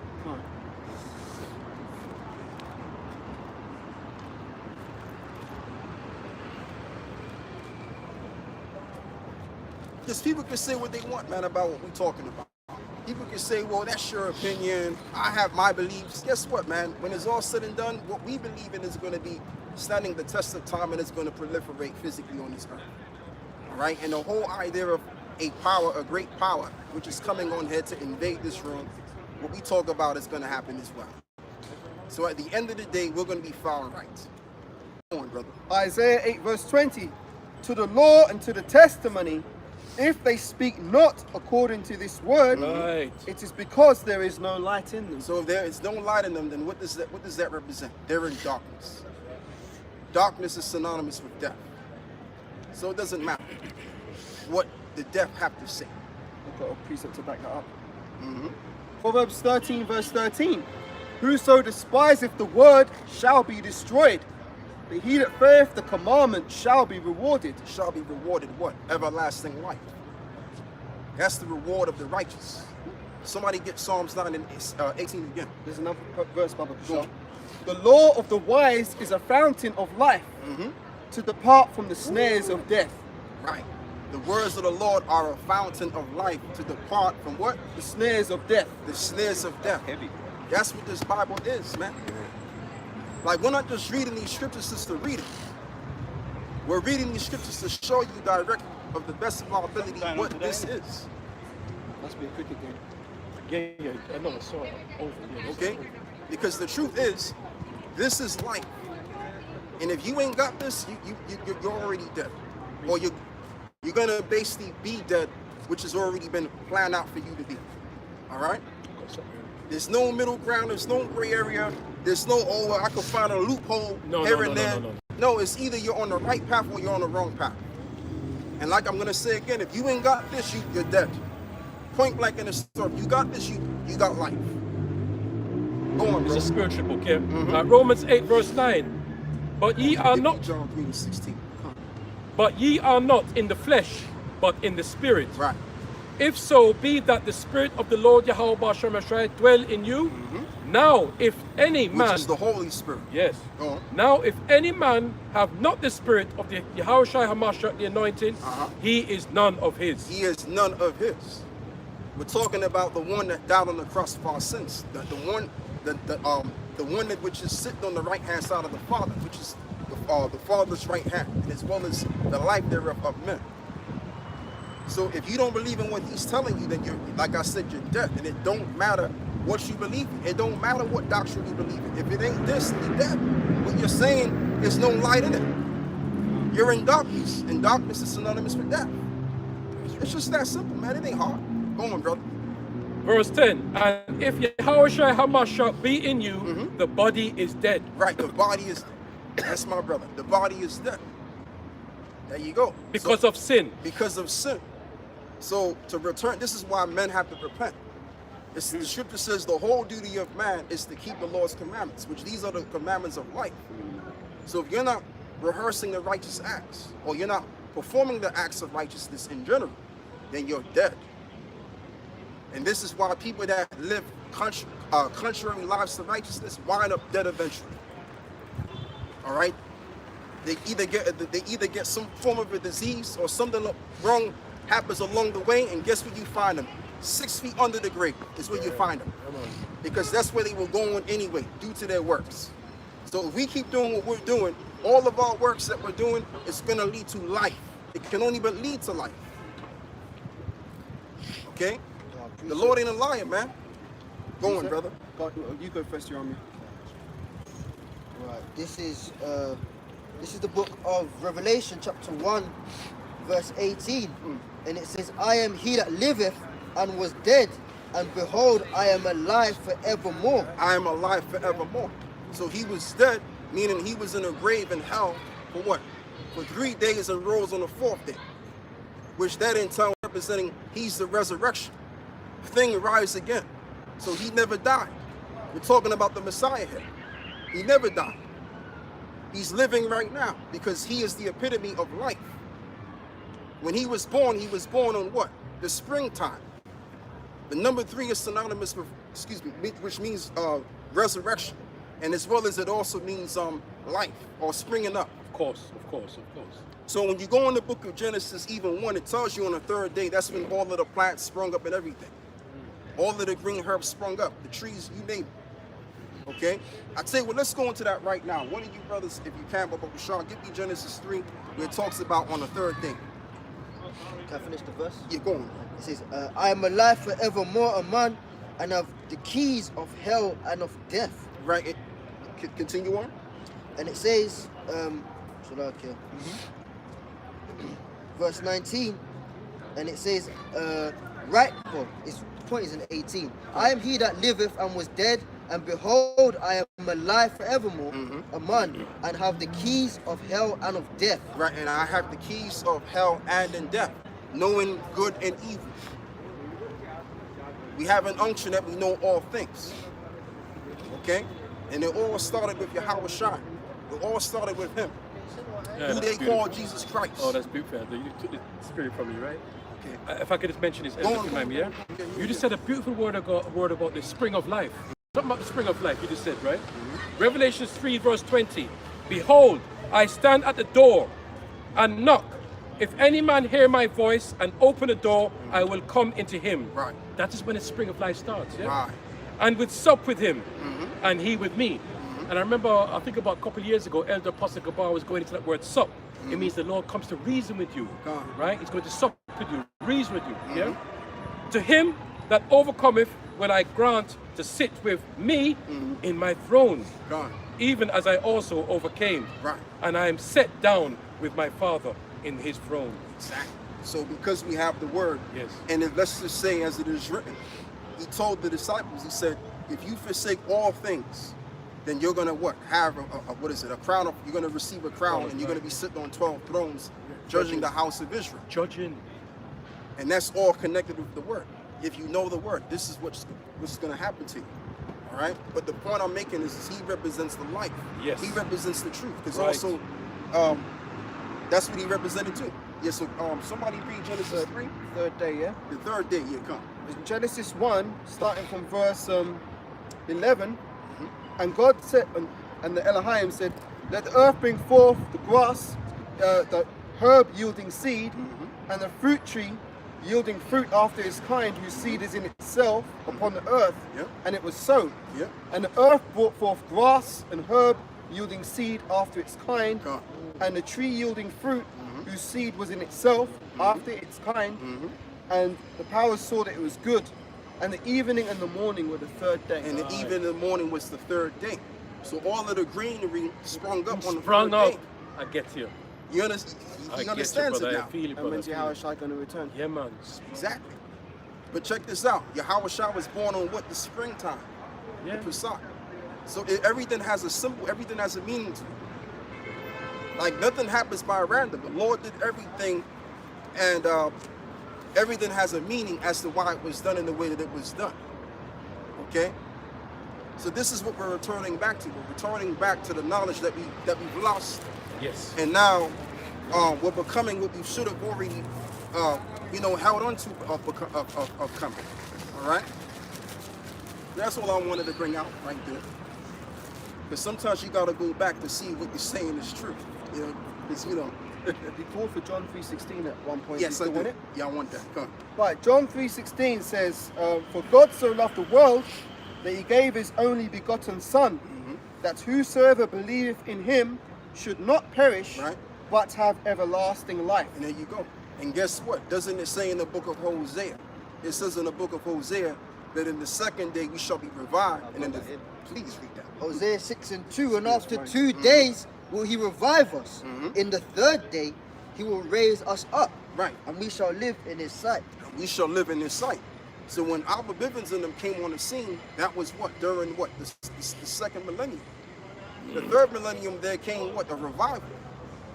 Because the word was what? Becoming more and more, and now what we're springing up more effectively with the word of life. So this is officially true. Okay? There you go. So read that. John 3:16 again. For God so loved the world. And what word is this, by the way? Let's break this down. The word there is cosmos, which means an arrangement of stars. See, the brother's learning, man. Arrangement of stars. Now, doesn't the Lord liken the children of Israel as the stars of heaven? So among the stars of heaven, you're going to have the elect. All right? For God so loved the world that he gave his only begotten Son. And just to repeat what I'm saying, the Israelites is the word that he's talking about. Go on. I've got a precept to back up on this as well. Uh-huh. For God so loved the world that he gave his only begotten Son, Right? that whosoever believeth on him should not perish, Right. but have everlasting life. And not have what? And have everlasting life. Show my brother. I need you to come. Right? So this is the thing. So I'll tell you what you do. Hold on with that and get me Acts chapter 2. got it. You know what I want. Yep, Acts chapter 2, starting at verse 22. Ye men of Israel, hear these words. Now read from 21, Salakia. Come on. And it shall come to pass Take your time. that whosoever shall call on the name of the Lord shall be saved. Right. Shall call on the name of the Lord. Ye shall. What is it? What does it say? Acts 2 and 21. And it shall come to pass that whosoever shall call on the name of the Lord shall be saved. Go on. Ye men of Israel. Ye men of Israel. Now, doesn't it say in the book of Psalms 147? What does that say? That he showed his word unto Jacob, His statutes unto Israel. and the nations have not known it, save the Lord. Right? Yep. So this applies. So the words of life was only given to the children of Israel because they are under the Abrahamic covenant, which the covenant has to be fulfilled. How is the other nations going to get this word if they were not a part of the covenant or to receive the inheritance? Precept to back that up. Let's say if I die, right, and I have, I accumulated a lot of wealth, whatever I have, right, okay, gold, silver, mansions, you name it, all that which has value. Am I gonna give all of that stuff to some other family that I don't know, or maybe a friend of mine? No, I'm gonna give it to my children. They're gonna inherit what I have. Okay, so the Lord gave us an inheritance through our fathers. And the inheritance is all of that which is encompassed in the kingdom. This is why the word has been shown unto us, which the word basically represents the law, which is connecting us with the covenant. Go on, brother. To inherit those things, which is what was promised. Right, shall I finish Acts first? Okay, go on. Let me finish this first. Yeah. It says Acts 2 and 21 again. No, just one here. Ye men of Israel, hear these words. Yahushua of Nazareth, a man approved of God among you by miracles and wonders and signs. I'll finish that point. That point's done. Forgive me. So Deuteronomy 7 and 6. For thou art a holy people unto Yahweh thy God. Yahweh thy God hath chosen thee to be a special people unto himself above all people that are upon the face of the earth. Yahweh did not set his love upon you nor choose you because you were more in number than any people, for you were the fewest of all people. But because Yahweh loved you, and because he would keep the oath which he had sworn unto your fathers. That's what I'm talking about. Because you have keeping the oath that he have sworn unto your fathers. Go on. Because he had keep the oath which he had sworn unto your fathers, hath Yahweh brought you out with a mighty hand, Right. and redeemed you out of the house of bondmen from the hand of Pharaoh, king of Egypt. And that's because the Israelites hearkened unto the Lord. So if we're holding onto this, which is the covenant, which is the law of the covenant, and guess what? We're going to be delivered again, so that the covenant can be fulfilled, so that we can be in that land forever and ever.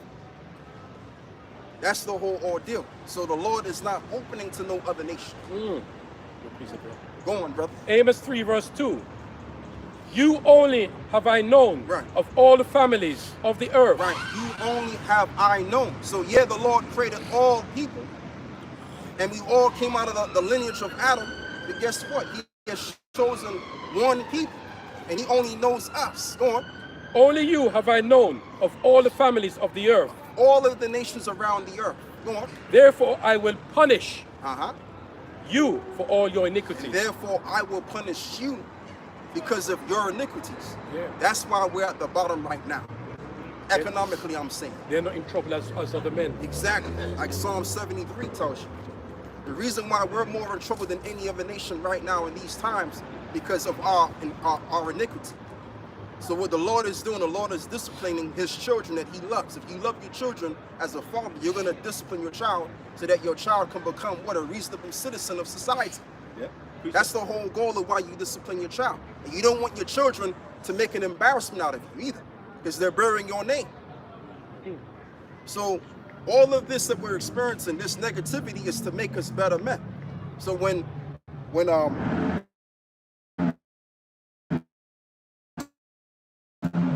all of them we've ever had, and therefore we can please our Father. Go on. That's it, Ella. Yeah, I've got one. Acts 7 I'm and Sean, brother. This is the 38. passion, 38 and man. 38. Yeah. This is he that was in the church in the wilderness with the angel which spoke to him in Mount Sinai, with our fathers who received the lively oracles to give unto us. Right. Yeah, so What is the oracles? The word. yeah, I looked it up actually, and it says, yeah, the word from the law, word utterance from God. So it's the utterance from God, and as he just read, it's only we, man. It's only we get the utterance from God. It's like we get a direct feed from God, man. The utterance of God. So that's as you said, we're on a higher level, in a humble. You know, I'm saying it humbly. We're on a much higher level than these heathens, man. Yeah. And can I say as well, there's the argument that when we left Egypt, a great multitude came with us, so they received the laws too. No, they were a part of our spoils. Those Hamites were slaves unto us. We left rich in gold, silver, and other riches, hence why we could build a golden calf. And a part of our riches was slaves, man. And it's going to be the same sentiments now.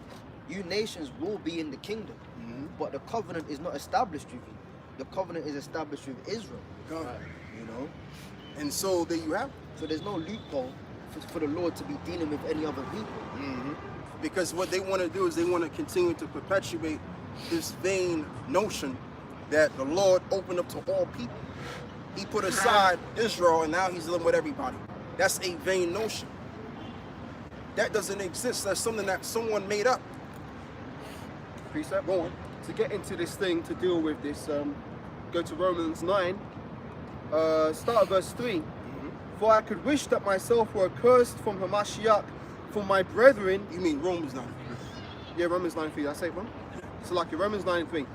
For I could wish that myself were accursed from Hamashiach, for my brethren, my kinsmen according to the flesh, who are Israelites, Go on. to whom pertaineth the adoption, and the, Belongeth, which means belongeth. Go on. and the glory, and the covenants, And the covenants, the new and the old. All right, which we broke the old covenant, but we're talking about in this case, like I was wrong. We're talking about in this case the covenant of Abraham and as well as a new covenant, which is written in Hebrews the 8th chapter. Go on. and the covenants, and the giving of the law, and the service of God, and the promises. Right, and the promises. So there you go. Who are Israelites. So that's what Paul was basically telling. So all of these things belong unto us. That's why he died on the cross for our sins. Not the sins of the world, the whole wide world in the unclementy sense. He died in the cosmos sense. The rearrangement of star sense. Give me Acts 5. Got something here, though. Go on, all right. Matthew 25, verse 31. When the Son of Man shall come in his glory, and all the holy angels with him, then shall he sit upon the throne of his glory. Go on. And before him shall he be gathered all nations, Right. and he shall separate them one from another. Right. So he's going to gather all nations. What is this talking about? Read it again. Matthew 25, verse 31. And when the Son of Man shall come in his glory, and all the holy angels with him, then shall he sit upon the throne of his glory. Okay. Verse 32. And before him shall be gathered all nations, and he shall separate them one from another, Go on. as a shepherd divideth his sheep from the goats. Right, so you're going to have the sheep and the goats being divided. In other words, representing the good and the bad. All right? The wicked and the righteous. The sheep represents the righteous and the goat represents the wicked. And there you go. There's the goat. Every tongue fall upon himself. Yeah. So they, you know, that's as far as it goes right there. Go on, brother. Finished? That's it, really. So That's it, Esau's really. going to be separated from Jacob, which they've already been separated anyway. All right? I've got a couple of precepts for you as well. You called for Acts 5. Yeah. What did you want in that? No, Acts 28, and read on, no, 29 to verse 30. And I've got more in Romans 9 as well. If you want it. Yeah, we could go back to that. Right, Acts 29 to 30, you said. There's only 28. No, Acts 5 and 29. Oh, Salaki. Acts 5. Acts chapter 5, starting at verse 29 says, Then Peter and the other apostles answered and said, We ought to obey God rather than men. The God of our fathers raised up Yahushua, whom you slew and hanged on a tree. Him have God exalted with his right hand to be a prince and a savior, for to give repentance to Israel and forgiveness of sins. And forgiveness of sins. Go on. And we are his witnesses of these things. So there you go, that's all we need. So he died on the cross for the sins of Israel, so that he can take us from the among our enemies. Get that in John 1, and I think you could begin by reading verse 67. John 1 and 67.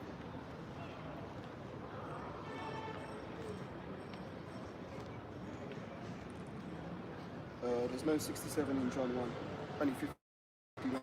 The thing is Luke 1 then. Luke 1 and 67.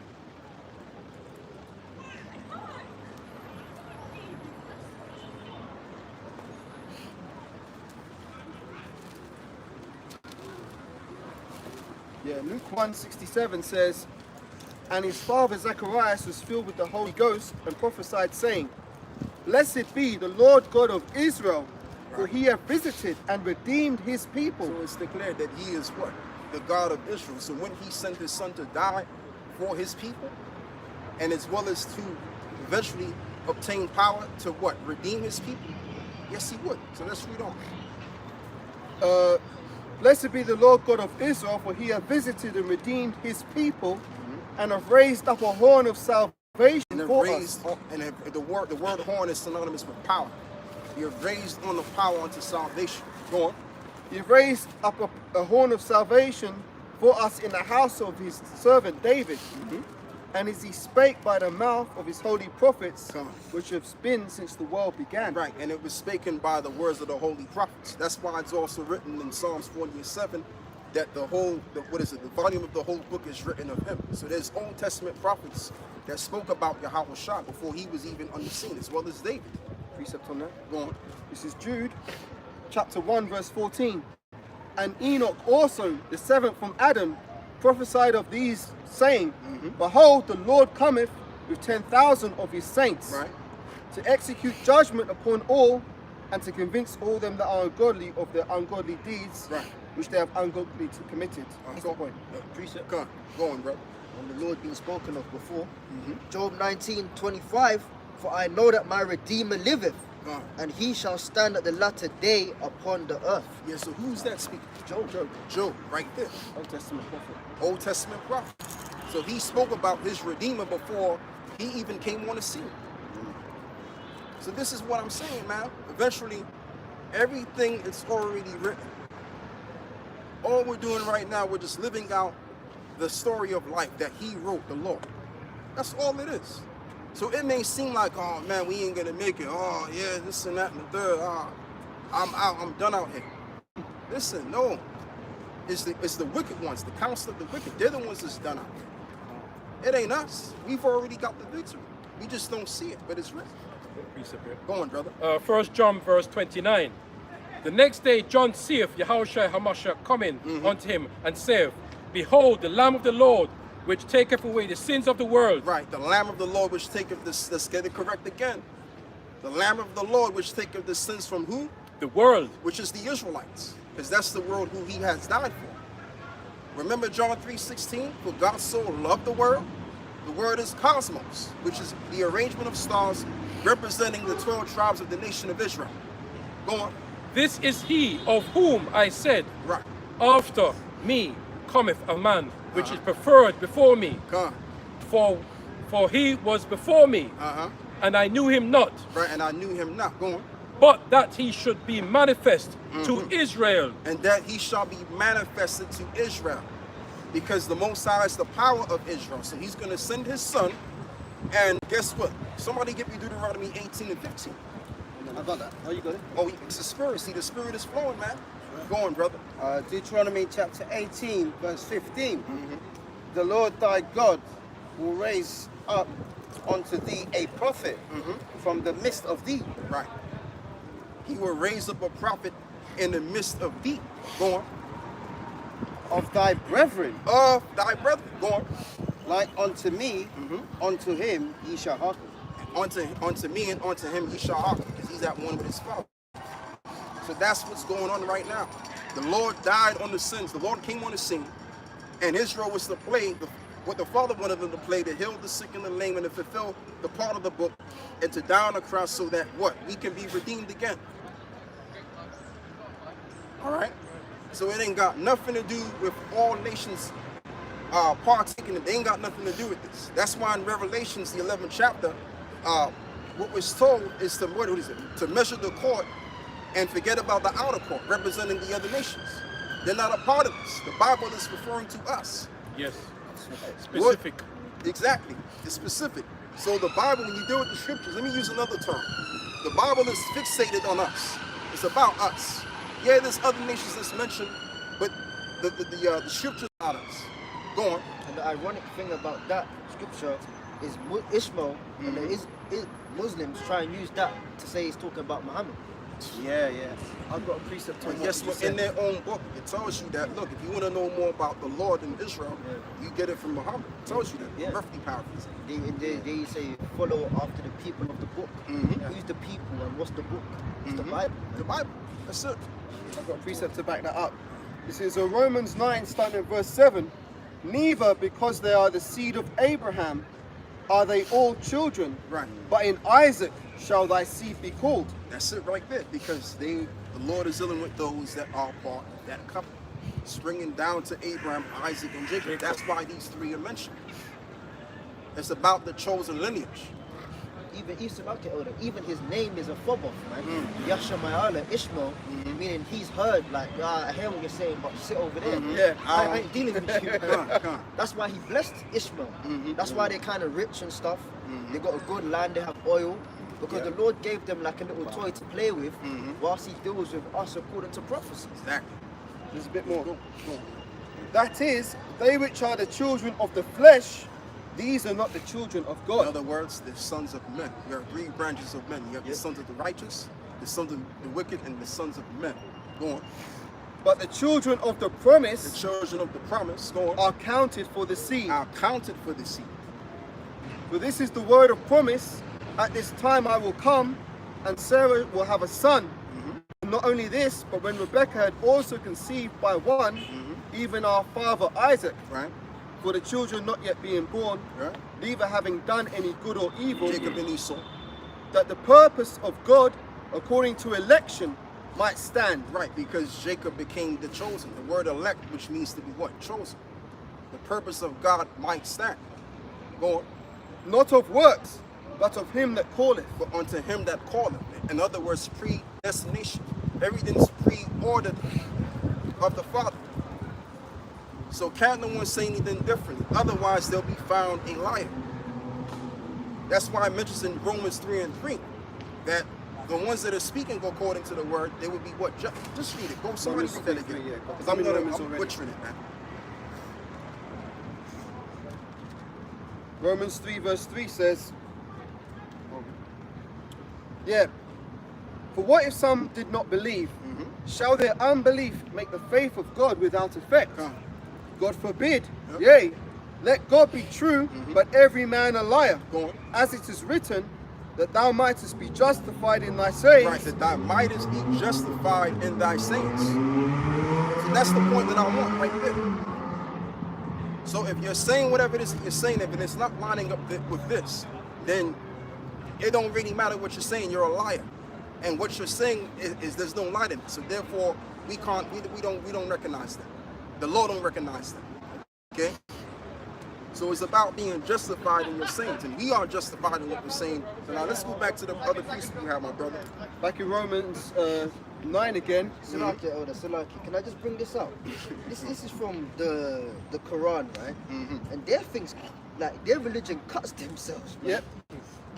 I don't know what chap book it is, but it's verse 68, and it says, "Say, O prophet, O people of the book, you have nothing to stand on unless you observe the Torah and the gospel and what has been revealed to you from your Lord." Cut. That's a cold cut. Close it. They might as well just put away the Quran and read the Bible. It says what? Read What it, please. the hell, man? It says, "Say, O prophets, O people of the book, you have nothing to stand on unless you observe the Torah and the gospel." So in other words, they have to believe in the Bible. So this is what it's telling them. So if they have, okay, if the Quran is the book of the Most High, then why is it saying in their own book that you have nothing to stand on? That means that their doctrine is nothing. And what has been revealed to you from your Lord. Now, what's the next verse? It says, "And your Lord's revelation to you, O prophet," meaning Muhammad, "will only cause many of them to increase in wickedness and disbelief." If they don't obtain this. Yeah. It's saying if you follow Muhammad, you're going to be wicked. And all you should follow is the Torah and the gospel. And the gospel. What's the point of the Quran then? Jake's made it, innit? I got something Was here. he drinking or something? It's the Roman Catholics in the Middle Ages. They paid. Roman Catholic Church. Yeah, they made paid Muhammad to do all this. What? It's in the Quran, man. So this is the thing. Like and the thing of it is, we're not trying to disrespect nobody. This is about the truth. That's what it's all about. Who has lies and who has the truth? Oh, It's got it about here. the truth. I got it here. Go on, brother. 1 John 2 verse 21. I have not written unto you because ye not know the truth, Right? but because ye know it, Because you know it. Go on. and that no lie is of the truth. There you go. That there's no lie of the truth. So, like it says in the Quran, in one of the surahs, if I'm correct, it says what it said, and the brother could read it again. Yeah, it says, verse 68, I think it's chapter 5, verse 68. "Say, O prophet, O people of the book. And they may say, well, you're reading it in the English text. It doesn't matter. It's the same thing. You have nothing to stand on unless you observe the Read Torah. it again. Let's slow it down so Come. they can hear this very clear. It says, You know, you may have an individual that's a part of this, and they have to listen. They're going to have to check this out. Go on, bro. say, This is in the Quran, by the way. say, O prophet, O people of the book, you have nothing to stand on unless you observe the Torah Right, you have nothing to stand on unless you observe the Torah and what? and the gospel Go on, and what has been revealed to you from your Lord. go on. And your Lord's revelation to you, O prophet, Right. will only cause many of them to increase in wickedness. So what it's basically saying is that if you don't take on to this, then you're going to just be plainly wicked and disbelief. and disbelief. So the commandment, which is what's said in there, is to go back to the Bible, because we know the history. You had the Augustinians, which were Jakes. They formulated the Roman Catholic institution, and they used that religion to pretty much use those people in North Africa, those Israelites over there, to if I'm correct, to go over there for a particular reason, for a particular plot, and so that the Roman Catholic institution could be established in Jerusalem, because Jerusalem has a religious historical record. So if they bring that church there, then that church is the greater power that everybody wants to partake into. That was the whole agenda for why they created that religion. All right. Oh, these fucking dickheads. Their commentary guys tried to twist it around, and the commentary for that verse is saying basically that the people of the book ain't got it, but they've got it. No, the verse didn't say that. They're trying to twist it around. Well, they know the truth, brother. They, They I've know got the two truth. precepts for that, if I may. Yeah. I mean, what we just read this solidifies the point. Go on now. Two precepts. So Isaiah 28:10. For precept must be upon precept, precept upon precept, line upon line, line upon line, here a little, there a little. There you go. I'm linking that with Psalms 119, 104. Through thy precepts I get understanding. Nice. Therefore I hate every false way. Right, and therefore I hate every false way. So how do we know a false way? Because we know about the false way. This is why we can go into certain books that certain people believe in and break it down and use that book against them, their own constitution against them. So that's showing you the power of the righteous. We have the power to know every single thing. This is very real, man. The scriptures ain't lying when it says we have an unction. Yeah. We know everything. And we know that what everybody is saying is a bunch of nothing. It doesn't matter. Okay? Even their own book is telling them that what you believe in ain't really nothing unless you have this. Go on. I finished what I had. Yes, so go back. What was we reading before? I was reading Romans before about the children. I think we established that point now. Being the children of the promise versus the children of the flesh from Abraham. Okay. Got a quick one if I may. Go on. Hebrews chapter 4 verse 12. For the word of the Most High is quick and powerful and sharper than any two-edged sword, Come. piercing even to the dividing asunder Right. of soul and spirit, Right. and the joints and marrow, and is a discerner of the thoughts and intents of the heart. Yeah. So if you use this Bible against someone that's against it, man, and you bring out the right precepts, it can shock the spirit of a man. That's how powerful this word is. That's what this is really going into, because this word is against all manner of righteousness. So if your spirit is that of a contrary frequency to righteousness, then you're gonna get cut by this. You will be cut. You're gonna feel it, man. And Esau is feeling it right now. You better believe it. Yeah, cut. You got a precept? Yeah. Going on. It's 2 Corinthians chapter 10, verse 4. For our weapons of our warfare are not carnal. There you go. Unlike them Muslims, man. They're very carnal, you know. But mighty through Yahweh to the pulling down of strongholds. God. And that's you're going. So it's like that Islam is a big stronghold on our people, man. But really, they're not our people. They're into Islam, God. basically. You know. Yeah. Yeah, man. That's how it goes. Going, brother. 2 Corinthians 2 and 16, just on the point he was making just now. To the one we are the savor of death unto death, and to the other the savor of life unto life. Yeah. So you can actually you could actually put curses on someone by using. You could actually curse it in the particular individual by this word, and you can bless someone else in this word. Excuse me, bless somebody with this word if they're listening. Like Paul said, I'll cast one of his followers to Satan. He said, I think it's Hymenaeus. Hymenaeus. Huh. Philetus. So yeah, you know, with this word you can condemn people, man. Like that's why it says reprove and rebuke with all long suffering. So you can rebuke someone if they ain't right. If I may, Elder. Going on. That's one of the biggest reasons why Esau's got a problem with this book, which is why he's tried to ban it from being taught in schools and stuff like that, because this word is indeed cutting his ass and condemning him. Yeah. If there was no power in this book, why would he have to take it out of schools? Because it goes against what he's pushing, his wickedness. That's what it is, man. And like you mentioned, brother, he's getting offended.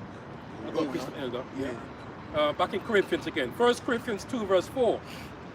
And my speech and my preaching was not with enticing words of man's wisdom, but in the demonstration of the Spirit and of power. Yeah, and that's where we come in as well. We come in that same spirit. Like we're not here to use enticing words, big $1 million words and all of that, to woo the public, to be exciting, to be charismatic. We're not out here for that. We're out here to demonstrate through the Spirit of the Lord, through the word, and by the word, guess what? The elect are being sealed. That's our mission. Our mission isn't to do anything other than that. Go on, brother. That your faith should not stand in the wisdom of men, but in the power of the Lord Yahweh B'Shem Yahshua. Beautifully put. I don't have to explain anymore. That's it. Howbeit we speak wisdom among them that are perfect, yet not the wisdom of this world, nor of the princes of this world that come to naught. Right. The princes of this world which come to naught. So their wisdom is going to fail. Our wisdom is going to what? Have a supersede over them. Because again, like I said earlier before, this knowledge is the winning knowledge. They have the losing knowledge. All right? Like the Apocrypha says. The Apocrypha says the same thing. That, what is it? Knowledge of wickedness is not wisdom. Yes. So they can't overcome with that crap. That's all bull crap. They can't come with that. They can't use that against this. That's why I'm vocabbing them. Because really what he's preaching, to preach this whole idea of, oh, God came and died for everybody too, that's a doctrine of Satan. Because the Lord never said that. The Lord never said that, which the word Satan means adversary. So that's an adverse doctrine. Yeah? So that's a satanic doctrine. You can't use the knowledge of wickedness against the truth. Don't work. Go on, brother. Anyone can quote precepts. Yeah. All right, this is Proverbs 3:32. For the forward is an abomination to Yahweh, but his secret is with the righteous. But his secret is with the righteous. What is the secrets that we have? This knowledge. The ability to interpret the secrets. Oh yeah. Hold on with that. Give me Matthew 13, 9 and 10, please.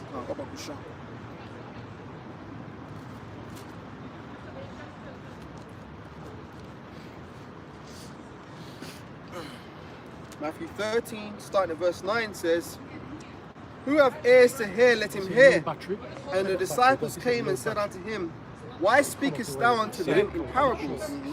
But he answered and said unto them, Because it is given unto you to know the mysteries of the kingdom of heaven, but to them it is not given. Nice. She got a nice face, but the weight, the shape of the neck. So you've got 15 minutes left. So like, could someone else read? Matthew 13. Yeah, one. Matthew. That woman that walked past, man, she got a nice face. I missed it, I didn't see it. Concentrate, brother. Yeah, shit, that neck good. No, I'm concentrated, brother. Alright, Matthew what? 13 and 9? 9 and 10, yeah. Alright. Matthew chapter... That's the spirit though, because I told these brothers to concentrate. Now you tell them. That one that came around the back, she was nice, like Edom. Go ahead. Yeah. Matthew chapter 13, verse 9. Who have ears to hear, let him hear. And that's why you got to listen to the spirit, man. You know, because he said the same thing. That's the spirit. Reaffirming that we got to focus on what's important going on. And the disciples came and said unto him, Why speakest thou unto them in parables? He answered and said unto them, Because it is given unto you to know the mysteries of the kingdom of heaven, but to them it is not given. Yeah, so when he brought the parables, he was really speaking to the elect. That's who he was really talking to. He's talking to the elect. He was talking to the whole people, everybody that was there. So it's the same thing with us. What we're saying is parabolic, hard to understand by most people. But why are we speaking this? To gather the elect through his will, which we're not gathering anybody. We're just putting the fish net out there, and they're coming to it. Whoever's supposed to come to it. Appreciate You that. know? Go on. 1 Corinthians 6:9. Know ye not that the unrighteous shall inherit the kingdom of God? Be not deceived, neither fornicators, nor idolaters, nor adulterers, nor effeminate, nor abusers of themselves with mankind, nor thieves, nor covetous, nor drunkards, nor revilers, nor extortioners shall inherit the kingdom of God. This is the point. And such were some of you, but ye were washed, but ye are sanctified, but ye are justified in the name of Yahweh, Right. Yahushua Mashiach, and by the Spirit of Yahweh. Exactly. So we're justified. The elect, which was called into the thing, that were walking and operating in the realms of darkness, they've been called into the light, and by the light they're going to be justified. Yeah, because that's the counterbalance, or the balance to it can cut a man. This truth can cut a man, but on the other hand, Hebrews 4:12. On the other hand, it can make a man change his life around, turn his life around, wash a man clean from his past. You know, so the Hebrews 12, Hebrews 4:12. The word is powerful, man. It's powerful.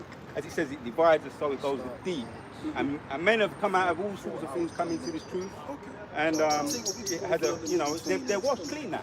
Yeah. You know? Like, what's the messages? I was thinking that the other day because we've all been in that situation. Yeah, the Lord is he's not involved in what's it called, people that are okay already. You know? He's about what's it called, clean up dirty people, and we were all dirty, you know. So the word is for the people that are filthy. Right. Them porn actresses, them hoes, thieves, you know, them black guys with their pants hanging off their ass. This truth is for them, man. Yeah, boozy. You know? Yeah. That's it, man. People like boozy, but boozy, you know, he's deep in. He but talks shit though about the Lord. No, I'm not. I'm just using him as an example, Yeah. right? He's too deep in, but I'm not. That's up to between the most. But people like Boozy, who are heavily deep in, potentially can still, if he was of the elect, he could come out of that. If he was. Yeah. It's up to the Lord, yeah. It's up to the Lord. It's up to the Lord. I tell you, you know what? One of you brothers start. See what I say. Yeah, I'm just thinking of something. Yeah. So not to change the topic too much, but something that's been percolating in my mind since I've been at camp today. On the way here, I saw some of the newspapers in the shop, and it said that Boris Johnson has resigned as an MP. Fantastic. Which is interesting, all because of this Partygate scandal. Now, the ironic thing about this is that when the C19 thing was in full effect, they were always on the TV talking about, oh, you need to keep hands, face, space, 6 feet apart, no communication, let there be social distancing, right? And they were saying, I remember Preeti Patel, that bitch, being on the news saying, well, it's the public's responsibility to report anybody who might be breaking the rules. Yeah. So if you've got neighbours who are, you know, having more than guests over, you weren't allowed to have guests, were you? Yeah. And having more than 6 people in their house or in their garden, you're supposed to report them. So the irony is that now Boris Johnson has been found out of actually partaking in that shit. So now he's had to resign as an MP, which is ironic because the stone that they tried to roll on the people end up rolling back upon himself. And the scripture says, woe unto them that decree unrighteous decrees and write grievousness which they have prescribed. That's exactly what they were doing. So it's quite laughable because that was one of the top so-called Edomite MPs. He's now had to stand down because his arse has been found in violation of the rules that they tried to create, which shows that this is an unjust man, because even the laws that he says, okay, we should do this, we should do that, they're not even adhering to their own laws, man. So they're full of shit. So they can't keep to their own laws, let alone the laws of the Most High. So they're unfit for rulership. Let me tell you something, man. Although he stepped down, he's going to be... He's still in the background. He's going to be richer now Yeah. than an MP, right? He's going to be Yeah, more do you know richer what? than an MP. That's a good point, Ahab, because a lot of these MPs, when they step down, Yeah. like Gordon Brown, Yes. David That Cameron, from, what's Tony David, Blair. Tony Blair. He was the one. they're all Yeah. still They- making they got moves richer. behind the scenes in the shadow government. Yeah, man. That's why every so often you'll see Tony Blair crop up Yeah, and he'll be saying, "Oh, we need to have digital identities and all this kind of shit." Where's this guy coming from? Obviously, he's still working in that secret council, but just behind the scenes. So don't get it twisted. When these prime ministers get elected or they step down, that's just the public Yeah, man. facade of things. That's just a show. That's just a show to make the people feel like they've got some say in what's going on in the society. Oh, yeah, we've got a vote, we've got a say. That's all bullshit. Go ahead and read it. It's true. Isaiah chapter 10 verse 1. Woe unto them that decree unrighteous decrees, and that write grievousness which they have prescribed. which they have prescribed. So, exactly. So trying to social distance people to stop people from meeting up, that's an unrighteous decree, man. Because what did God say in Genesis? Be fruitful and multiply. That's beautiful. The Most High wanted the earth to be prosperous, to bring life in abundance. But also, all Esau ever wants to do is bring forth death. That's why he's trying to say, social distancing and all this kind of shit, because he doesn't want people interacting. Because when people interact, what do? They get together, people have relationships, they might bring forth children. Esau doesn't want you bringing forth children anymore, because his agenda is about depopulation and control. So unless you're acquiescing to his rules and his society, he don't want you on the earth, man. That's the long and short of it.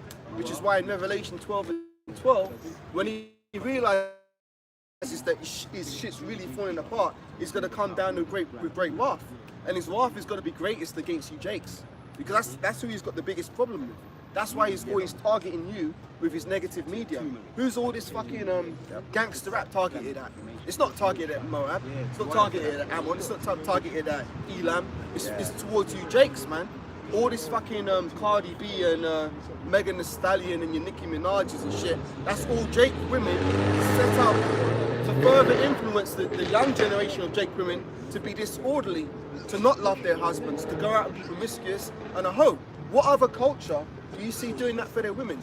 Ishmael don't do that with their women. In fact, some of them countries, they punish their women for doing salacious things. For example, there was one woman who, I think if I remember the story correctly, one Ishmaelite woman made a video of herself, I think she was sucking a banana or something, and she ended up getting put in prison for it because it was seen as destructive. You know, putting out that image of her being fellatio on the banana. And people in the West are like, oh, that's terrible, you're violating women's rights. But let me break it down to you, man. In the kingdom, we're gonna have our women in order. And I said this earlier today. Today we've got all these fucking, because the sun's out, people are walking up and down, meandering, doing their shit. In the kingdom, you're not gonna have women walking up and down like that unless they've got a job to do. They're doing an errand for their father or they're doing an errand for their husband, because liberty destroys women. That's what feminism has done. Like Esau perpetuated the idea that, we need to liberate women. Liberate women from what? Women in the ancient world were happy because they had their households in order. Now women work more hours. Now women are more stressed. Now women can't hope to sustain long-lasting relationships. You see, the thing about a woman is funny. I was thinking this the other day. A lot of women worry about their age. You know, when they're young, 14, 15, they think they've got the world at their feet. Then they get in their 20s, they still think they've got it. You know, their body's still a bit tight. Then they hit about 30, 35, they realize, oh shit, my looks aren't working for me as much as they once did. Then they hit 40 and, it's kind of game over by that point for most women. But women are worrying about the wrong thing. It's not their age that they should worry about, it's the mileage. You know what I'm saying? You could be 16 and have fucking a body count of 20. You got miles on the clock, man, and that's a problem for you women, because a woman's only supposed to be with one husband. When you done dealt with 20, 30, 50 men, you're all fucked up in the spirit, you're all fucked up in the mind. You can't, your sense of perspective is all gone. So that's what feminism really was about. Who was it who set up feminism? Gloria Steinem? Gloria Steinem. Yeah, she had the picture of her with the fist. You had the nigger woman up there next to her with her fist. Yeah. As if that was liberation for you. Nah, man, that was your destruction, man. And eating that fruit of feminism has destroyed women on the whole, to where a woman doesn't even know her purpose in them anymore. Yeah. Going, if you got any precepts, bring it out, 'cause I'm talking. Yeah. See, you got to go into the history of the words, man, to understand the meaning of them. They don't teach you this at school, but the etymology of the word woman goes back to female servant.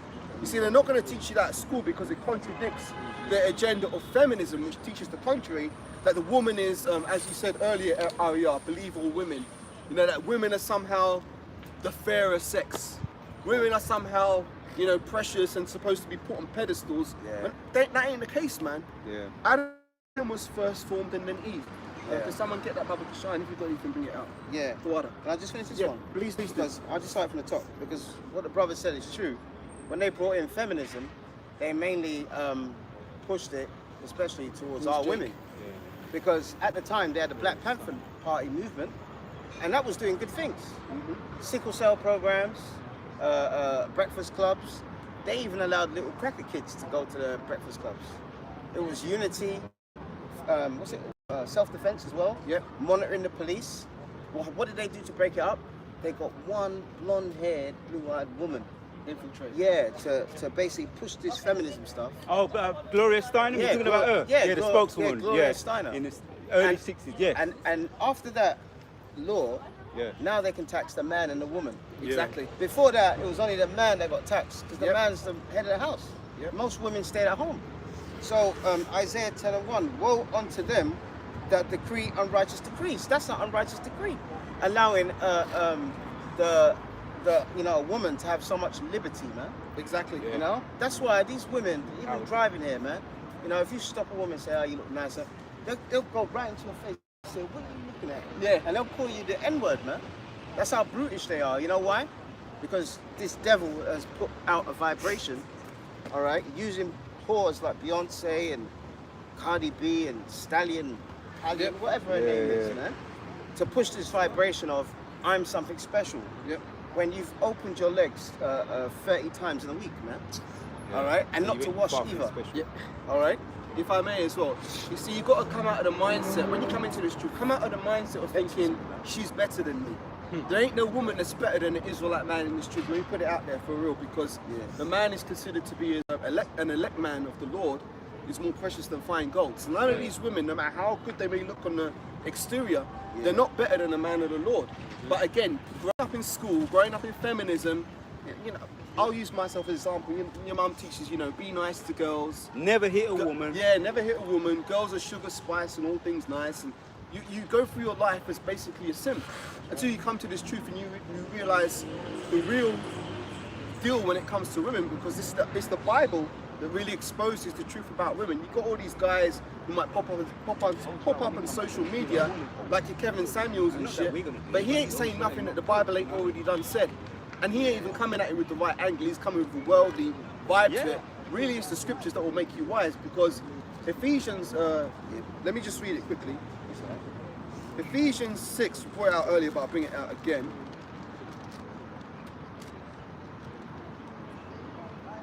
You holding anything, Ahab? Yeah. Hold on, I'll just bring out Ephesians and I'll give it to you. Ephesians 6. You as well. But we mentioned this earlier. You can't see your baby. Right, Ephesians 6 and 16. Above all, taking the shield of faith, wherewith ye shall be able to quench all the fiery darts of the wicked. So that whole feminism thing was a fiery dart of the wicked. He weaponized the woman against the Israelite man. So she's become our enemy. But you know what? With this truth, with this faith, we've got that shield, and we're able to quench all the fiery darts of the wicked. It's not my worldly knowledge that I'm able to circumnavigate and not get entrapped or ensnared by these women. It's through the Holy Scriptures and that knowledge that allows me to actually think spiritually rather than carnally, and able to sidestep a lot of the pitfalls that I would have got caught out in when I was in the world. So bring out what you got, Anita. This is 1 Corinthians chapter 7, verse 29. And really, this is only for the hopeful elect. It's not really for the average person. The average person, especially the average black person, when they get a average so-called black man, when they get an Edomite woman, they look at that Edomite woman like she's some kind of Like goddess. she's a prize. Yes. Like she's a He's- yeah. Ticket. By him dating the Edomite woman, he's elevated his status in society. Yeah. Now he's just not just a nigger. He's a nigger that's got a little step up above everyone else, and he thinks he's made it. Yeah, he's got a pep in his step, man. Yeah. He's all happy and smiling He and thinks he's elevated above the curses. Now he's so-called integrated into Esau's society. that's why this truth is everything, because you can understand why some of our men and our women have given up on their you know fellow black men and women, because they don't know about the curses, man. Once you know about the curses, then you understand why we can't, be together and now get together. Can't. So 1 Corinthians 7:29. But this I say, brethren, the time is short. It remaineth that both they that have wives be as though they had none. So if you've got a woman, and according to the Bible, when you lay the pipe down on a woman, that's your woman, man. That's your wife. Okay? So basically, the Lord is saying, if you've got a woman, you have to act like you haven't got a woman in the way you manage your time. And why does it say that? Because it said time is short, man. And time is short. It is. A couple of years ago, everything was locked down, and everyone was in misery, and this, that, and the other. And now, because the sun, today is what, 30 degrees? Now the freaks have come out to play today, man.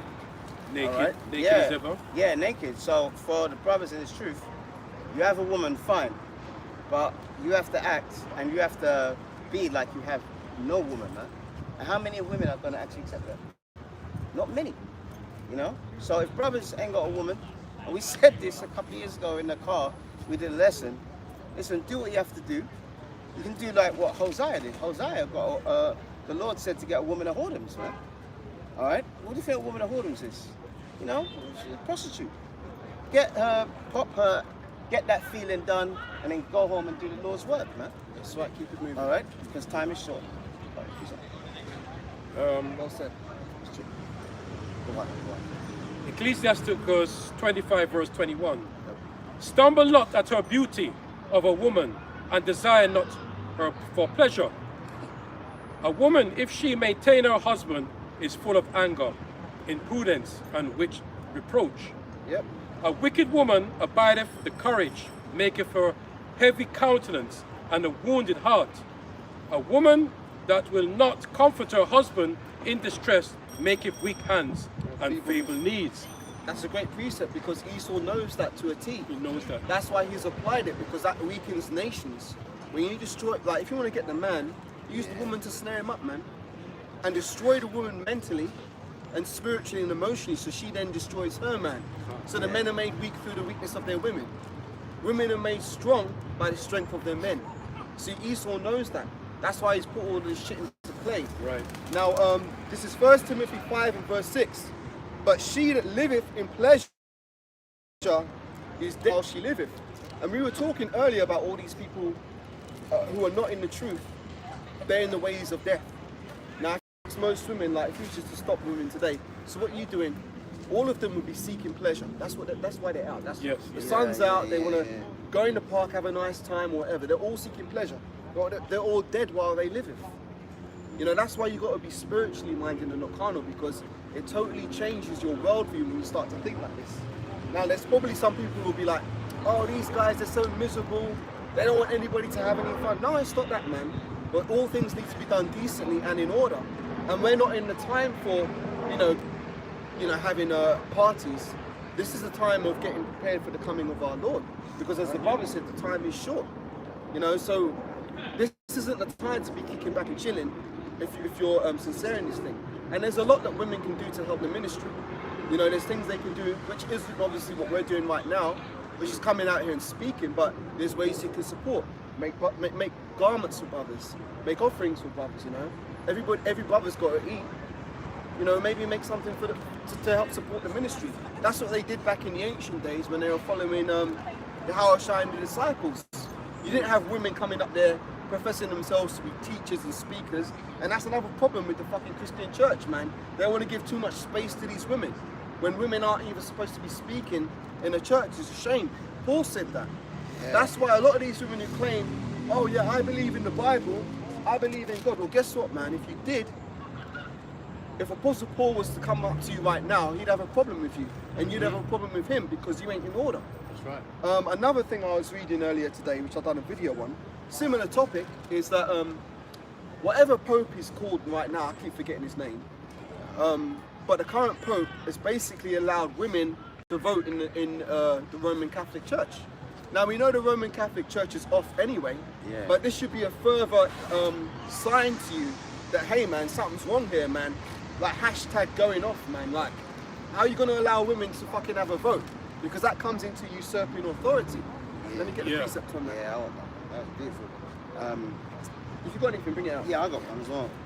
Because the woman that you have is a reflection of who you are, man. That's a good point. All right, it's a big time reflection of who you are. I mean, like the brother said, there was a time where my dad, he was a doctor, and there was a time where he lost his doctor's license, right?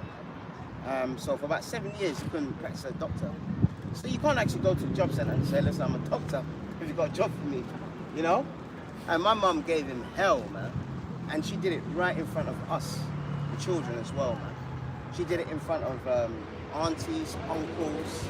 She basically kicked my dad when he was down, man. But then when he got his job back, his license back, and he could work, she was, you know, she was happy again and this, that, and the other. And we're gonna find out that the average one-day woman, man, they're nothing but superficial, man. They're nothing but superficial. If the money ain't coming in, or if you ain't laying the pipe to her, you know, she's gonna turn her head, you know, a different way and humiliate you. And especially pull a Job's wife on him. yeah, that's it, man. Yeah. You know? But the reason why that happened to my dad is because he was wicked. Yeah. And my dad and my mum was wicked, man. Wicked woman's My mum is wicked. Ecclesiasticus, this is in the Apocrypha.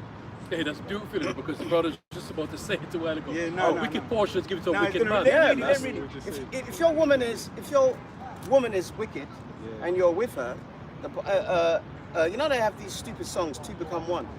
Well, if your woman is wicked, then you're wicked, man. Yeah, that's it. That's it. Well, that's your reward from the Most High. That's it. It's like, I don't mean to cut you, but Yeah, go on. a lot of guys think they've won when they've got a woman. Couldn't be Yeah. further from the truth. Sometimes the Most High will send a woman to destroy you. Oh, And destroy your mind, destroy your life, destroy your everything. That's it. But there you are thinking, yeah, I got this beautiful woman, but you don't know what's coming down the line. So you got to be careful in these things because sometimes the Most High can get a woman to take up so much of your time that maybe you wouldn't even find time for the truth. So you got to be careful. It's a double-edged sword. Go. I remember the scriptures. Cut you right. Remember the scripture says, you know, the Lord giveth and He taketh. Yeah. Yeah. When the Lord gives you a woman, He could bless you with a woman. But when you don't have a woman, that could be a blessing also too. Yeah. Yeah. Right? Because that woman could put into trouble, man. Do you know what I mean? Yeah. And I put up my hand, man. I'm scared of women. I'm afraid of women, you know, because I know what they can do. No. Let You know what I mean? me help you a bit there. You're scared of demons because I got. Let him read that precept. don't read Let me break it all down. Yeah, all right. Bring out that precept. It's Ecclesiasticus chapter 26, verse 23. A wicked woman is given as a portion to a wicked man. Let me repeat it again. Ecclesiasticus 26, verse 23. A wicked woman is given as a portion You know. to a wicked man. So it says given. It says given though, isn't it? Yeah. So who gave you that woman? Yeah, The Most the High did. Most High gave you. Because she's For the- wicked. Yeah, And for your the black wickedness ass is of- wicked the as well, portion of man. the wickedness that you've done. Yeah. It says that the portion of the sinner. Yeah, will that's upon right. him. There's a little bit more of that, right? But a godly woman is given to him that feareth the Lord. Right. All right, a bit more here, innit? Yeah. Go. There's more. Verse 24, Ecclesiasticus 26, verse 24. A dishonest woman contempteth shame, You see? but an honest woman will reverence her husband. Right. And how many of these women, not just our women, or these average day women, are going to reverence their husband when you have a tradition, probably a pagan tradition, of you coconuts going down on one knee, man, saying, do you want me to be your wife? Listen, these women are not worth going down on one knee for, man. That All goes right? back into That is their idolatry. usual position. All right? Mostly 7 days a week, especially for our women. All right, they're the ones that are usually on their knees, man. But you're going down on your knees for a woman that's had like 12 sexual partners. We're not saying not to have a woman, but what we're saying in this truth is, and I've seen it, and this brother here will testify. I've seen 3 now people in this truth, some in this camp, fall out of the truth because of so-called women, and they're not worth it, man. Especially not this caliber of low-class women that we've got now. If I may, this goes back to idolatry. Exodus 20, verse 3. Thou shalt have no other gods before me. Thou shalt not make, no, jumping down to verse 5. Thou shalt not bow down thyself to them, nor serve them. For I, Yahweh, thy God, am a jealous God. So when you were talking about these guys going down on one knee for a woman, what is that? That's essentially bowing down to your idol. And you're not supposed to be doing that. So that's going off. But women love that, because once you get down on one knee for a woman, you're basically, you know, doing the Oliver Twist thing. Can I have some more? You're begging. They know you've got you, man. That's why they celebrate. You see them, I don't have Facebook anymore, but when you did, they're always running around going like this, showing their fucking engagement ring finger, because they know they've just triumphed over a man. That's what a woman really wants. Yeah, and then she gets bored, and it's on to the next victim. Yeah. You know? But just to back up, Ahab, what he said. I'm not gonna stay on this topic. Just a quick one. Proverbs 31 and 10 says, "Who can find a virtuous woman? For her price is far above rubies." So, the woman that or the demon that you're afraid of is the demon, or the demons on the women today. In the kingdom, you ain't gonna be running from the women. You ain't gonna be having to play games with them, play chess. What move we're gonna have to make now, just to make sure that I don't be like all that silly business and being a man, all that's gonna go out the window. It's a game now, but so it's the demons you're afraid of, Ahab. It's because a virtuous woman is something that is hard to find. They're the women that we're gonna have them.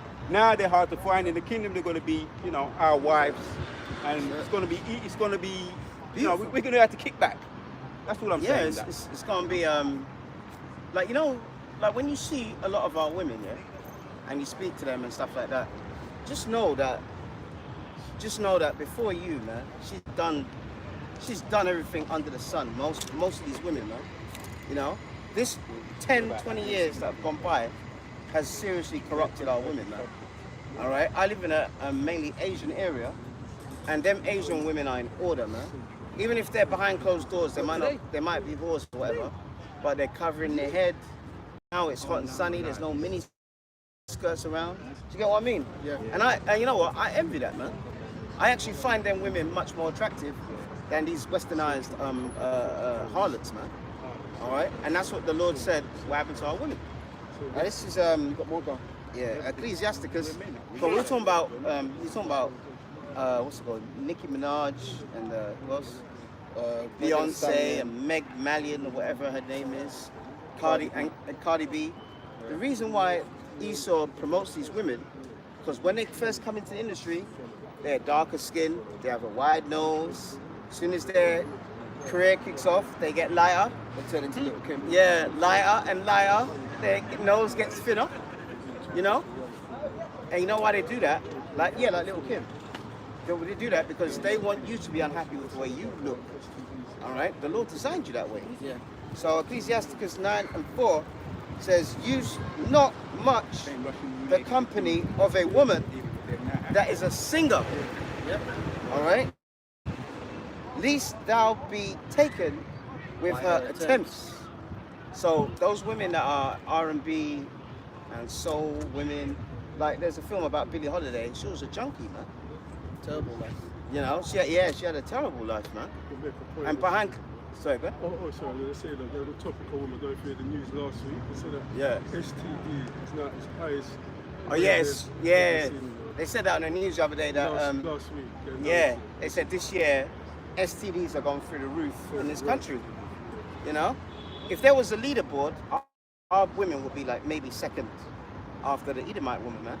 So those women that sing and gyrate like Beyonce and stuff, you go to a club, you see her and she's wooing you, whatever. She's backing it up. Yeah. We're not saying that you can't lay the pack down on her, but once you do that, just flee, man. Be like a Ethiopian or Kenyan runner and run away from that bitch. Well, man. Yosef. Well, You know? Yosef in the Bible when he ran from Potiphar's Potiphar's wife. wife. Yeah, there you go, man. You can do that. If I may, another point I want to make on this topic is the mindset. Because what Esau's done is corrupted the mindset of the women because he's got them focused on the wrong thing. Not just the women, but the men too, i.e. filthy lucre, i.e. FRNs, Federal Reserve Notes. Yeah. People perceive that to be money, and the trouble with women is that they're something that they're actually designed to do is to be attracted to power, right? Yeah. So what they perceive in this world, Esau has told them, money is power. So therefore you've got these women who go through the education system thinking, oh well, I want power, so I need to get a good job. So let me go to college, let me go to university. And when they're going up in these universities, let me tell you, man, it ain't pretty. They're going up there claiming to mummy and daddy, yeah, I'm going to get education. But really, all those universities do is turn your daughters into harlots, man. Because they're running around, even these fucking, you just reference these Asian girls who might walk around like, you know, they don't do that shit. Man, they'll go to university and they'll be fucking Jake, but they won't be going home and telling their parents they're doing that because they do it behind their parents' back. So they go up there, become whores, and they come out of that. Obviously, when a woman becomes ran through by more than one man, she's already mentally fucked up. She comes out, she's got a good qualification, and then she's thinking, well, I need a man that's better than me, because naturally she's attracted to power. So she wants someone who's more powerful than her.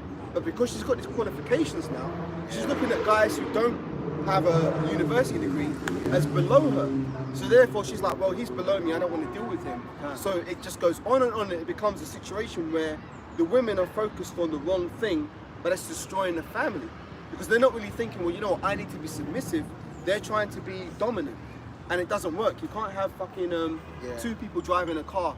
It don't work, you know. Someone has to be the passenger, someone has to be the driver. So when men cannot fulfill their role, they become what? Psychologically defeated, because they feel, oh, I'm not really a real man. You know, I haven't got things that a man should have. He hasn't got a woman by his side, so he feels lesser. So what you've got is an effeminate, broken down man and a masculine butch who can't be told nothing women. That society can't run like that, because that's not how the Most High ordained it to be. But Esau has done corrupted everything by bringing these things to pass. That's it. Any precepts? Yeah, and that's absolutely right, because I went to university, I did HR marketing.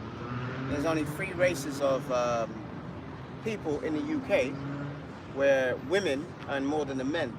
And it was Bengalis, Somalians, and Afro-Caribbeans who are Israelites. So that shows you that we're at the bottom, man. Yeah. All right? That shows you every other race, all right, the man earns more than the woman. There are only ones that don't. And when I was in uni, I wasn't in this truth or whatever. But when I heard that, it made a lot of sense, because you just look at our community. The women are earning more than the men, but that's prophecy. Jeremiah 31, verse 22. How long will thou go about, O backsliding daughter?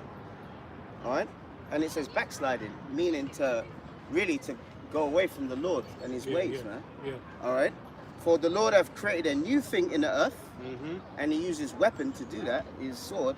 All right? The woman shall compass a man. So, It's prophecy. yeah, so the average one of, even, Gad, where's Gad? Even Gad, the Gadite women, Native American women, are in much more secure jobs than the man, man. Yeah. That's why the woman looks at the black man and says, well, As if he's nothing. I'm earning more money than you. I don't need you. You know? Yeah. So that is an imbalance. That's why where kingdom's going to be beautiful, everything is going to be balanced and in order in the way the Lord wants it to be. You know, like in Avengers, when he goes, you know, we have to balance the universe. Thanos. You know, all that kind of stuff. Well, all of that really is how the Lord feels. He has to rebalance things back to the way he designed it, man.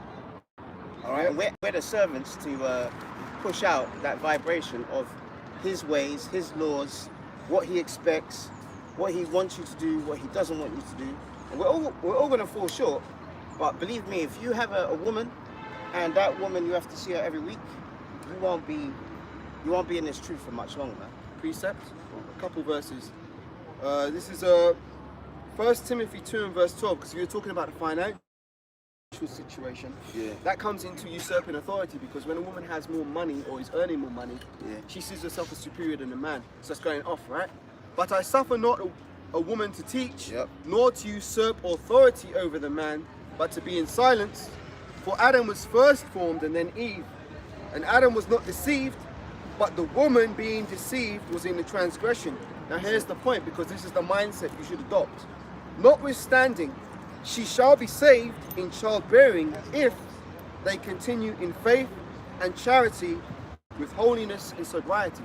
So really, if you're an Israelite man in this truth, you're the key to a woman's salvation, because the voice of the Lord is calling unto the sons of men. When it talks about the 144,000, that's men, right? But yet you're going to have the 1/3, which will mainly be women and children. But for the most part, Most High is dealing with his elect men. So ultimately, this is why I said you got to come out of the mindset of thinking, oh, but she looks better than me, and she's better than me. What's that? I know. You know, you come out of that mindset and be like, you know what, man? They need me more than I need them. So once you come out of that, and again, that's part of letting go of the desires of this world and becoming more spiritual.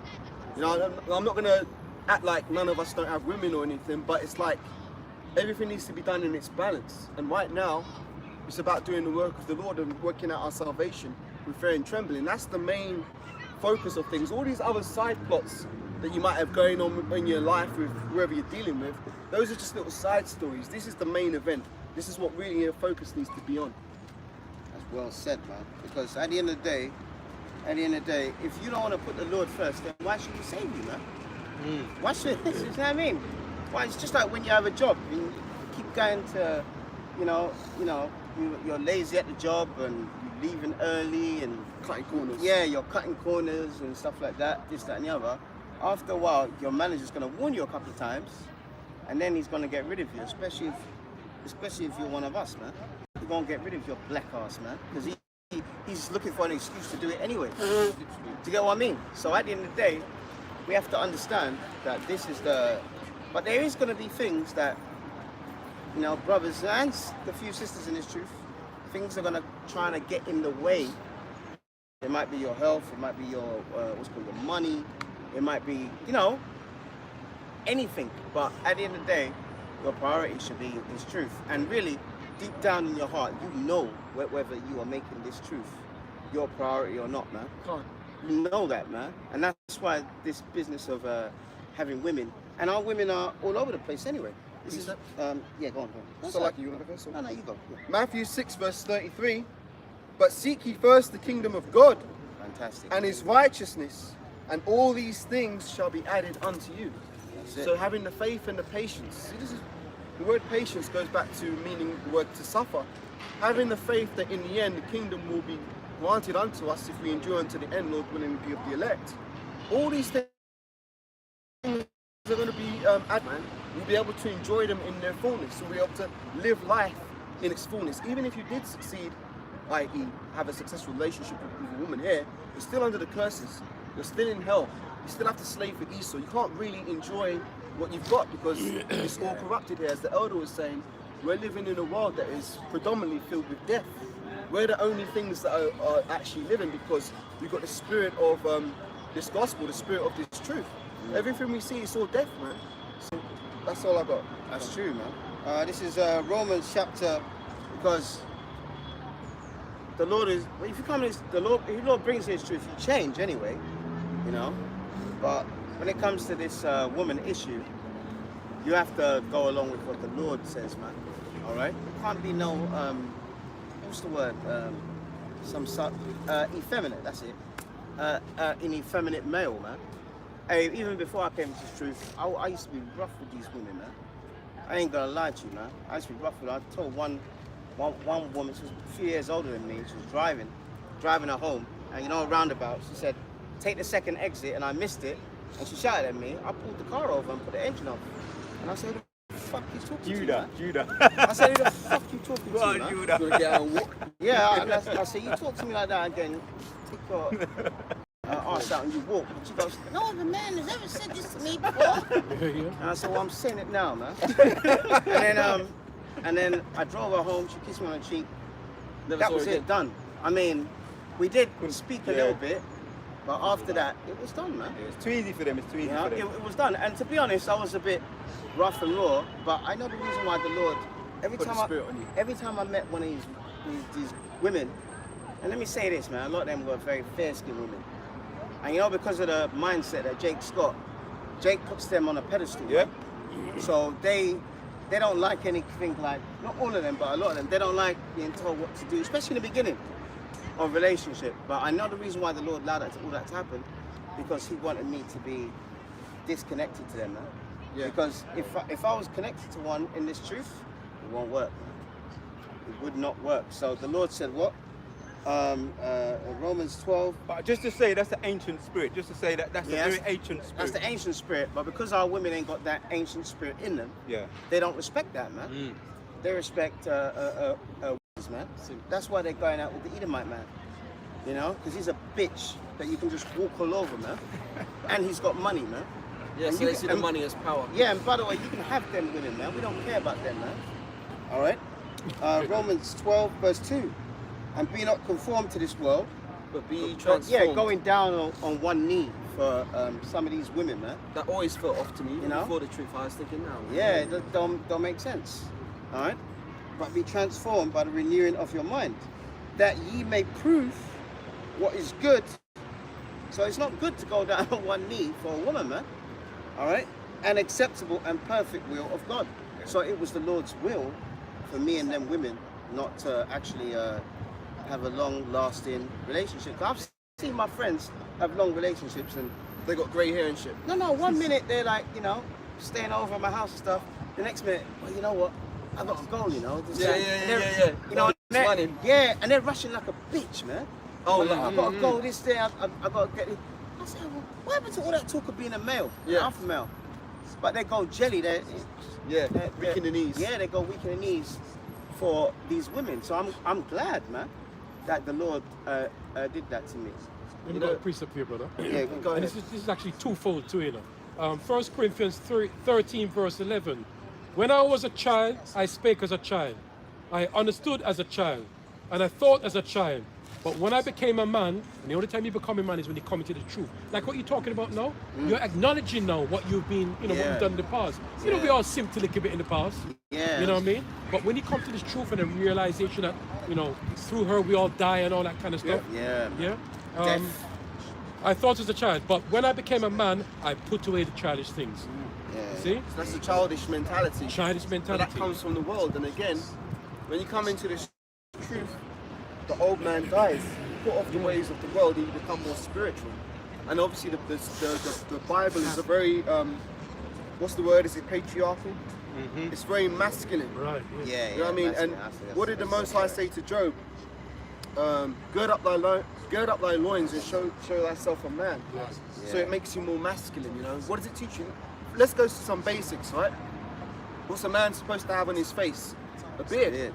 You know, if you're in the world, oftentimes your mum will be like, oh, you look a bit rough, you need to shave. I've been there. You know, get a good haircut and blah, blah, blah, blah, blah. It's weird. It's like, I can only speak for myself, but like, the mother figures in my family, they love it when their boy has a nice line-up, clean-shaven face. They love that shit. But when that's actually going off according to scriptures, because you're not supposed to mar the corners of your beard. You're supposed to let your beard grow. Now that's the first signs of masculinity. But you know what? A lot of these mothers want to keep their little boys as little boys. Yep. Because they love it when, oh, that's my little baby, you know, he's a little boy, he's, you know, yes mum, no mum, 3 bags full. They love that shit. But when you start to become a man, then it becomes a bit of a problem, because hang on a minute, the curses start to kick in and her spirit is off. It's not vibing with the Israelite man, so she doesn't want you to become masculine. She wants you to stay a little effeminate, little pacified baby boy, because they can, oh, I love him, he's my little baby. That's why, you know, having a beard is important, because that's the first showing yourself. That's a sign that you're a man. You know, a person looks at you, like, they look at a person without a beard, and it's like, okay, he's a man, but he's not really, you know, masculine. Like, if you look at a lion in the wild, a young lion doesn't have a beard. When a male lion becomes of age as its mane, and that mane is pretty terrifying. You know, you see the lion Yeah, striding through yeah. the jungle. There's a different spirit on a male lion than a female lion. That's why big ups and peace as we get them. But Yeah. I watched some documentaries sometime on nature. There was one I was watching about prides of lions, and there was a group of female lionesses, and a pack of hyenas were fucking them up. And the female lions were running scared and shit because they couldn't deal with the hyenas. You know, it only took one male lion to drive all them hyenas. So one male lion was able to drive them all away, which goes to show where the power's at. It's with the male, you know? That's it. And what is the sign of Israel? Is it not a lion? A lion, man. Judah. Right there. There you go, right now. You got it right there, Hey, brother. Salakia, we're in England, right? What is the symbol of England? Even if it's the cricket team, Yeah. the football team, it's a lion. Yeah. Lion, Yeah? yes. Yeah. Now, what is a lion being a symbol of England? That shows you that it was, It goes back to yeah, back to us. it goes back to us when we were ruling here. But why doesn't the masses of people know that? Because the devil did his job. He's a good devil. He's a deceiver. Yeah, he knows. Okay? Everyone thinks the Knights Templars were Esau, man, going up to Jerusalem. The first traveling checks were made by them. They were trying to find what the Holy Grail, you know, the cup that Yahushua drank with in the Last Supper. as if they had some spiritual power. to Yeah, it. spiritual, but they did it for disingenuous reasons. But at least in that middle-age period, our women were somewhat in order. They're not in order no more, man. This is Amos 7:17. Therefore, thus saith the Lord, thy wife shall be a harlot in the city. I wonder why it says the city. Sex in the City. Oh, that's exactly another one. Yeah. Breaking the minds of women. And by the way, they got a new version of that coming out now.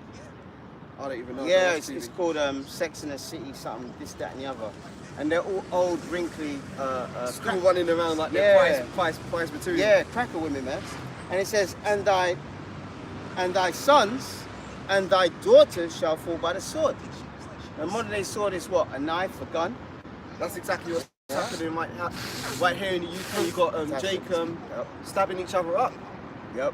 So, Drill music, murders. There was a program about Tottenham the other day, and it was shameful, man. Yeah. I actually felt embarrassed, you know, that you monkeys are doing so much crime, man. You know, that's why it's gonna be beautiful when those military police come in. They're gonna bust down your door and they're gonna kill you, man. you Right. know, I used to feel embarrassed by them, but I don't even see them as Israelites because not all Israel is of Israel. So That's fuck them, man. That's right. But another one is that these other nations get off on programs like that you're watching where it shows Jake destroying each other. Yeah, They actually yeah. love it because to your face, when you're at school or college or Right, at a job, they'll be like, oh yeah, you right, mate. But when they're amongst their own people, look at these fucking niggas destroying each other. They talk Yeah. shit about you behind your own back, man. That's right. Especially you, like we said earlier, those Jake that get married, right? They think, oh, I've got a white woman. And they go over to the family and they're all sitting there, oh yeah, watching Coronation Street. As soon as your black ass leaves and her ass leaves, fucking nigga, man. You know, they hate you, man. Yeah. Because his hatred, Esau's hatred did perpetually. So you can never be accepted into Esau's world. It just don't work. We don't fight. One is set against the other. We can't enter into their realm. They're not going to be able to enter into our realm when we are in our kingdom. We're mortal enemies, man, from the womb. So you got to get that through your head and come out of this. Because you know what? A lot of Jake only want to be loved. Like you said earlier about that woman. And then Jake goes, oh yeah, I love you. And he's like, but why do you love me? You know, Jake just wants to be loved and accepted, man. You got to come out of that soft, effeminate, fucking Care Bear type of mindset, man, and get real. Yeah, that coconut, Uncle Tom, Sambo, I hate myself spirit is of Satan and the devil, man. That's what this devil wants you to do. All right? And really, when you look at those guys that are in gangs, why are they in gangs? Because a lot of them, it's not just money, all right? It's the women as well, man. Yeah, they like the clout. Yeah, the women go along with it. Because they like bad boys. They like bad boys. A lot of the young girls want to date a bad boy. That's it. So And a lot of their mothers, so lucky I'm talking. It's all right, it's all right, it's all But a lot right. of these bad boys' mothers, they turn a blind eye.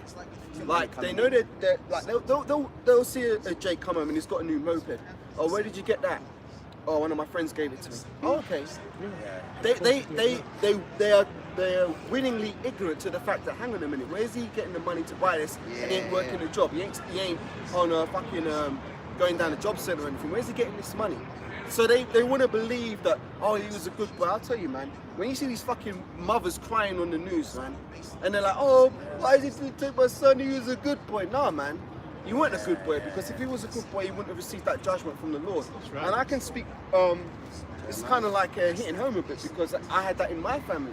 You know, I had one of my cousins get fucking stabbed up and died, and I knew what he was into, but you try and tell that to my aunties and shit. No, the police, they framed him, they're making up this blah, blah, blah, blah, blah. Nah, man, he was wicked, he was doing all kind of madness, and the Most High took him out. Well, I appreciate that. Bring it out, This is 1 Timothy 2 and 11 says, let the woman learn in silence with all subjection.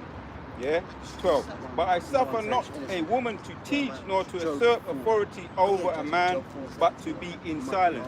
Now today, this is what you call this was old fashioned. This is old fashioned. You can't go by all this. Is old fashioned. Yeah. For Adam was first formed, then Eve, and Adam was not deceived, but the woman being deceived was in. If you've got questions, I'll address you. Was in. No, but he's not in the camp, so you can't answer questions.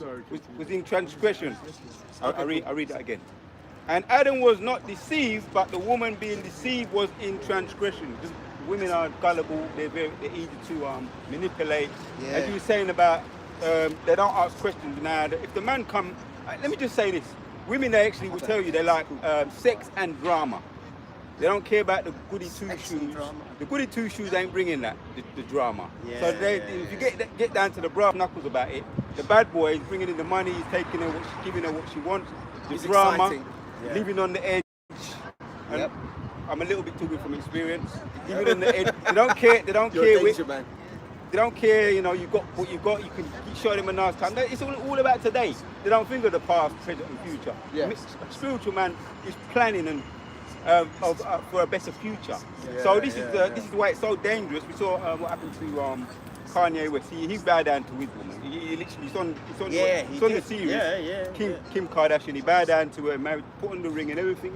It looked so beautiful. Oh, I love it. Everybody was saying, look at him, man, going down on his knees. Now she's fucking dissing him. He can't see his children, and she showed her that was her.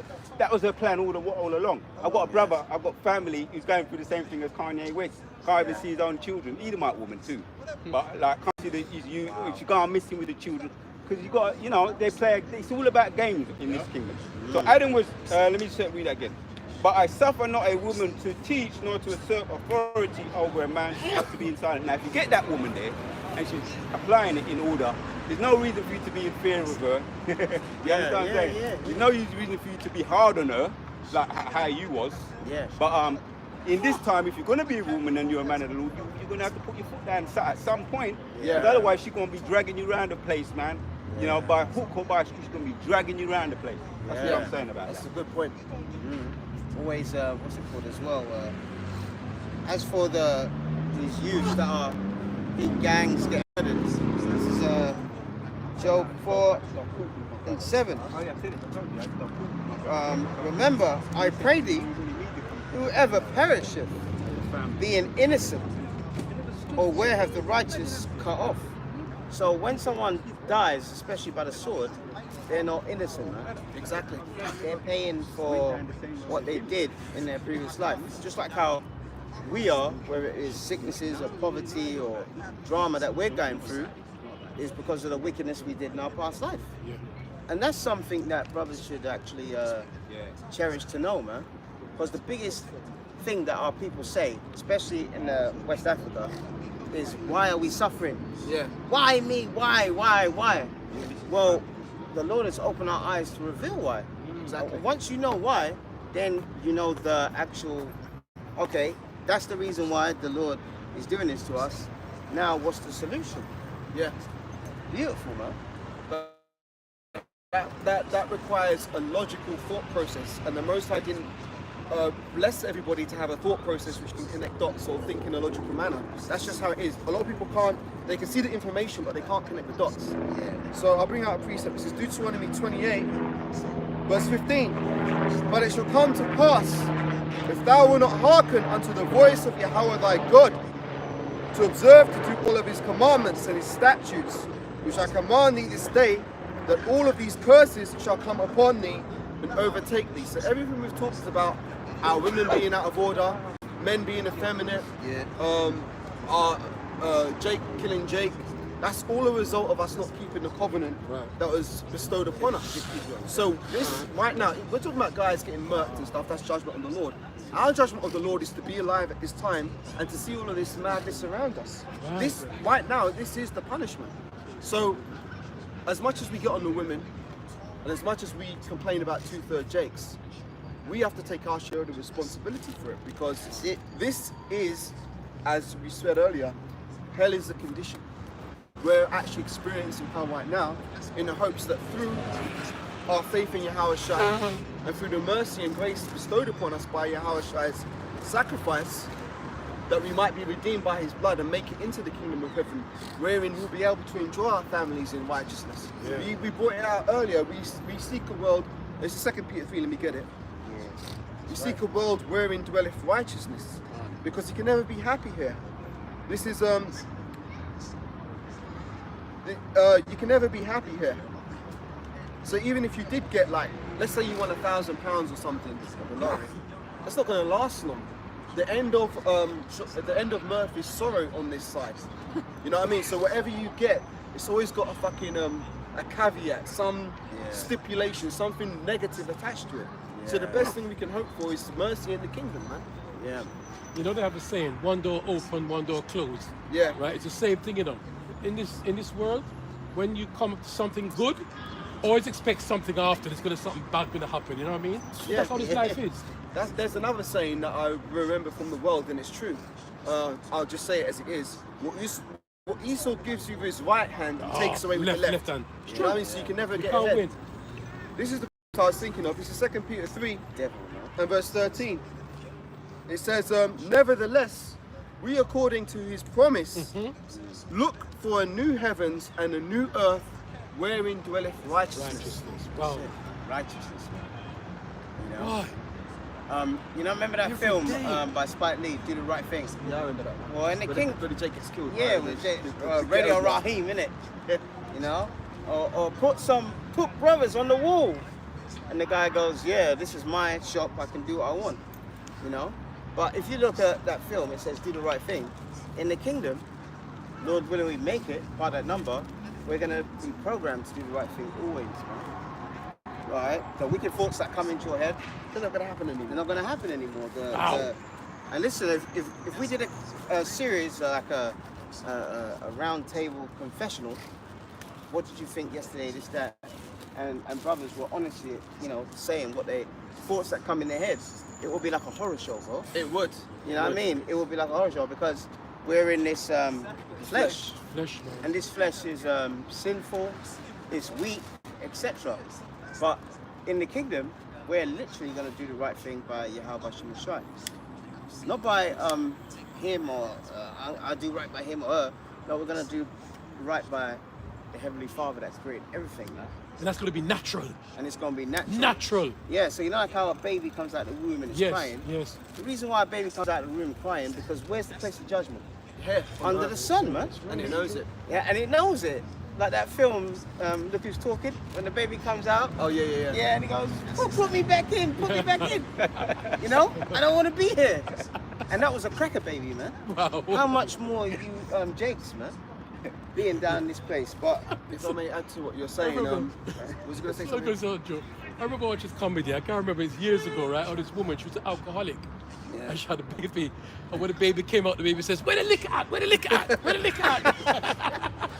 got used to that liquor. So it went to the baby, man. She was an alcoholic and it went for the baby. Yeah. And the baby, the first thing, the baby didn't even cry, you know. The baby goes, where the liquor? Where the liquor?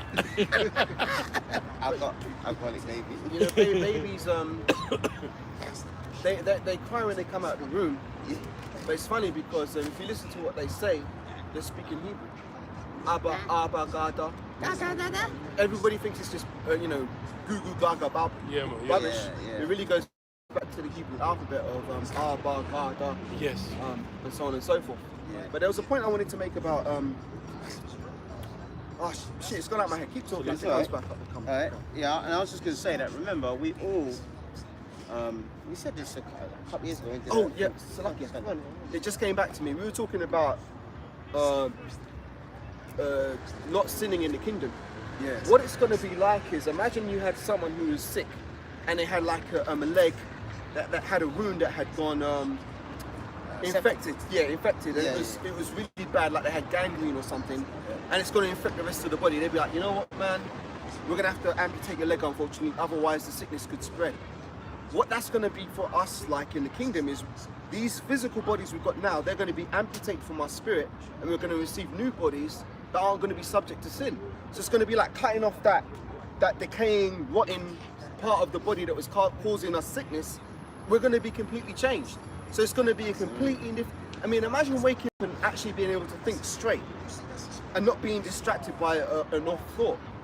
Imagine that. That's going to be a level of peace we never experienced, because even like you might be chilling at home, you know, maybe you're watching TV or some shit, and you see a guy with his wife sitting there. You're thinking, oh, she's pretty. That's an off thought, because that's someone else's wife. You're never going to have that thought in the kingdom. So we've never really experienced that level of peace, because we're always tormented by the flesh. You know, the flesh warreth against our spirits, man. Because our spirits wants to do right. That's why we're standing here right now. Our spirits are inclined to try and do the right thing, but our flesh causes us to go off. Even though we're in the truth, we sin every day. So that's my point, go on. That's true, man.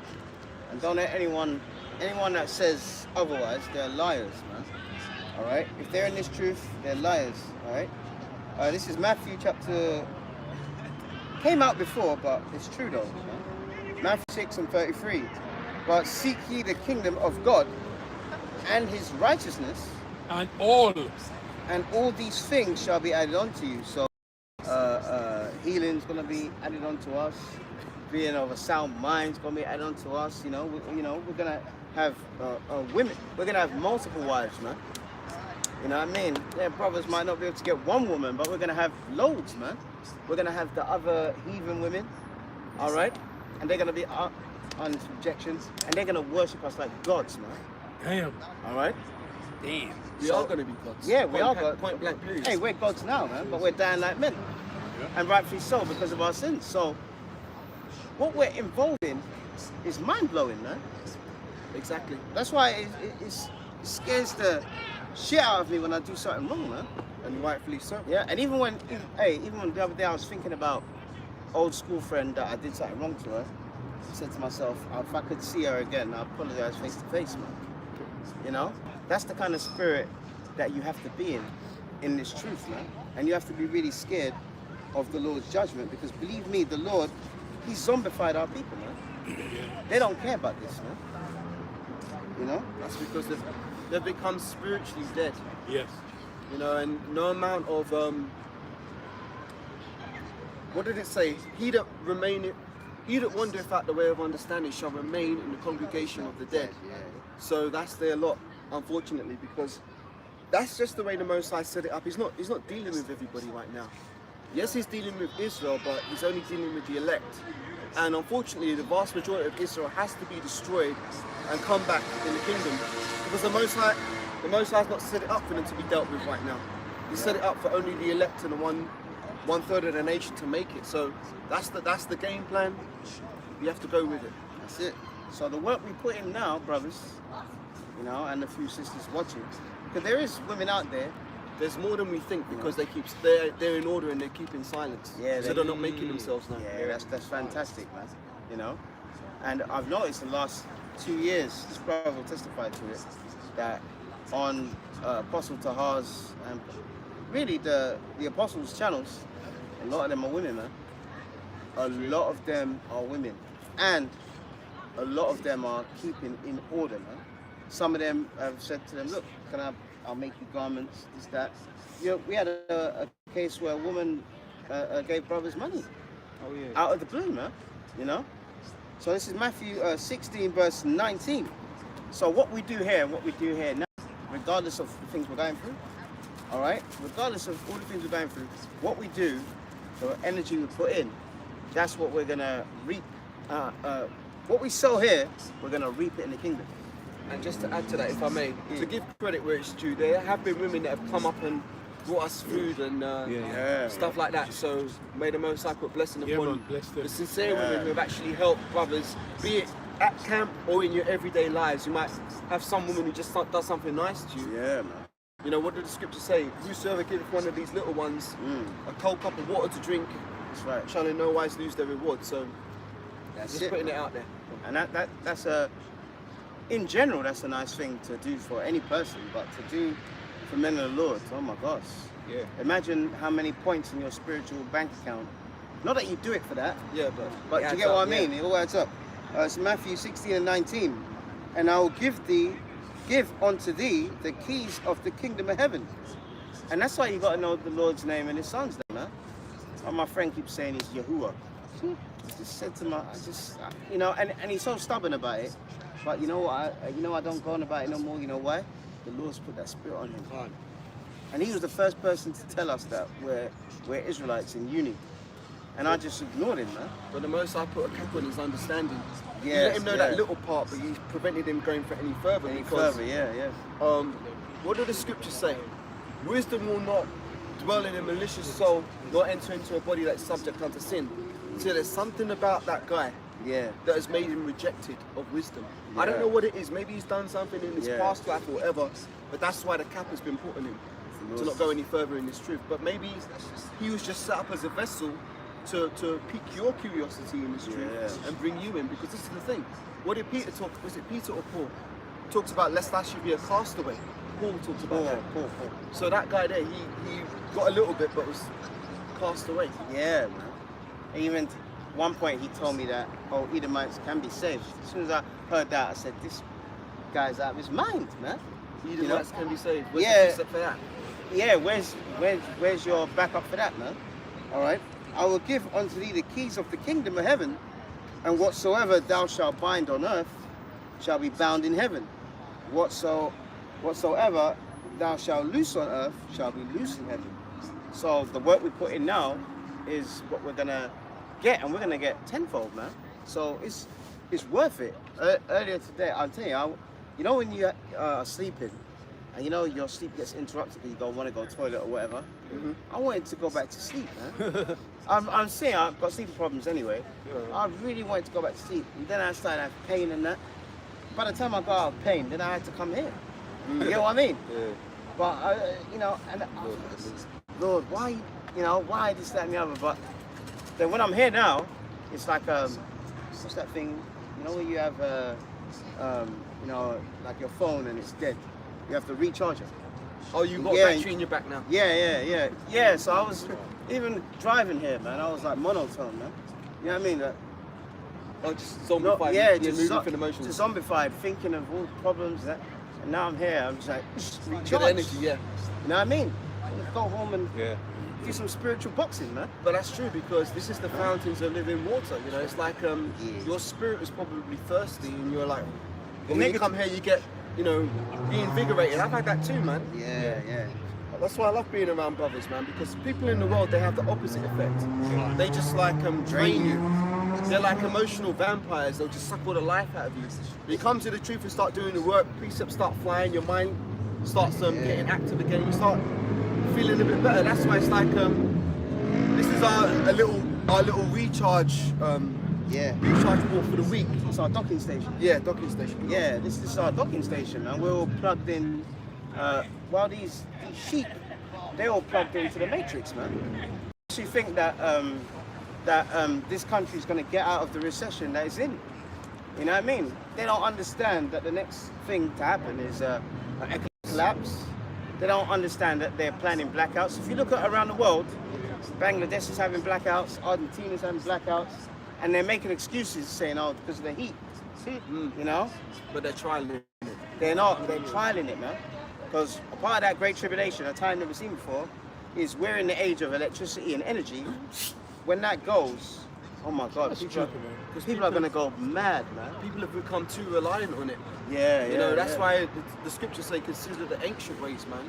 Go back to a more sort of, how do you say? Primal way of living. Yeah, just a more simple way of life, man. Yeah. You know, what are these jakes gonna do when their PlayStation 4 and their PlayStation 5 don't work? A lot of them will bug out because they don't want to deal with reality.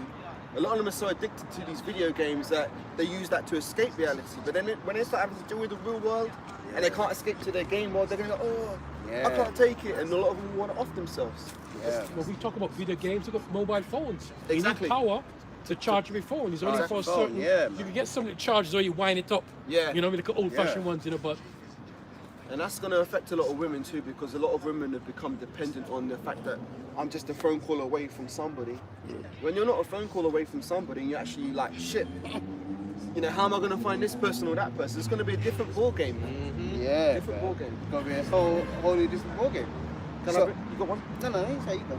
This is the third time I brought this out today, but for some reason this scripture's just on my spirit today, so I'm going to bring it out again. Hebrews 6 and verse 10. For God is not unrighteous to forget your work and labor of love which you have showed towards his name, in that you have ministered to the saints and do minister. So what we're doing is not in vain, man. And you know, I've got the faith to believe it, so I don't really doubt. But I'm just saying, it's like sometimes one might think, oh, but no one's listening. Yeah. You know, nobody's really subscribing, not getting much views, and you might think that your work is in vain, but no, man, it's doing more damage than you can imagine. And just through seeing the prophecies, like, I mean, this is a completely different world to 2014. You know, in 2014 there was a lot more scoffers, a lot more people talking shit. We don't get so many scoffers anymore. You know why? Because in the back of these people's minds, they see our diligence. They see, hang on a minute, these guys are out here every week saying the same thing. We've not changed our doctrine, but yet the world has changed. And the world has aligned further and further in line with prophecy.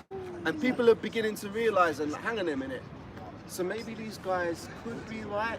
You know, the lockdown was beautiful because that smacked that smacked the pride out of a lot of people's faces, man. They never thought that things could be locked down and they can't go out of their house and do all this shit. Better go back to sleep again.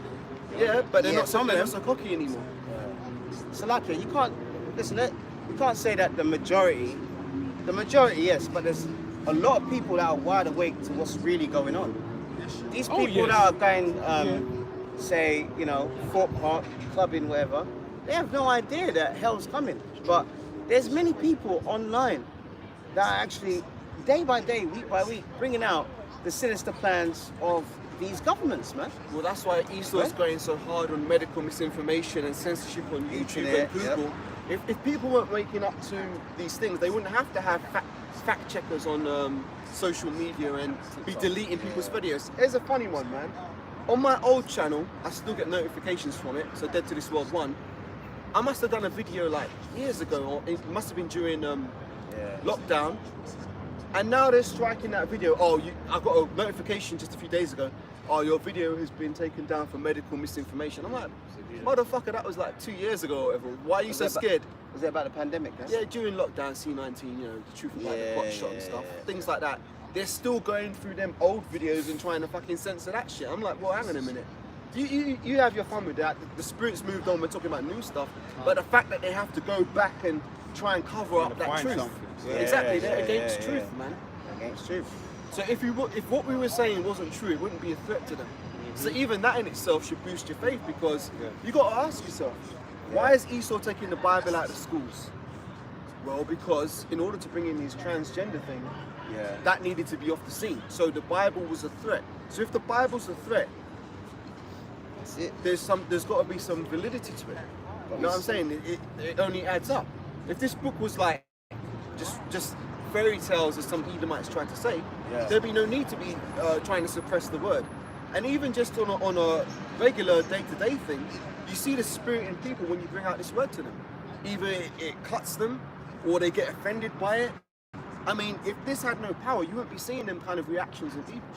So, you know what I mean? It just further proves that what we're holding on to is very spiritual, and it's very special, and we're blessed to be able to have this knowledge, man. That's it. I've got one. Bring it out, Baba. Wisdom of Solomon, chapters 3 and 4 says, for though they be punished in the sight of men, yet is their hope full of immortality. Yeah, carry on. And having been a little chastised, they are they shall be greatly rewarded, for Yahweh proved them and found them worthy for himself. Beautiful. As gold in the furnace have tried them and received them as burnt offering. Right. So yeah, man, we're chastised right now. You know, I could tell you, give you a list of things what are my week and all that. Yeah, But it says, a little chastised, we shall be greatly rewarded. Yeah, because the Most High is proving us. So all what we're doing, what we've been through, you know, we could go in to talk about all the collectively, individually. The Most High hasn't. Everything's been jotted down up there in the heavens. Yeah, there's nothing that's You know. been unaccounted for, be it good or bad. Yeah. So everyone that's ever wronged you, everyone who's ever done anything good to you, it's all accounted for, man. It's all accounted for, and it's all going to be brought into balance when Yahushua comes back, because he said, my reward is with me. That's Revelation 20. Hang on, let me get it. But we have to, but before that, the Lord, I remember, is it 1 Peter 4:17? The Lord says he's going to judge the house of God first, man. Oh, judgment should start at the house of Israel. House of Israel, which means people like us that know that they're Israelites, man. You're professing to be an Israelite, going out on the street, teaching people that the chip is an embargo and all this madness. All right, you won't get dealt with, man. All right, and that's why we have to be on our game so we don't get that same judgment. I don't want to be in the same reject bin as them. Yeah. Okay? And they're guilty of adding to the word, because the scriptures clearly tell you what the mark is.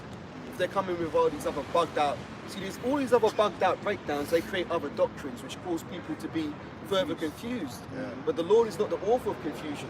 You know, so all this madness is just adding to the word, and how shine with that, man. So let me just bring this one out, if I may. This is Revelation 22:12. And behold, I come quickly, and my reward is with me, to give every man according as his work shall be. So we have to have faith in these words, man, because Yahushua is not going to lie. He said, I'm coming and my reward is with me. So if we've been sincere in doing this thing, making our bodies a living sacrifice and doing the best that we can with the measure that's appointed to us, he's not unrighteous to forget our work and labor of love, man. He's got to keep to his word, man. You know, too, what we want, the Lord wants too. Doesn't it say in the scripture that is in the Lord's great pleasure? To give the saints the kingdom. There you go. That's beautiful, man. I forgot that one. So yeah. Yeah.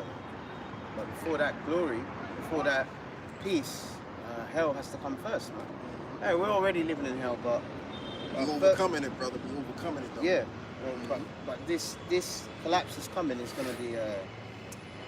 This is Matthew 24:21. For then shall be great tribulation, such as was not since the beginning of the world till this time, nor ever shall be. So it's going to be the worst time in history, man. So you got all your electronics and stuff like that, but when the blackouts happen, EMPs. what's it called? Electric. Magnetic pulse, which Yeah. knocks out all the technology. Yeah, right now they're practicing it around the world. Bangladesh, Argentina, places like, you know, this, that, and the other. But soon it's going to be like that for a very long time, man. Yeah. So our faiths are going to be tested, man. All right? If I may say something, because I was talking before about the fact that this word is powerful and it's having an effect, and you can see it when you're in it and you apply these scriptures and you see the reactions of people. It further increases your faith that what we've got is the truth, right? Just going to give a brief testimony. You might remember this Ahab. A week or two ago when I was at the other camp with the other elder, we were teaching and an Edomite came up and he was looking all like uncomfortable about what we were saying. Then he goes, but Martin Luther King said you should judge a man by the content of his character, but not the color of his skin. Yeah. So he was cut because we were talking about Esau going into slavery and all this shit. So now he wants to come around and throw Martin Luther King at us as if he can pacify us and put us back into that. You know what the Waki's right? He's absolutely right. You should judge a man by the character. No, he is right. Yeah, and that's what it's going to happen. But the Most High is going to judge Esau according to his character, and he has to That's pay what I for was what he's getting done. at. So that's the beauty of it. But what yeah. I was saying was, because you know, like Esau gave us these color codes, right? And no one's black or white. So it's not even about that. It's really about what he did, his deeds. Can't. That's it. Yeah, it wasn't about his flesh. His flesh was just the mark that the Most High put in him. But you can get Edomites who can be Israelites. Well, you can get Israelites who have leprosy. So they might look like the other nations. But, you know, we've got brothers like that in the truth. But my point is that Esau was getting cut to the heart by what we were saying. Yeah. And it was beautiful because You know, sometimes the Most High throws you a little bone like that, like, you know, and yeah, you got that Edomite, so you can see that the word's cutting him. So yeah, man, that further increases our faith when we see the reactions of the people that this word has on them. Because the scriptures say, I'll give it to you in a second. But the scriptures say the word of the Lord is quick and powerful and sharper than any two-edged sword. So when you cut someone, it's real, man. It's deeper than the physical cut they can get. You cut them in the spirit. Go on, bring up. Hey, Salaki, that's why over there in Brixton they wanted to kill us, man. They were throwing they're throwing eggs at us from the roof garden, man. Because what we were saying was cutting them, man. All right, this is 1 Corinthians 6:2. Do you not know that the saints shall judge the world? And that's what we're waiting for, man. First we're waiting for Yahushua to come back, you know. But then we want payback, man. We want real justice. We're never gonna get that in this kingdom while this devil's at the top, you know. Okay, and if the world shall be judged by you, are ye unworthy to judge the smallest matters? So the more you get in this truth, the scenarios that the Lord will put you in, you're going to start making the right decisions by God, and then avoiding that. Do you know what I mean? Yeah. You know? I'm going to leave it at that. Yeah, man. Shalom, man. All praises be to Yahweh, Hashem, Yahushai, Hashem, B'Kam, B'Dash. Above, man. Wow, Shalom. Shalom. Come here, Shalom.